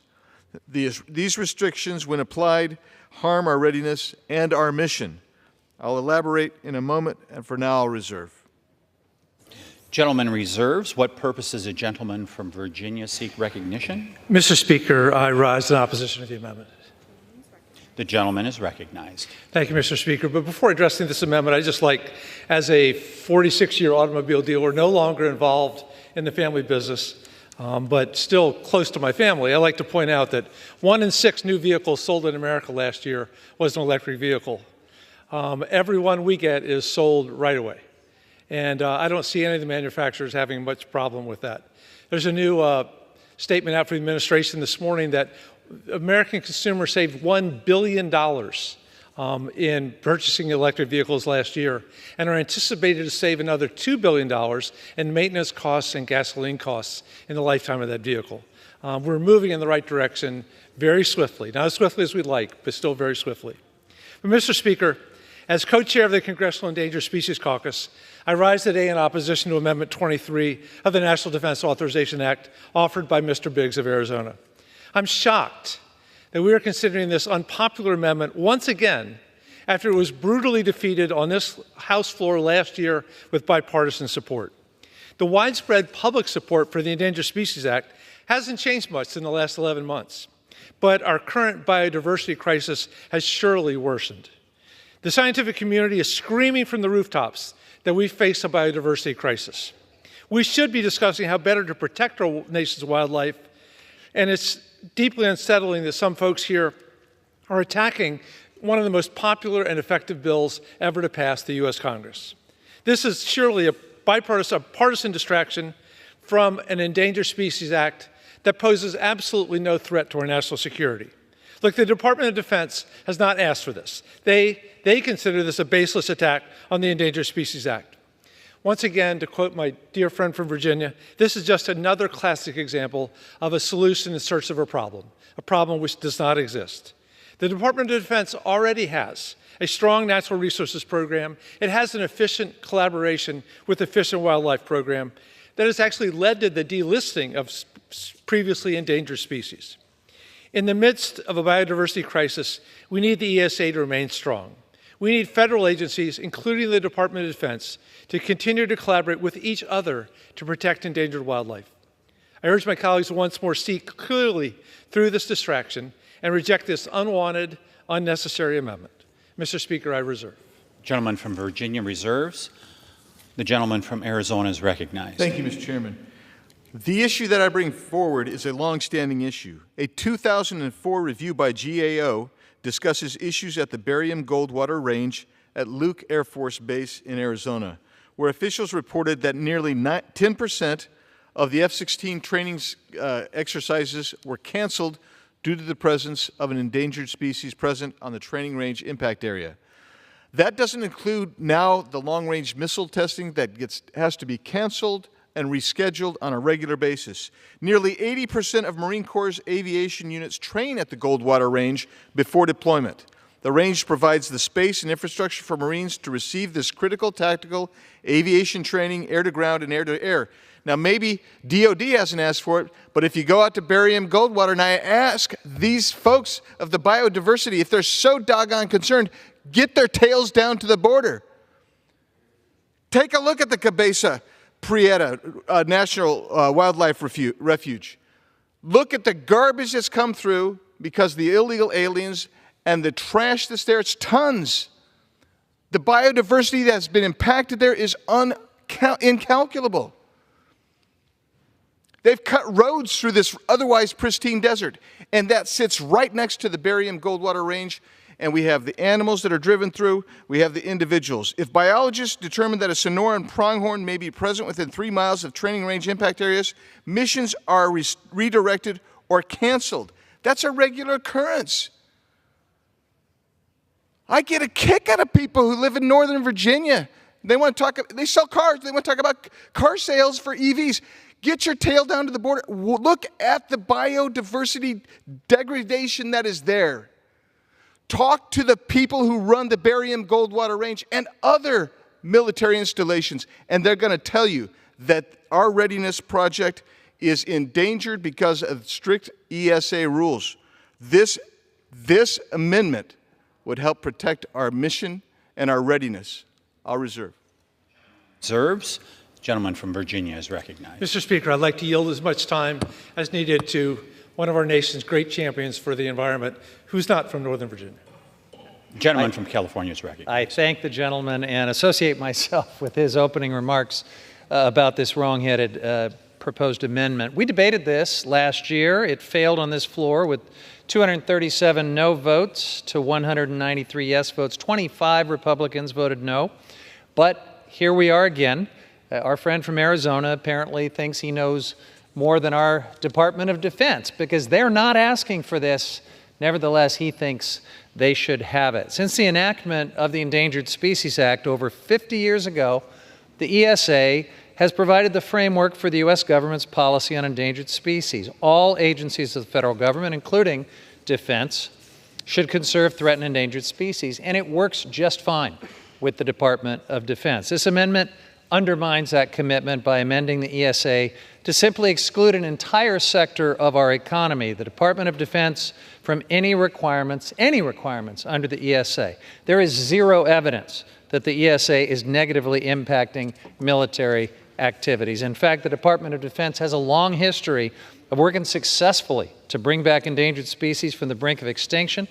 In fact, according to DoD, protecting military lands for endangered species is a critical piece of military readiness and training. For example, wildlife conservation on Army installations helps preserve rare natural landscapes necessary for the Army's training. They're preserving some of the best habitats we have for endangered species. And they've integrated endangered species into their training scenarios, treating endangered species and their habitat as things that cannot be damaged or destroyed during conflict, such as they would with churches or schools. The Army celebrates its role and its leadership in recovering species, and this amendment significantly undermines that success. And on the Barry Goldwater Range, which our friend from Arizona mentioned, the Marine Corps, Army, National Guard, Air Force, Fish and Wildlife Service, and Arizona Game and Fish Department are all partnering to support military training missions and recover the Sonoran pronghorn antelope. We don't have to choose between the two. Look, some in Congress clearly just want to blow up the ESA completely. I urge my colleagues to see this amendment for what it is, vote no, and I yield back. Mr. Speaker, I reserve. The gentleman from Virginia, your time has expired. I now recognize the gentleman from Arizona. Thank you, Mr. Chairman. So when you say zero evidence, I guess the GAO report gets discounted. I guess the evidence from the people who run the range, that gets discounted. I guess from the contractors who work there and have to reschedule repeatedly because of the enforcement of the ESA, I guess that's not evidence either. I guess the fact that China disregards, doesn't have to worry about environmental impacts from an ESA to impact their readiness, I guess that's zero evidence. When we look at it, in the Southwest, you have the Acuna cactus. That is preventing, in many areas of the entire eastern portion of the Goldwater Range, the use of military targets and off-road vehicle, which impedes the ability to get mission ready. With the continued rising threats abroad, Congress must ensure that military readiness is not negatively impacted by regulatory compliance constraints from radical environmentalists. This amendment ensures that the Department of Defense can conduct the training necessary to keep the men and women of our armed forces prepared. I urge passage of this amendment, and I'll yield back. The gentleman from Arizona yields. The question is on the amendment offered by the gentleman from Arizona. Those in favor say aye. Those opposed say no. In the opinion of the chair, the ayes have it. Mr. Speaker, I have a request for recorded vote. For what vote, purpose please. does the gentleman from Virginia seek Mr. Speaker, I recognition? rise to request a recorded vote on the amendment. Pursuant to Clause 6 of Rule 18, further proceedings on the amendment offered by the gentleman from Arizona will be postponed.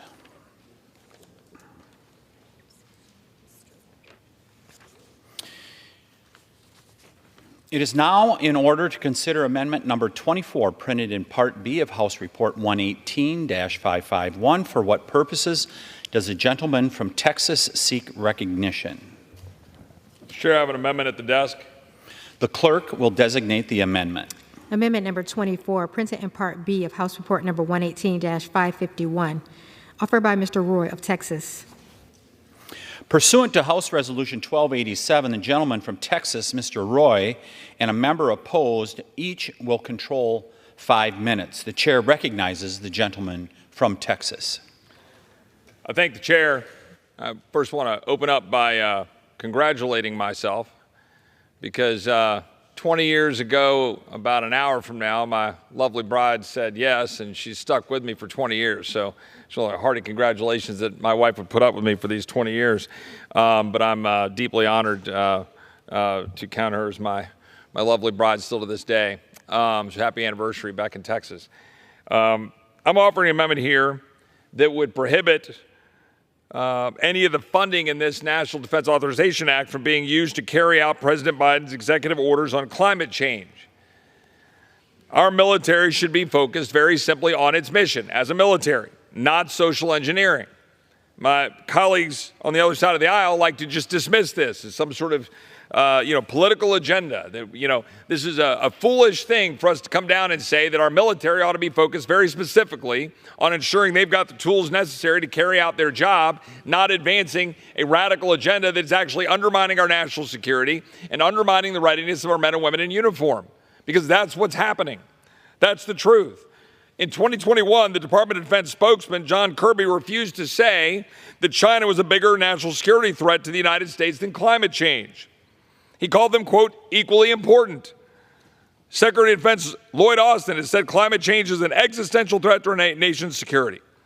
5 senior officials at the Department of Defense proudly explained in an op-ed that they attended the United Nations Climate Conference, COP28, citing the Biden administration's 2022 national security strategy as justification. Just this point, Biden's executive orders have served as a catalyst for reforms at the Department of Defense that compromise national security in order to advance the climate fetish of our colleagues on the other side of the aisle. While China, again, as I said in a previous amendment, is literally building 2 coal-fired plants a week, and we're doing nothing. And I mentioned this point, I said, one of my colleagues on the other side of the aisle said, well, you're so committed to fossil fuels. Well, how about we produce more nuclear power? We've done one in my lifetime. I'm 51 years old. The United States of America, the greatest country in the history of the earth, has only produced 1 nuclear power plant in 51 years. If you're so committed to producing energy without producing CO2, why not build more nuclear power? But the fact is, it's not about that. It's not about that. It's about chasing the unicorn theory of energy, whereby if you litter the landscape with windmills and solar panels, never mind how those solar panels are created, never mind all the child labor being exploited, never mind the empowerment of China, never mind the massive pits that you have to take and stick the windmill parts in that are all created by mountains of fossil fuels. Ignore all of that common sense. Ignore all of that. Just sit around and pat yourself on the back because you drive an EV and you put a little sticker with your little equal sign and you put a little sticker on there saying save the planet, and suddenly everything's all hunky-dory. Meanwhile, our defense isn't doing its job. Meanwhile, the entire world is looking at the United States and laughing. Meanwhile, the entire world that is producing more CO2 than we are is looking at us while we undermine the very development of the power that made this world a better place. I reserve. The gentleman from Texas reserves. For what purpose does the gentle lady from Virginia rise? Mr. Chair, I rise to claim the time in opposition. The gentlewoman is recognized. And I yield myself as much time as I may consume. The gentlelady is recognized. Thank you, Mr. Chair. Climate change and sea level rise and increased temperatures and increased storms have a direct impact on military readiness, operations, and the health and well-being of our service members. Yelling and calling people names or ridiculing them for the type of car they choose to drive won't change that fact. When we had Navy leadership in a hearing, I asked them to talk about the impact of climate change on readiness. As sea level rise increases, we have more corrosion of our ships. As temperatures increase, that has a direct impact on the health of our service members. But I went to Norfolk Naval Station, the largest naval station in the world, which is in one of the most vulnerable places to sea level rise, the most vulnerable on the East Coast. And I asked the commanding officer, what are you most worried about? And she said, when increased storms come and literally water floods a street that bisects this base in half, that the increasing sea level rise that is reclaiming the land that Norfolk Naval Station is on, and they have nowhere to rebuild. Now, this amendment would prohibit the Department of Defense from expending funds to implement a broad spectrum of Biden-Harris administration executive orders, everything from job-creating clean energy projects to ensuring that rural, low-income, tribal, and minority communities are not continually inordinately impacted by pollution from our military installations, which, oh, by the way, in Norfolk at one time killed the Elizabeth River, which is slowly starting to come back because Norfolk Naval Station has decided to be a better neighbor and steward of the land that it's on. And we don't need to speculate on the impacts of this amendment because a rider on the fiscal year 24 defense appropriations bill made a $500 million cut to climate-tagged accounts, immediately impacting operational energy programs that make our service members more effective and lethal, extending on-station times, and reducing the need for refueling. Come to these military installations that are vulnerable, that are impacted, and talk to their commanding officers, and maybe that'll help you connect the dots between climate change, climate policy, and military readiness. I reserve my time. Gentlelady reserves. What purpose? The gentleman from Texas recognized. You're recognized. Thanks. The Department of Defense's climate adaptation plan includes proposals to reduce greenhouse gas emissions. According to the plan, DoD has identified climate change as a critical national security issue. The plan contains mandates on environmental justice. The DoD says it will transition to 100% carbon-free electricity, meaning our entire war machine is going to be dependent on advancing this agenda. Meanwhile, as I said, China has 1,100 coal-fired plants, building 1.5 to 2 a week. The DoD has mandated all non-tactical vehicles be EVs by 2035. It's only a matter of time before it's going to be tactical vehicles. I mean, the fact of the matter is, there is a reason the Department of Defense comes forward and says these things that my colleagues on the other side of the aisle say.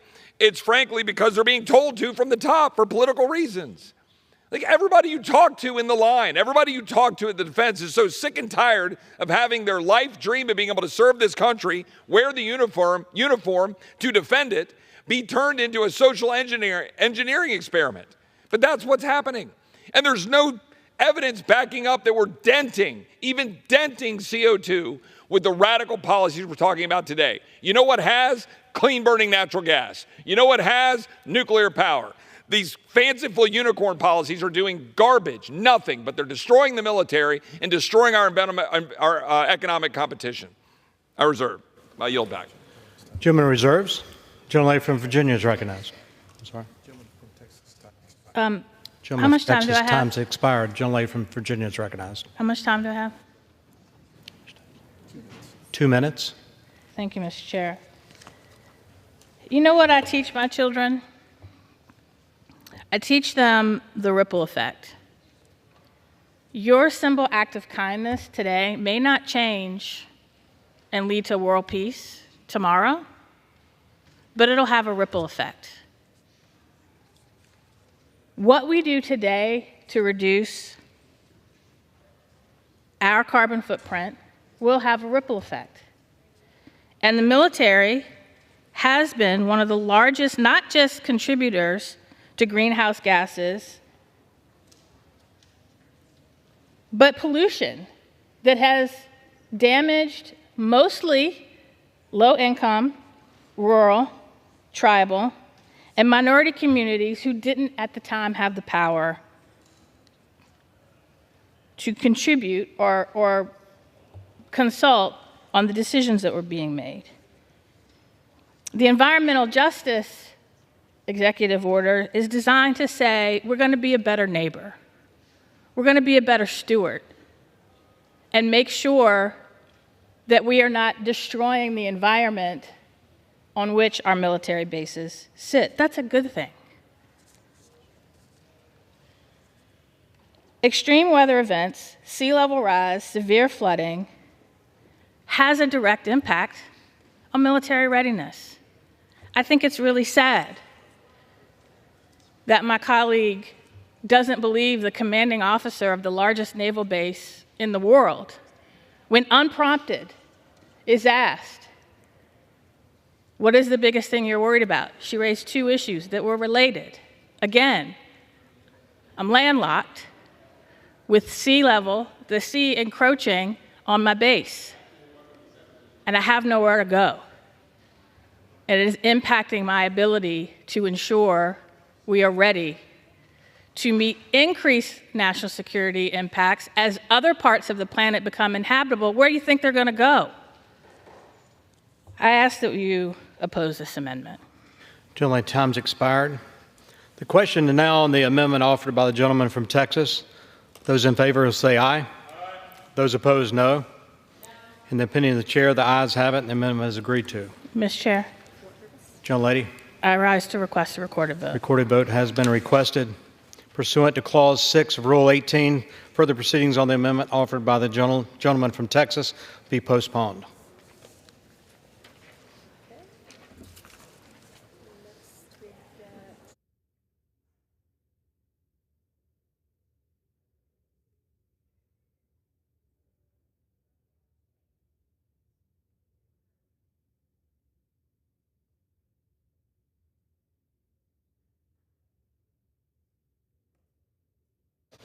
Okay. It's now in order to consider amendment number 26 printed in Part B of House Report 118-551.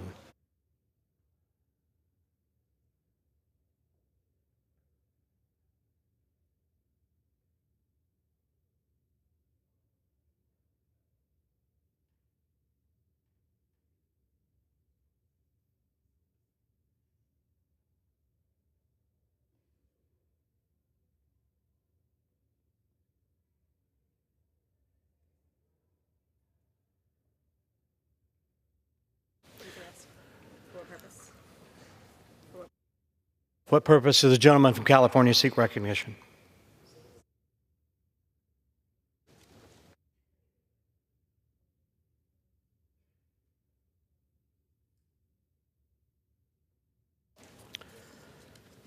It's now in order to consider amendment number 28 printed in Part B of House Report 118-551. For what purpose does the gentlewoman from South Carolina seek recognition? Mr. Chairman, I have an amendment at the desk. Clerk will designate the amendment. Amendment number 28, printed in Part B of House Report number 118-551, offered by Ms. Mace of South Carolina. Pursuant to House Resolution 1287, the gentlewoman from South Carolina, Ms. Mace, and member opposed, each will control 5 minutes. The chair recognizes the gentlewoman from South Carolina. Thank you, Mr. Chairman. I rise today in support of my amendment to protect Marine Corps Recruit Depot, Parris Island, and ensure we're making Marines in Beaufort County long into the future. My amendment would prohibit funds authorized or otherwise made available to the Department of Defense for any fiscal year to be used for the closure or realignment of Marine Corps Recruit Depot, Parris Island, or to conduct any planning activity related to closing or realigning Parris Island.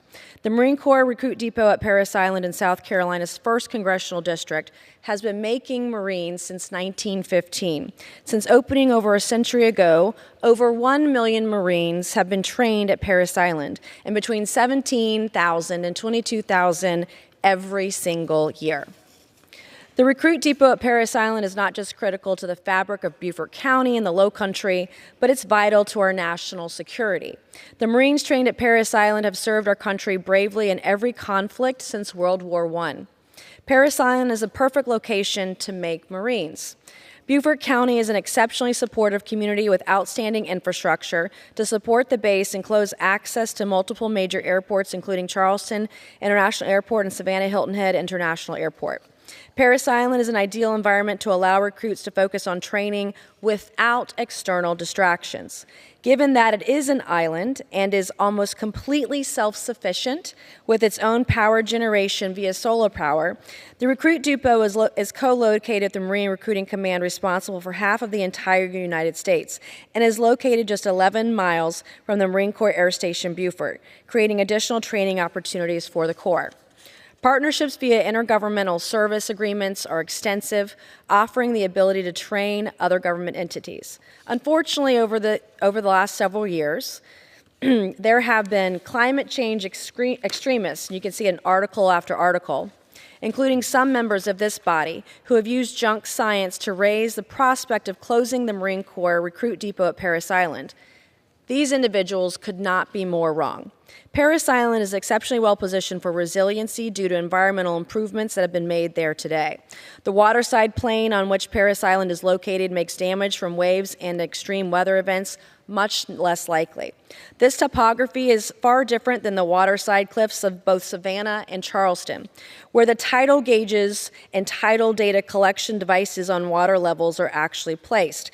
Due to this, the data being pushed by those who seek to end Beaufort County's centuries-long tradition of making marines is not based on actual data, but extrapolation from cities miles away, subject to significantly harsher conditions based on their own individual topography. Over a century of history shows us Parris Island is here to stay. Data shows instead of sinking or eroding, Parris Island is actually seeing an increase in marshland. This is important. In fact, the Army Marine Corps is actually considering dredging the Port Royal Sound to allow larger draft vessels to enter, showing the coast and waterways around Parris Island are actually not in peril. I urge all of my colleagues to follow the science and the facts to show Parris Island is the ideal location to train Marine recruits. We've been making Marines in Beaufort County for over a century, and this amendment seeks to ensure we continue to make Marines long into the future. And I strongly urge the passage of this amendment and reserve the balance of my time. Gentlelady reserves. And from Washington is recognized. Thank you, Mr. Chair. I rise to claim time in opposition and yield myself such time as I may consume. Recognized for 5 minutes. Thank you very much. This is a very problematic amendment. I mean, we all have, parochial interests in our district that we want to protect, but one thing our committee has worked very hard to do is to not put those parochial interests ahead of the broader interests of the Department of Defense and the national security of this country. No determination has been made to, alter or close Parris Island at this point, but it is being examined for a lot of the reasons that the maker of this amendment stated. And for this body to come in and make a political decision to block DOD from being able to analyze that data in a fair and unbiased way is an enormous mistake. This is the mother of all slippery slopes. I don't think there's a single member in this body that doesn't have some interest in their district affected by the DOD. They have a base, they have a particular defense product that's maybe being manufactured there, and we could pass an endless array of amendments telling DOD that they can't touch anything in our district. And that is the road to an incredibly ineffective, inefficient Department of Defense. We need to give the Department of Defense the ability to make their decision based on what's in the best interests of the country and the best interests of our national security. There are issues around Parris Island that they're trying to manage, due, ironically, to some of the climate change problems that the previous amendments that we've considered in here are studiously trying to ignore. So, maybe if we could work on that so that we didn't have the climate change problem, we wouldn't have to worry about this. But that point aside, again, we can't be passing parochial amendments and simply try to protect things in our district. DOD needs to analyze the data, the facts, make the decision about where to allocate resources and where to base based on what is in the best interests of the country. So I urge opposition to this amendment, and with that, I reserve the balance of my time. Gentleman reserves. Gentlelady from South Carolina is recognized. Yes, I would like to recognize myself. And it's interesting because the left always likes to say that there's been no determination that yet there's no risk per se. But in this article in Marine Times, Parris Island, the title is Parris Island in Peril, Rising Sea Levels Threaten Historic Marine Base. And when we talk about data and science and climate change, they're not even using tidal gauges to measure sea level rise at Parris Island. Actually, at Parris Island, they're actually using data from Savannah and Charleston miles and miles away. And so that data is not even accurate because the environment and the topography is so different. And in fact, we're seeing vast improvements in the environment on Parris Island today, as I mentioned earlier. And in this military.com article, it says the Marine Corps is considering moving some of its bases to other locations, including the iconic Parris Island Training Depot in response to growing effects of climate change, Navy officials said. And my colleagues want to say that, well, we have to do a study and make a determination and follow the science, but they're not actually using real science at Parris Island. And if you look at the way that they have built out resiliency at Parris Island, whether it's the solar farms, whether it's the grading upgrading that they've done with some of their roads to raise them up a foot or two, whether it's the Tesla batteries, whether it's their ability to produce their own energy and be self-sufficient and produce energy for their surrounding areas. Parris Island is a beautiful example of resiliency when we're talking about environmental challenges that our bases face today. And lastly, Mr. Chairman, I wanted to say in this article that they plan on then we better plan on moving Parris Island because it's not going to get better, it's only going to get worse. The seas are going to rise higher and higher. Nothing could be further from the truth, Mr. Chairman. Thank you, and I yield back. Expired. Gentleman from Washington State is recognized. Thank you, Mr. Chairman. I yield myself the balance of my time. I just want to clarify one point. I did not say that Parris Island is not at risk. I mean, I think you've outlined exactly why Parris Island is at risk. What I said was a determination has not been made, and it has not been made. I would like the Department of Defense to have the opportunity to make that determination based on the best facts available, not on the parochial interests of Congress saying, no, you can't even consider it. I don't know how this is going to come out. I don't think anybody knows for sure how this is going to come out. I do know that Congress shouldn't be standing in the way of a factual analysis to figure out what the best decision is. This amendment takes away any sort of factual analysis and just says under no circumstances can you reduce, much less close, Parris Island. That's the wrong approach, and it ties DOD's hands in a way that serves parochial interests. It does not serve the interests of our national security. With that, I yield back the balance of my time. Gentleman yields back. The question is now on the amendment offered by the gentlelady from South Carolina. Those in favor say aye. Those opposed, no. In the opinion of the chair, the ayes have it. The amendment is agreed to. Like a recorded vote, please. Gentleman asks for a recorded vote. Pursuant to Clause 6 of Rule 18, further proceedings on the amendment offered by the gentlewoman from South Carolina will be postponed.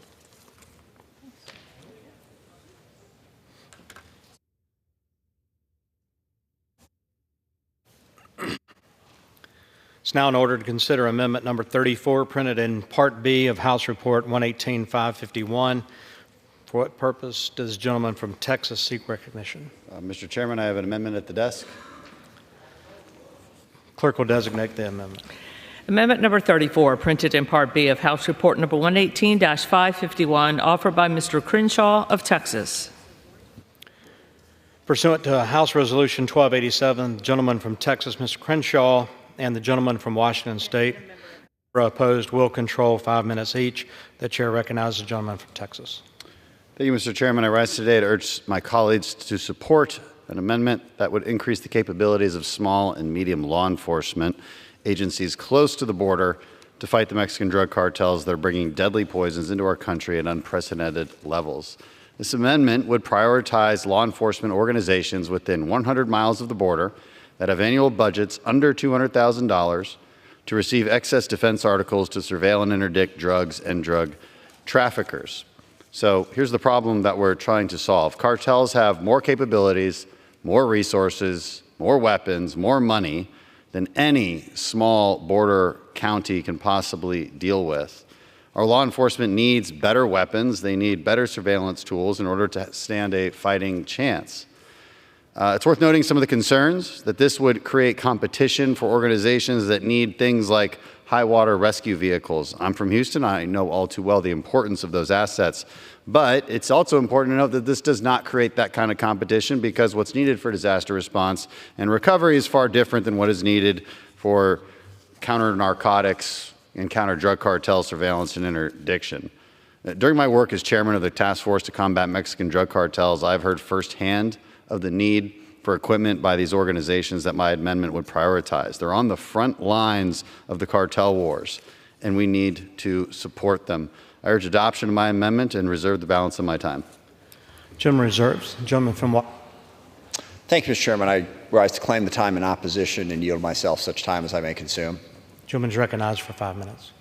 Thank you. I don't have an enormous problem with this amendment. The 1033 program is very controversial, as we'll get into in the amendment that follows, as to how they prioritize the program within its existing parameters. I can understand that that is, debatable going forward, and I'm certain that the border communities that the gentleman described have the needs described, but there are a lot of communities across our country that have needs when it comes to dealing with crime of one kind or another.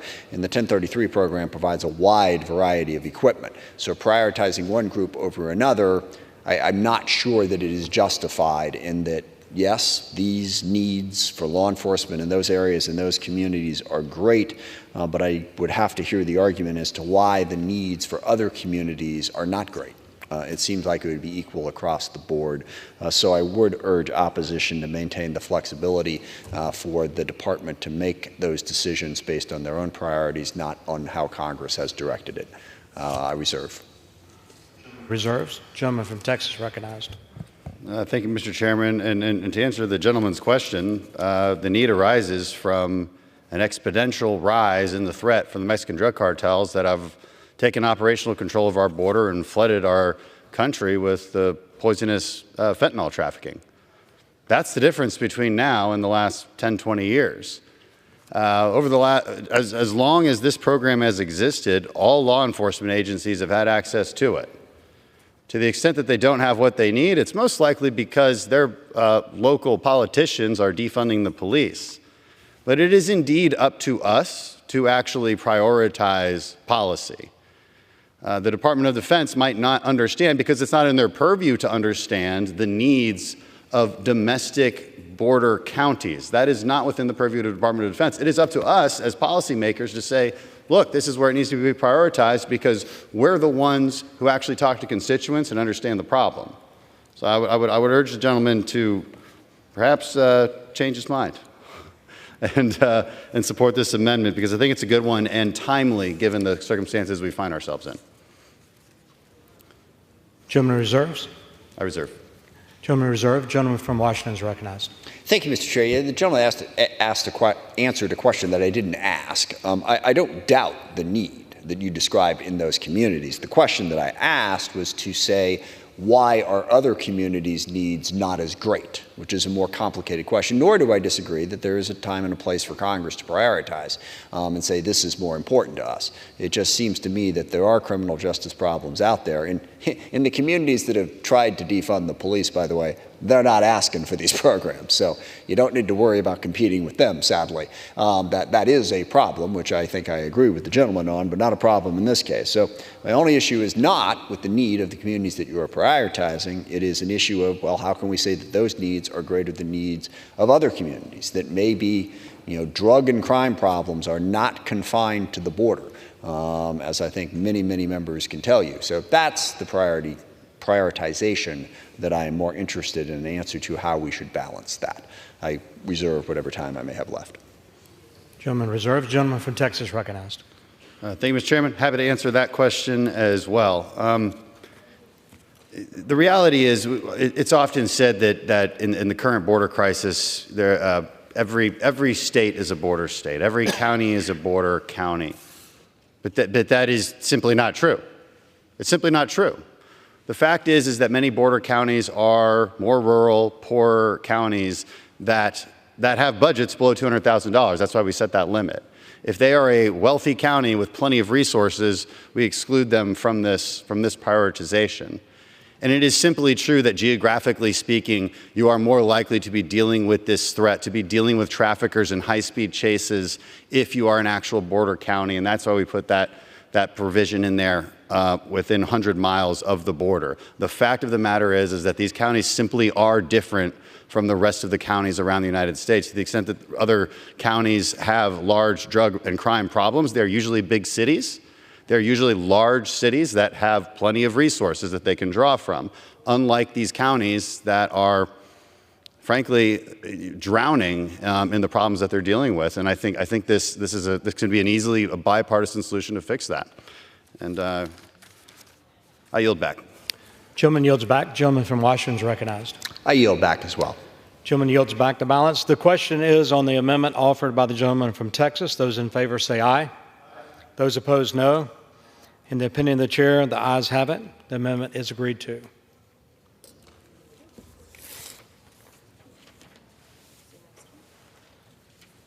It's now in order to consider amendment number 35, printed in Part B of the House Report 118-551.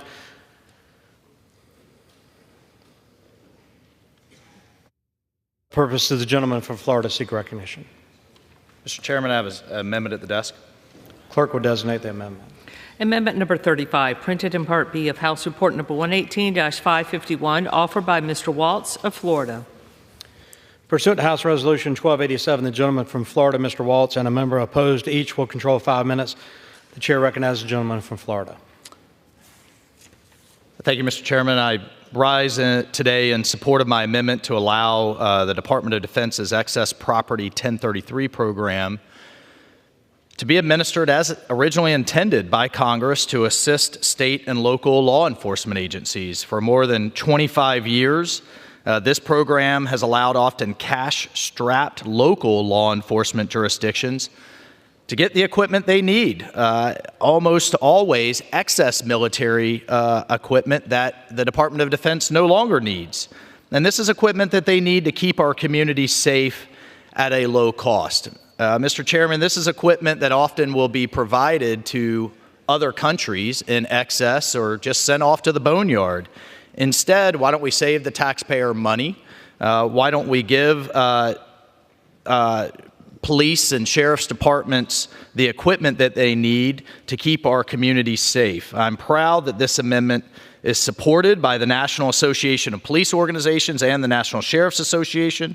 This amendment would prohibit essentially the enforcement of what I believe is a radical anti-police series of rules and regulations established through executive order by both former President Obama and most recently President Biden, which limit the transfer of life-saving equipment to law enforcement under the 1033 program. The EO also makes the equipment that they do have, Mr. Chairman, these local law enforcement entities, so burdensome to use with literally mountains and mountains of paperwork and certifications.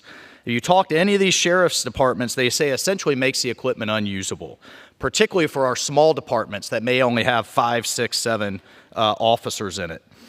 This program was created by Congress, and therefore any changes to the program should be enacted by Congress.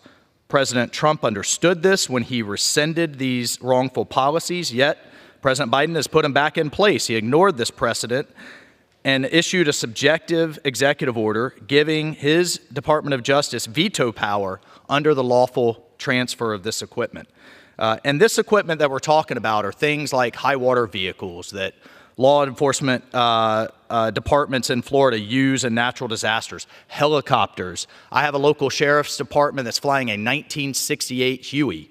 They can't get a new helicopter because of all of the restrictions, body armor, night vision devices, things that the military no longer needs and our sheriffs do need. I know my colleagues on the other side of the aisle have opposed this amendment year after year. They've made misleading arguments that the amendment will, quote, militarize the police and give them all sorts of unnecessary weapons.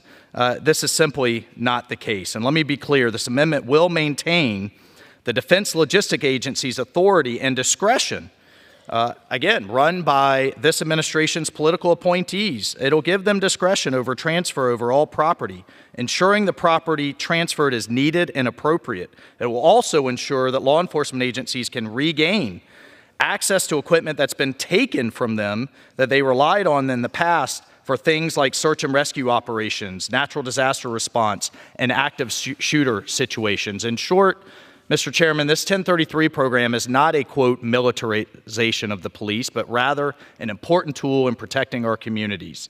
As so many of our inner cities and states are experiencing rampant increases in violent crime, this amendment is all the more critical now than ever before. Our state and local law enforcement put their lives on the line to keep us safe. They are heroes.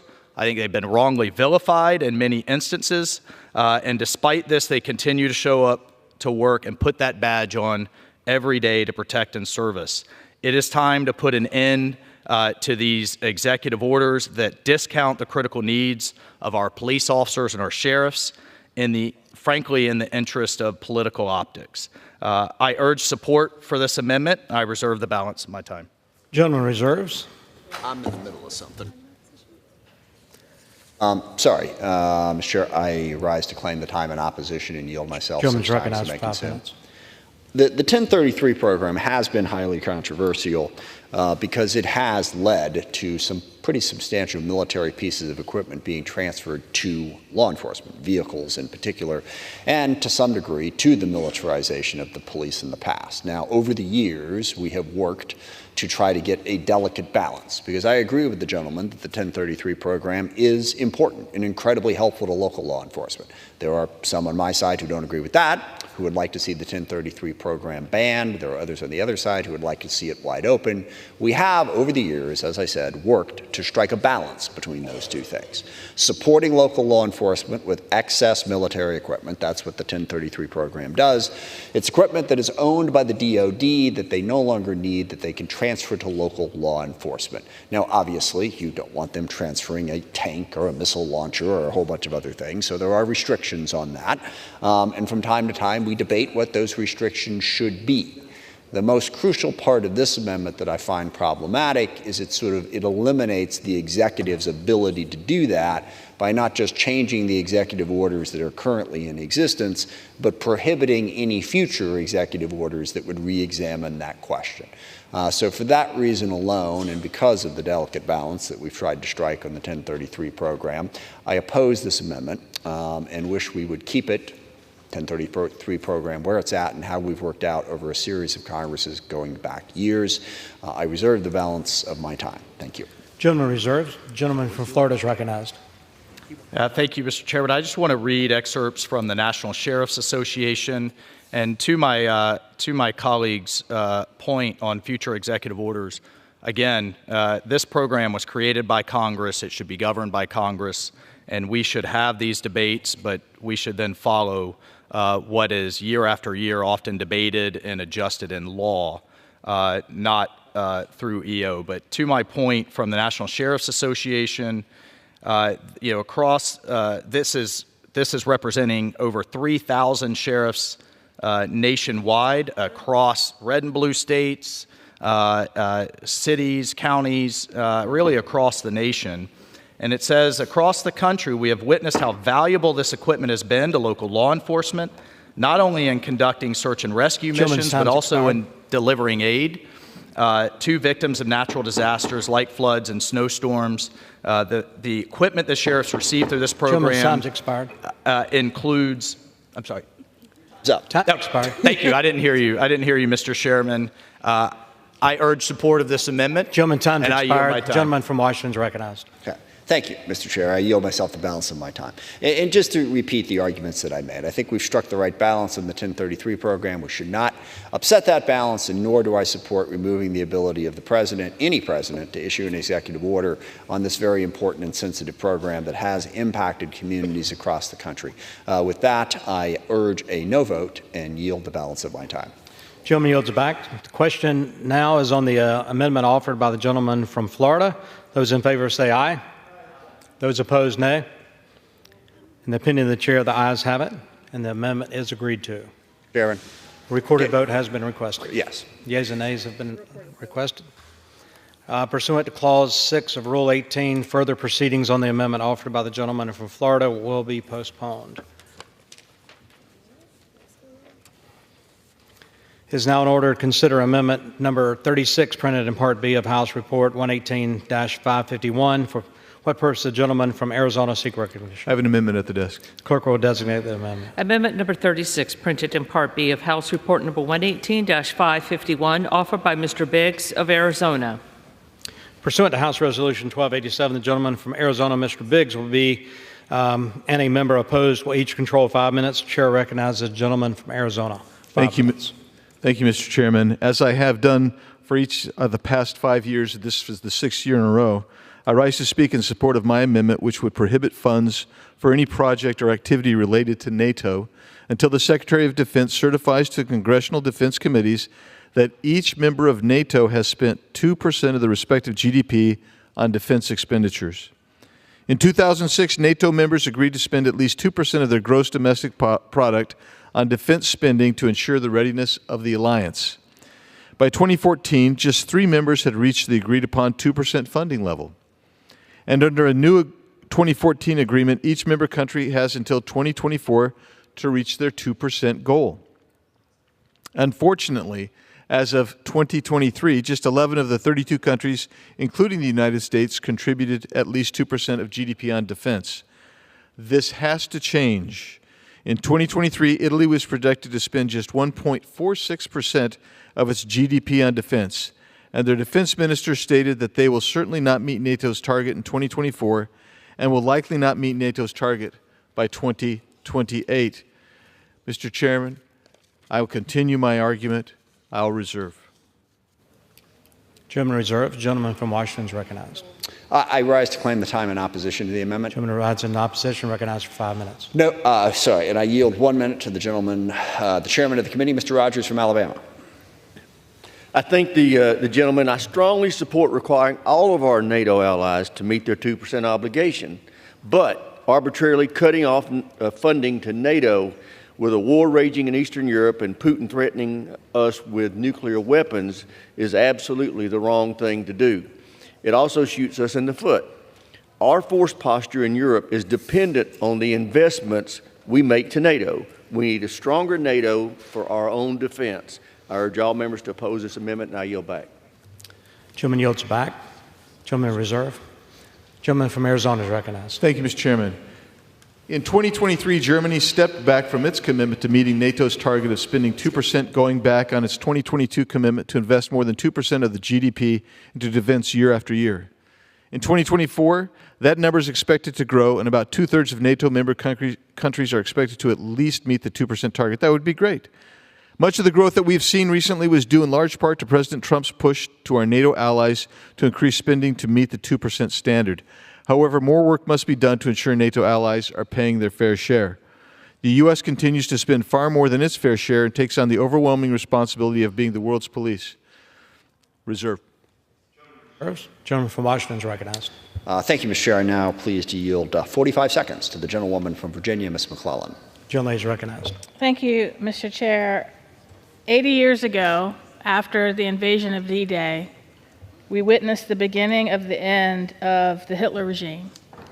In the wake of World War II and its devastation, NATO was created in an effort to deter then Soviet expansionism, forbid the revival of nationalist militarism in Europe through a strong North American presence on the continent, and encourage European political integration. Given what is happening right now with the Russian invasion of Ukraine, now is not the time to say we are going to turn our back on or abandon NATO. We need to strengthen and recommit to our alliance. I yield back. Gentleman yields back. Gentleman reserves. Gentleman from Arizona is recognized. Thank you, Mr. Chairman. So we hear about Ukraine and we hear about NATO. We haven't even discussed China and other areas around the world that we have that are concerns. What is our number one threat? What is our number one threat? A whole series for 20 years, we've been told it is our national debt. That's bipartisan leaders of military, of the Department of Defense. And so why do we end up carrying free riders? Why do we lead the way on everything? Because we're America. But let me tell you something. That can't endure. Why did the USSR go away? The USSR went away not because there was a coup or an uprising. It was a business enterprise that had to declare bankruptcy. That's why the USSR failed ultimately. And at $35 trillion in national debt, we have that danger as well. And we cannot afford to carry free riders indefinitely. I reserve. Gentleman reserves. Gentleman from Washington is recognized. Thank you, Mr. Chair. I now yield a minute and a half to the gentleman from Ohio, Mr. Turner. Gentleman from Ohio is recognized. Thank you, Mr. Chairman. I, too, want to thank Mr. Biggs for bringing this amendment to the floor. It is incredibly important that we have this debate. It's important because our European allies need to be listening to it. However, this amendment is misguided in its effect, and it's misguided because this is the National Defense Authorization Act. Any amendment to restrict our options and our operations is to our detriment. Now, the 2% target was advocated by the United States at the Wales NATO summit in 2014. At that time, only 3 countries met the requirement. This year, in 2024, 22 nations will be meeting the target, and 2 nations that just joined us in entering NATO, Finland and Sweden, came in already meeting that target.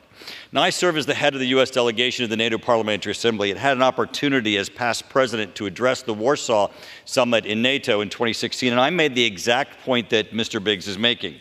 Europe must step up to the plate and hit its 2%, but we should not restrict our ability to have our operations with NATO. Currently, the Supreme Allied Commander is American. NATO doesn't do anything without the Americans leading. If there's a military exercise, it's the NATO U.S. commander who has decided that that operation will occur. To restrict our ability to operate under NATO is misguided, would affect our national defense. It would affect NATO intelligence operations and also all of our interoperability. Vote no on this amendment. Gentleman, time expired. Gentleman from Arizona is recognized. Gentleman reserves. Gentleman from Washington is recognized. Thank you, Mr. Chair. I now yield 45 seconds to the gentlewoman from Pennsylvania, Ms. Houlihan. The gentlewoman from Pennsylvania is recognized. Thank you very much for the opportunity to speak, and I rise in fervent opposition to this amendment. Just literally days after 100 of our colleagues returned from the beaches of Normandy, we're standing here debating the very purpose and existence of the alliance that made sure that we had the opportunity to observe the 80th anniversary. But perhaps more importantly, that observation was to remember the power of alliances and the consequences of our inaction and of our isolationism. Mr. Speaker, this amendment is unserious. This will not be passed, nor will it likely be signed into law, because it would catastrophically undermine and ruin our nation's leadership on the world stage. Rather than spend our time on amendments that will weaken our national and global security, we must rather focus on improving NATO relationships, the very same relationships, by the way, that are helping us put Putin's illegal invasion of Ukraine to bed. I urge my colleagues forcefully to oppose this amendment, and I yield back. The gentleman yields back. Gentleman reserves. The gentleman from Arizona is recognized. Reserved. Gentleman reserves. Gentleman from Washington. I believe we have the right to close, and I have 1 speaker remaining. The gentleman is correct. So we reserve for the vote. Gentleman from Arizona. Very good. Thank you. So if you want to strengthen NATO and you want to stop free riding, maybe you use leverage. Maybe use leverage. If you want to strengthen our country, maybe use the leverage to get your partners, who are supposed to be your partners, to start paying their share. The only reason that this is even improving is because the previous administration made that a big issue and made that demand. We should make that demand still. I reiterate, the #1 security threat that a long line of DOD officials have said is our national debt. At some point, you simply can't keep funding the military operations you want to fund. And if your partners aren't willing to pay their share, you don't strengthen them, you weaken us. That's what this amendment is designed to do. It doesn't prevent us from putting forward our operations anywhere, but it does encourage and leverage our partners to actually pay their fair share. I urge everyone to support this. I'll yield. Gentleman yields. Gentleman from Washington is recognized. Thank you, Mr. Chairman. I yield 1 minute to the gentlewoman from California, Ms. Kamlager Dove. The gentlewoman from California is recognized. Thank you, Mr. Chair. I echo opposition to this amendment. As a member of the Transatlantic Legislators Dialogue and the Foreign Affairs Committee, I consistently encourage and push our NATO allies to get to the 2% goal on defense spending. It should be the floor. Nevertheless, this amendment looks to gut our support for NATO immediately and goes against what we, the United States, stands for. Just last week, we cut sessions short so that Democrats and Republicans could go to France to commemorate the 80th anniversary of D-Day. Planes, trains, and automobiles were used to get there. Why? Because D-Day is antithetical to isolationism and is a lasting example of a successful, important partnership with a core key member of NATO. No victories happen without help. This amendment calls for an isolationist approach at a time when we need our friends more than ever. Many NATO countries are over the 2%, and many recognize the need to contribute more. This amendment gives Moscow what it wants, it gives China what it wants, and it gives the isolationist strain in the United States what it wants. History continues to show us that this approach does not work, it will not keep us safe, and it will not keep us free. I yield back. Gentleman yields back. Gentleman from Washington. I'm done. There's 30 seconds remaining. No, I didn't realize that. Sorry. Thank you. I think that was an excellent close. I will just urge opposition to this amendment for all the reasons that were stated by the previous speaker, and I will yield back. Thank you. Gentleman yields back. The question arises on the amendment offered by the gentleman from Arizona. Those in favor say aye. Aye. Those opposed say no. In the opinion of the chair, the noes have it. The amendment is not agreed to. For what purpose does the gentleman from Arizona rise? Pursuant to Clause 6 of Rule 18, further proceedings on the amendment offered by the gentleman from Arizona will be postponed.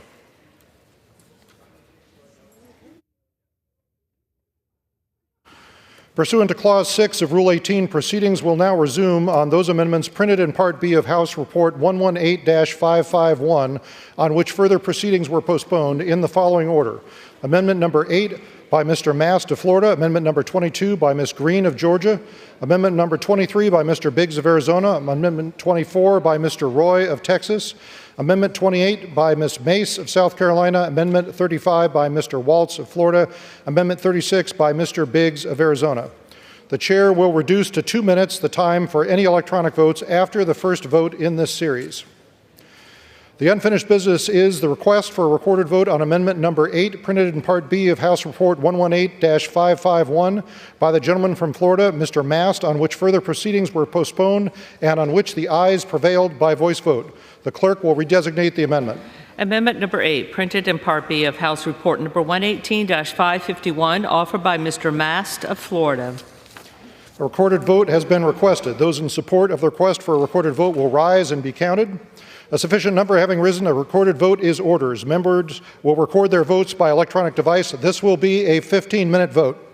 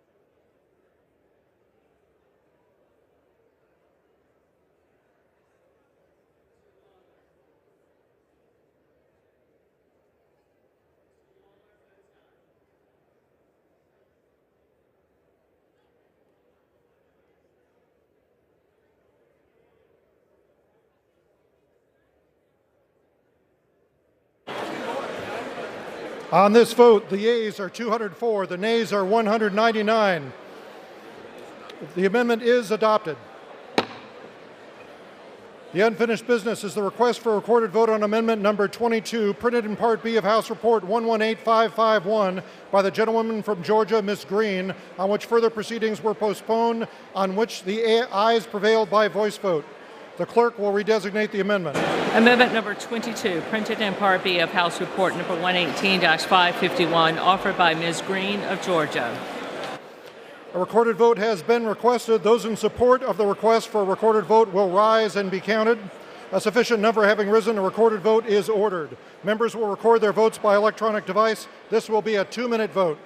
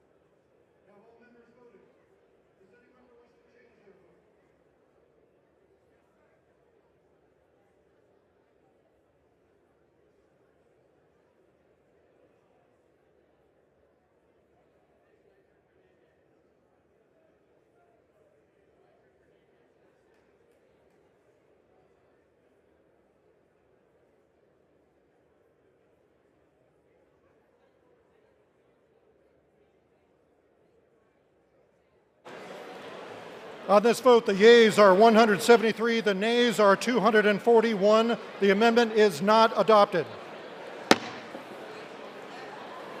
The unfinished business is the request for a recorded vote on amendment number 23, printed in Part B of House Report 118-551 by the gentleman from Arizona, Mr. Biggs, on which further proceedings were postponed and on which the ayes prevailed by voice vote. The clerk will redesignate the amendment. Amendment number 23, printed in Part B of House Report number 118-551, offered by Mr. Biggs of Arizona. A recorded vote has been requested. Those in support of the request for a recorded vote will rise and be counted.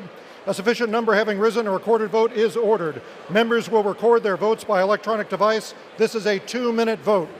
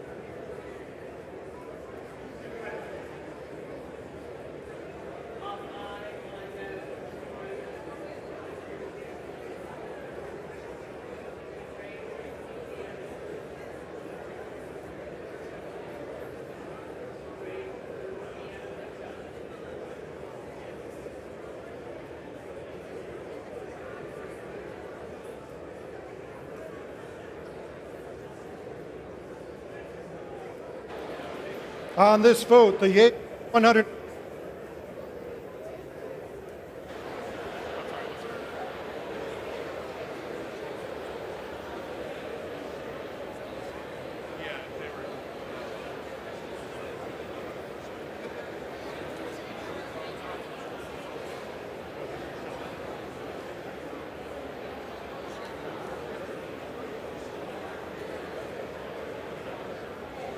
Are they open?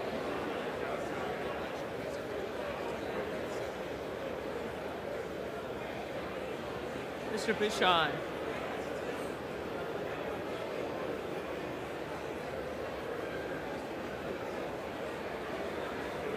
Mr. Bouchon votes aye. Mr. Fitzgerald. Mr. Fitzgerald votes aye.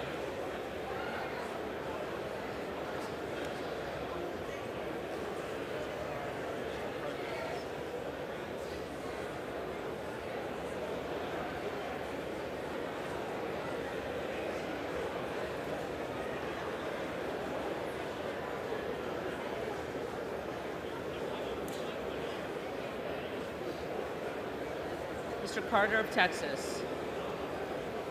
Off no, on aye for Mr. Carter of Texas.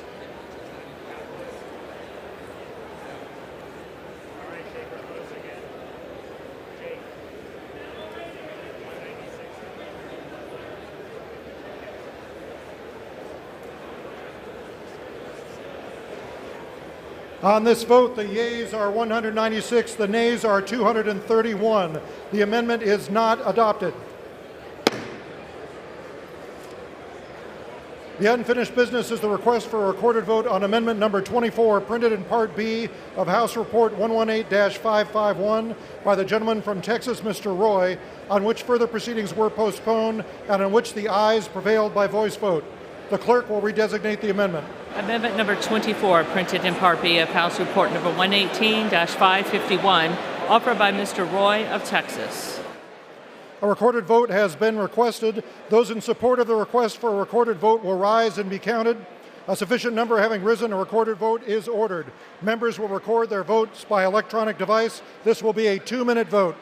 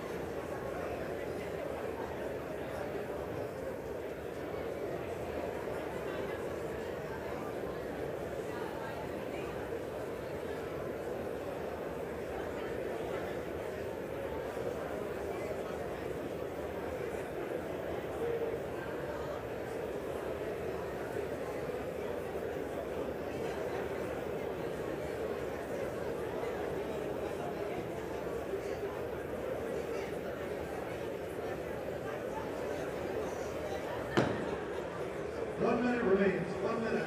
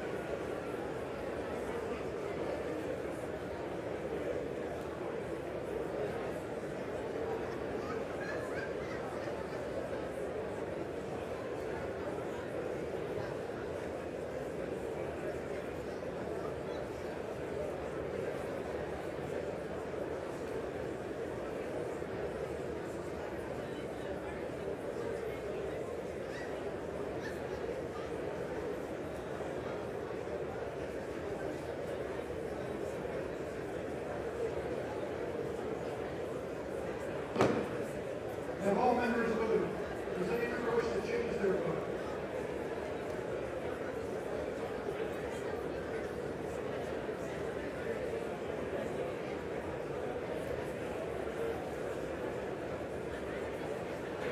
On this vote, the yeas are 215, the nays are 210. The amendment is adopted. The unfinished business is the request for a recorded vote on amendment number 28, printed in Part B of House Report 118-551 by the gentlewoman from South Carolina, Miss Mace, on which further proceedings were postponed and on which the ayes prevailed by voice vote. The clerk will redesignate the amendment. Amendment number 28, printed in Part B of House Report number 118-551, offered by Ms. Mace of South Carolina. A recorded vote has been requested. Those in support of the request for a recorded vote will rise and be counted. A sufficient number having risen, a recorded vote is ordered. Members will record their votes by electronic device. This is a 2-minute vote.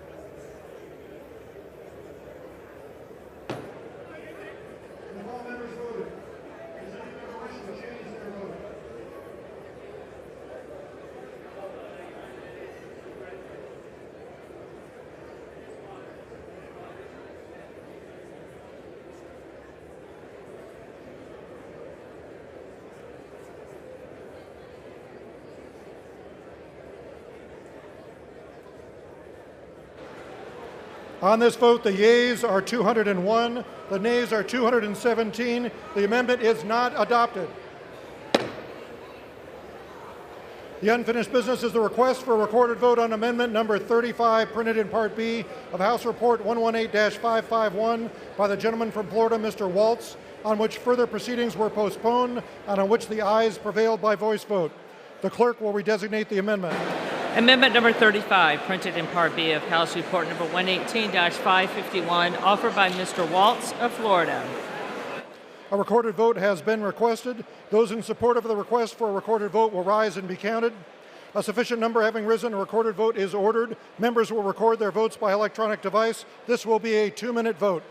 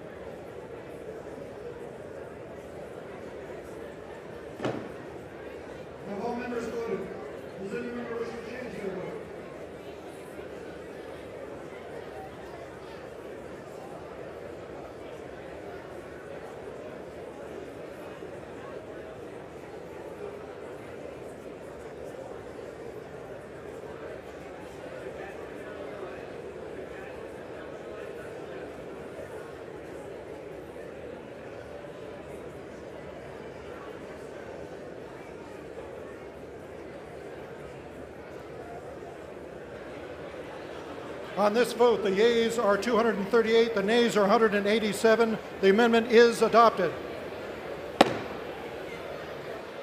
The unfinished business is the request for the recorded vote on amendment number 36, printed in Part B of House Report 118-551 by the gentleman from Arizona, Mr. Biggs, on which further proceedings were postponed and on which the noes prevailed by voice vote. The clerk will redesignate the amendment. Amendment number 36, printed in Part B of House Report number 118-551, offered by Mr. Biggs of Arizona. A recorded vote has been requested. Those in support of the request for a recorded vote will rise and be counted. A sufficient number having risen, a recorded vote is ordered. Members will record their votes by electronic device. This will be a 2-minute vote.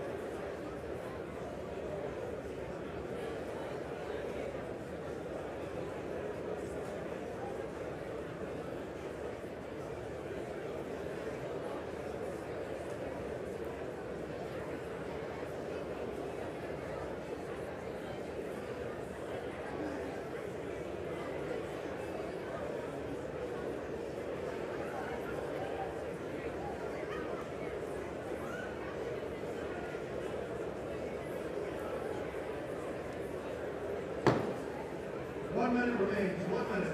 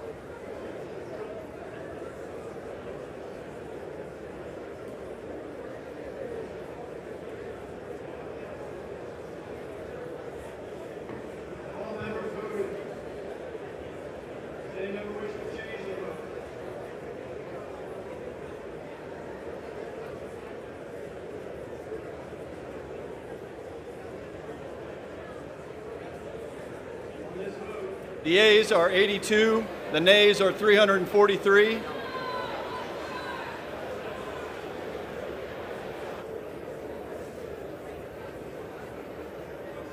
Ms. Miller of Illinois.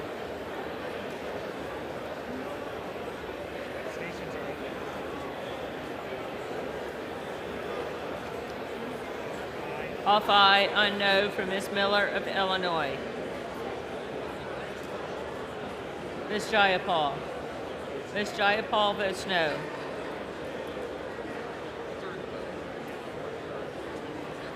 Ms. Sherrill.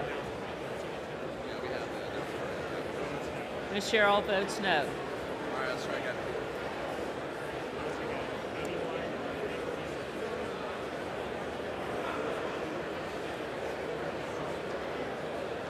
On this vote, the yeas are 81, the nays are 346. The amendment is not adopted.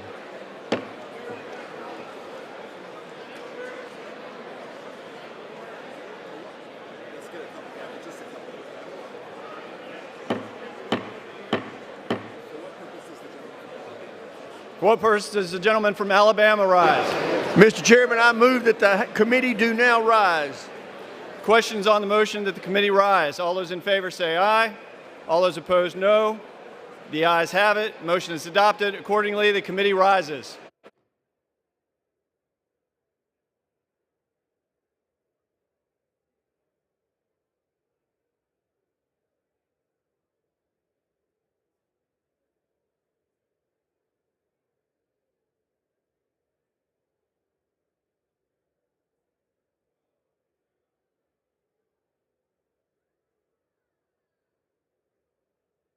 Chair. Speaker, the Committee of the Whole House on the State of the Union, having had under consideration H.R. 8070, The Chair of the Committee of the Whole House on the State of the Union reports that the committee has under consideration H.R. 8070 and has come to no resolution thereon. Pursuant to Clause 1C of Rule 19, further consideration of House Resolution 1292 will now resume. The clerk will report the title. House Resolution 1292, resolution recommending that the House of Representatives find United States Attorney General Merrick B. Garland in contempt of Congress for refusal to comply with a subpoena duly issued by the Committee on the Judiciary. The question is on adoption of the resolution. Those in favor say aye. Those opposed say no. The ayes have it. The resolution is agreed to. For what purpose does the gentleman from New York rise? Yeas and nays. Would the gentleman repeat his request? I ask for the yeas and nays. The yeas and nays are requested. Those favoring a vote by the yeas and nays will rise. A sufficient number having risen, the yeas and nays are ordered.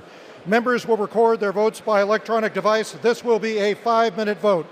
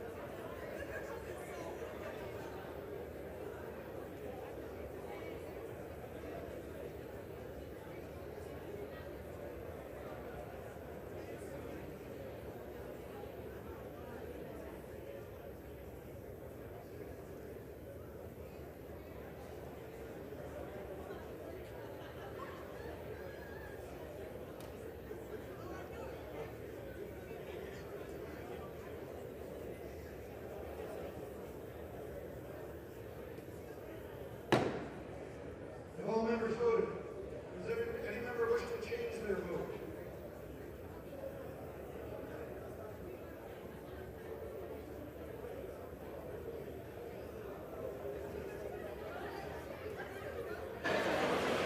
On this vote, the yeas are 216, the nays are 207. The resolution is adopted. Without objection, the motion to reconsider is laid on the table.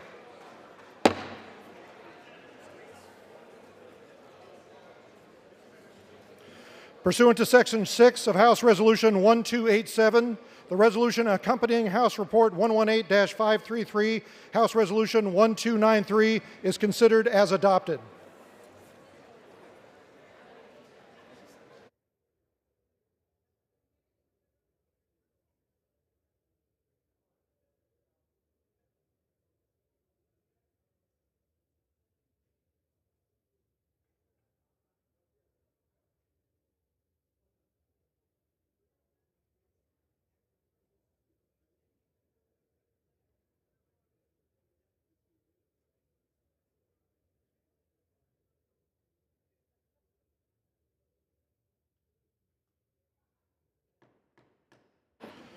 The House will be in order.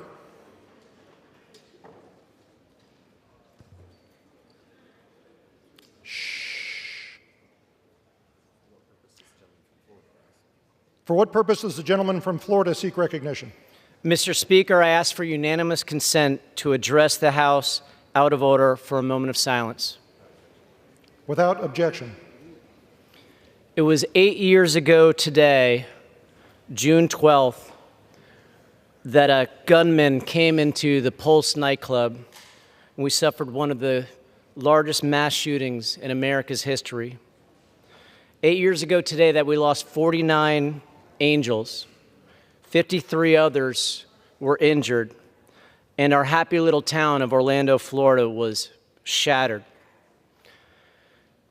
We thank the first responders who came to their rescue, our law enforcement, our firefighters, our EMTs, the nurses and doctors who did everything they could to make sure so many others were able to survive. This tragedy was not how we responded to be defined as, but more by responding with love over hate. And the term Orlando Strong became a moniker that most of us use throughout this region. We had folks by the hundreds coming to blood banks to help donate, folks helping at our LGBTQ center, folks helping the families, many of which were of Hispanic descent because it was Latin night. And of course, we came together as a body here to pass the National Pulse Memorial. I ask that we join for a moment of silence for 49 seconds in honor of those we lost.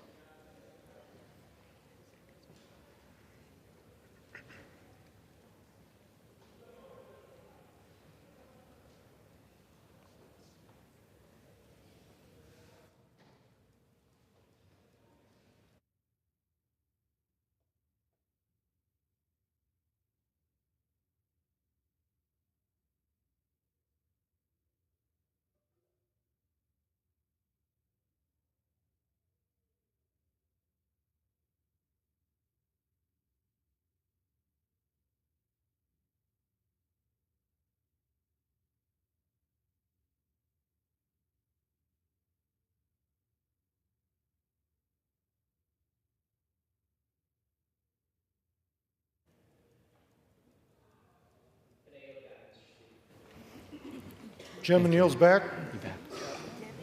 I know it's long. I'll entertain requests for 1-minute speeches. Gentleman from Texas is recognized for 1 minute. The House will be in order. Gentleman is recognized. Mr. Speaker, I rise to commemorate the 100th birthday of one of our nation's most revered statesmen, leaders, and American heroes, our 41st President, George Herbert Walker Bush. President 41 was not only a highly decorated combat veteran, but had one of the most distinguished tenures in public service in our nation's history. He lived out his own maxim that public service is a noble calling, and I would add, it's only as noble as the caliber of people who answer that call. Thank God he did. My life, your life, and the life of our country are all the better for it. May his legacy continue to inspire the servant leadership he modeled, and may it remind us that being a statesman and a politician don't have to be mutually exclusive. I'm proud to have served alongside his son, President George W. Bush. I'm thinking of him and the entire Bush family today as we honor one of the most decent, patriotic, and loving leaders our nation has ever known. I yield back. Gentleman yields back. For what purpose does the gentlewoman from California seek recognition? Speaker, I ask unanimous consent to address the House for 1 minute and to revise and extend my remarks. Gentlewoman is recognized for 1 minute. I rise to congratulate the University High School boys tennis team for winning California's first ever statewide tennis championship. The Trojans' top-tier athleticism and exceptional motivation led the team to victory in one of the country's most competitive boys tennis leagues. Under Coach John Kessler, the University High School boys tennis team has racked up nearly 900 wins, 18 consecutive Pacific Coast League titles, 8 Ojai tournament wins, 15 California Interscholastic Federation Southern Section championships, 4 Southern California regional crowns, and 4 national All-American titles. Their win at the CIF State Championship cements Uni High in the record books and is a testament to the hard work and dedication of the players and Coach Kessler. Congratulations to these extraordinary athletes, their families, and the entire Uni High community on this incredible achievement. I yield back. The gentleman yields back. For what purpose does the gentleman from Tennessee seek recognition? I ask unanimous consent to address the House for 1 minute and to revise and extend my remarks. The gentleman is recognized for 1 minute.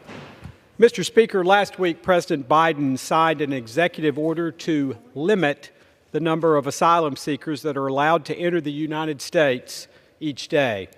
The policy is far too little too late, but it highlights how House Republicans have consistently said that the president has the tools to close the border, and he's had those tools for 3.5 years now.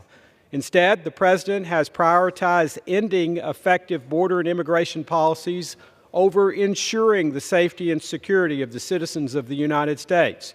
Shortly after taking office, he ended border wall construction, remained in Mexico, and made many other short-sighted changes. This resulted in more than 9 million illegal immigrant encounters at our nation's borders, an easily expected outcome.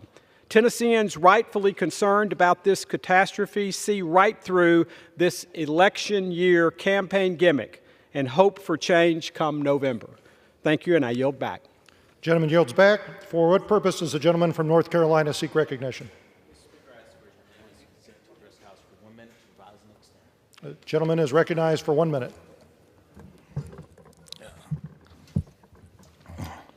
Mr. Speaker, by the powers invested in me by the state of North Carolina, I now declare you graduates.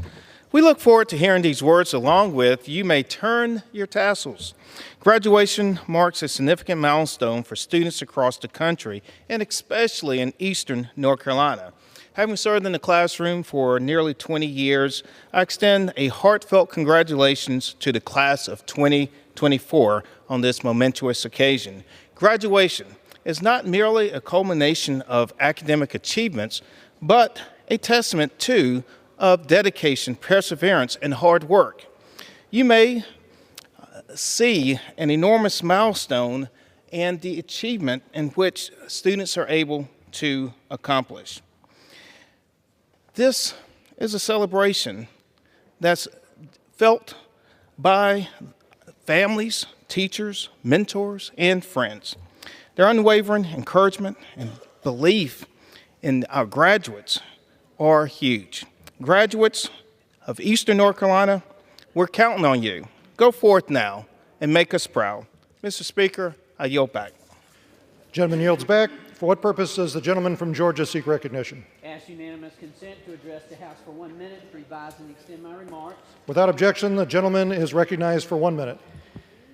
Mr. Speaker, I rise today to honor the memory of Mr. Robert Lee Herron, a valiant 22-year-old soldier who died tragically 8 decades ago amidst the chaos of the historic Normandy landings, where he made the ultimate sacrifice in service to our country.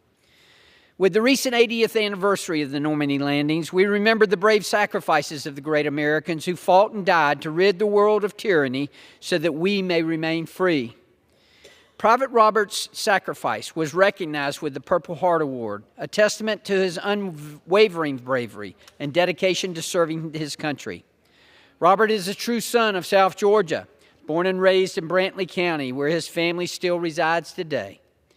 With the anniversary of D-Day passing, it is important to remember that it is because of men like Robert Lee Herron that we enjoy the freedoms that we have today.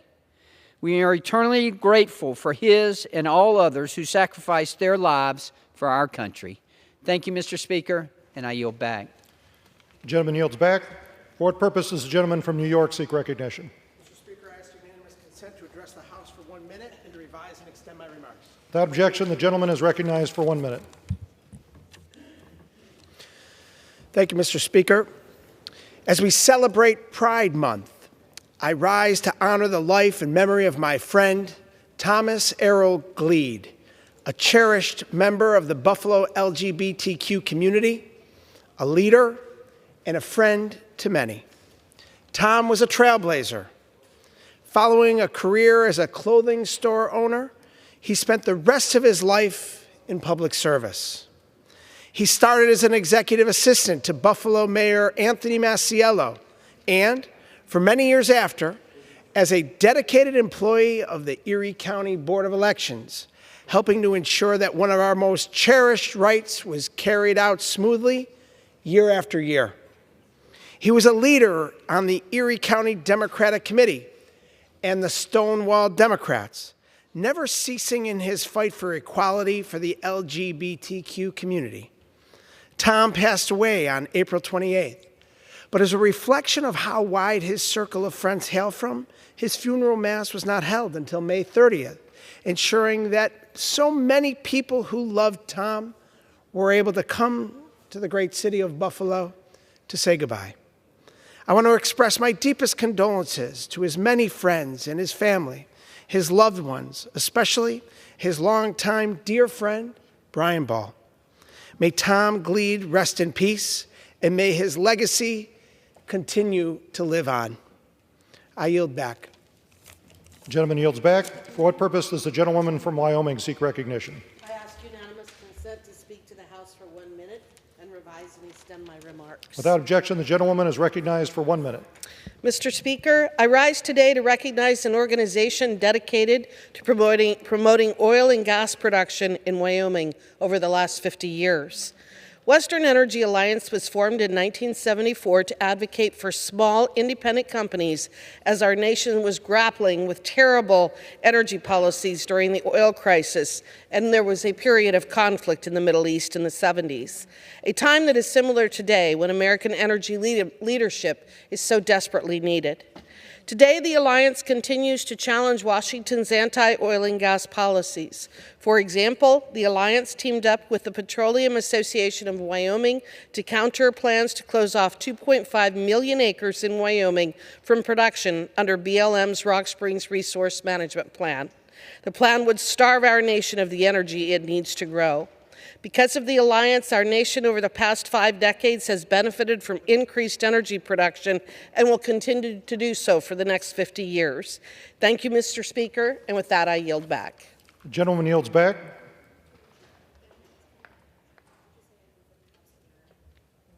For what purpose does the gentlewoman from Wyoming seek recognition? I move that the House adjourn. The question is on the motion to adjourn. Those in favor say aye. Those opposed say no. The ayes have it. The motion is adopted. Accordingly, the House stands adjourned until 10 a.m. tomorrow for morning hour debate. Let's play some baseball.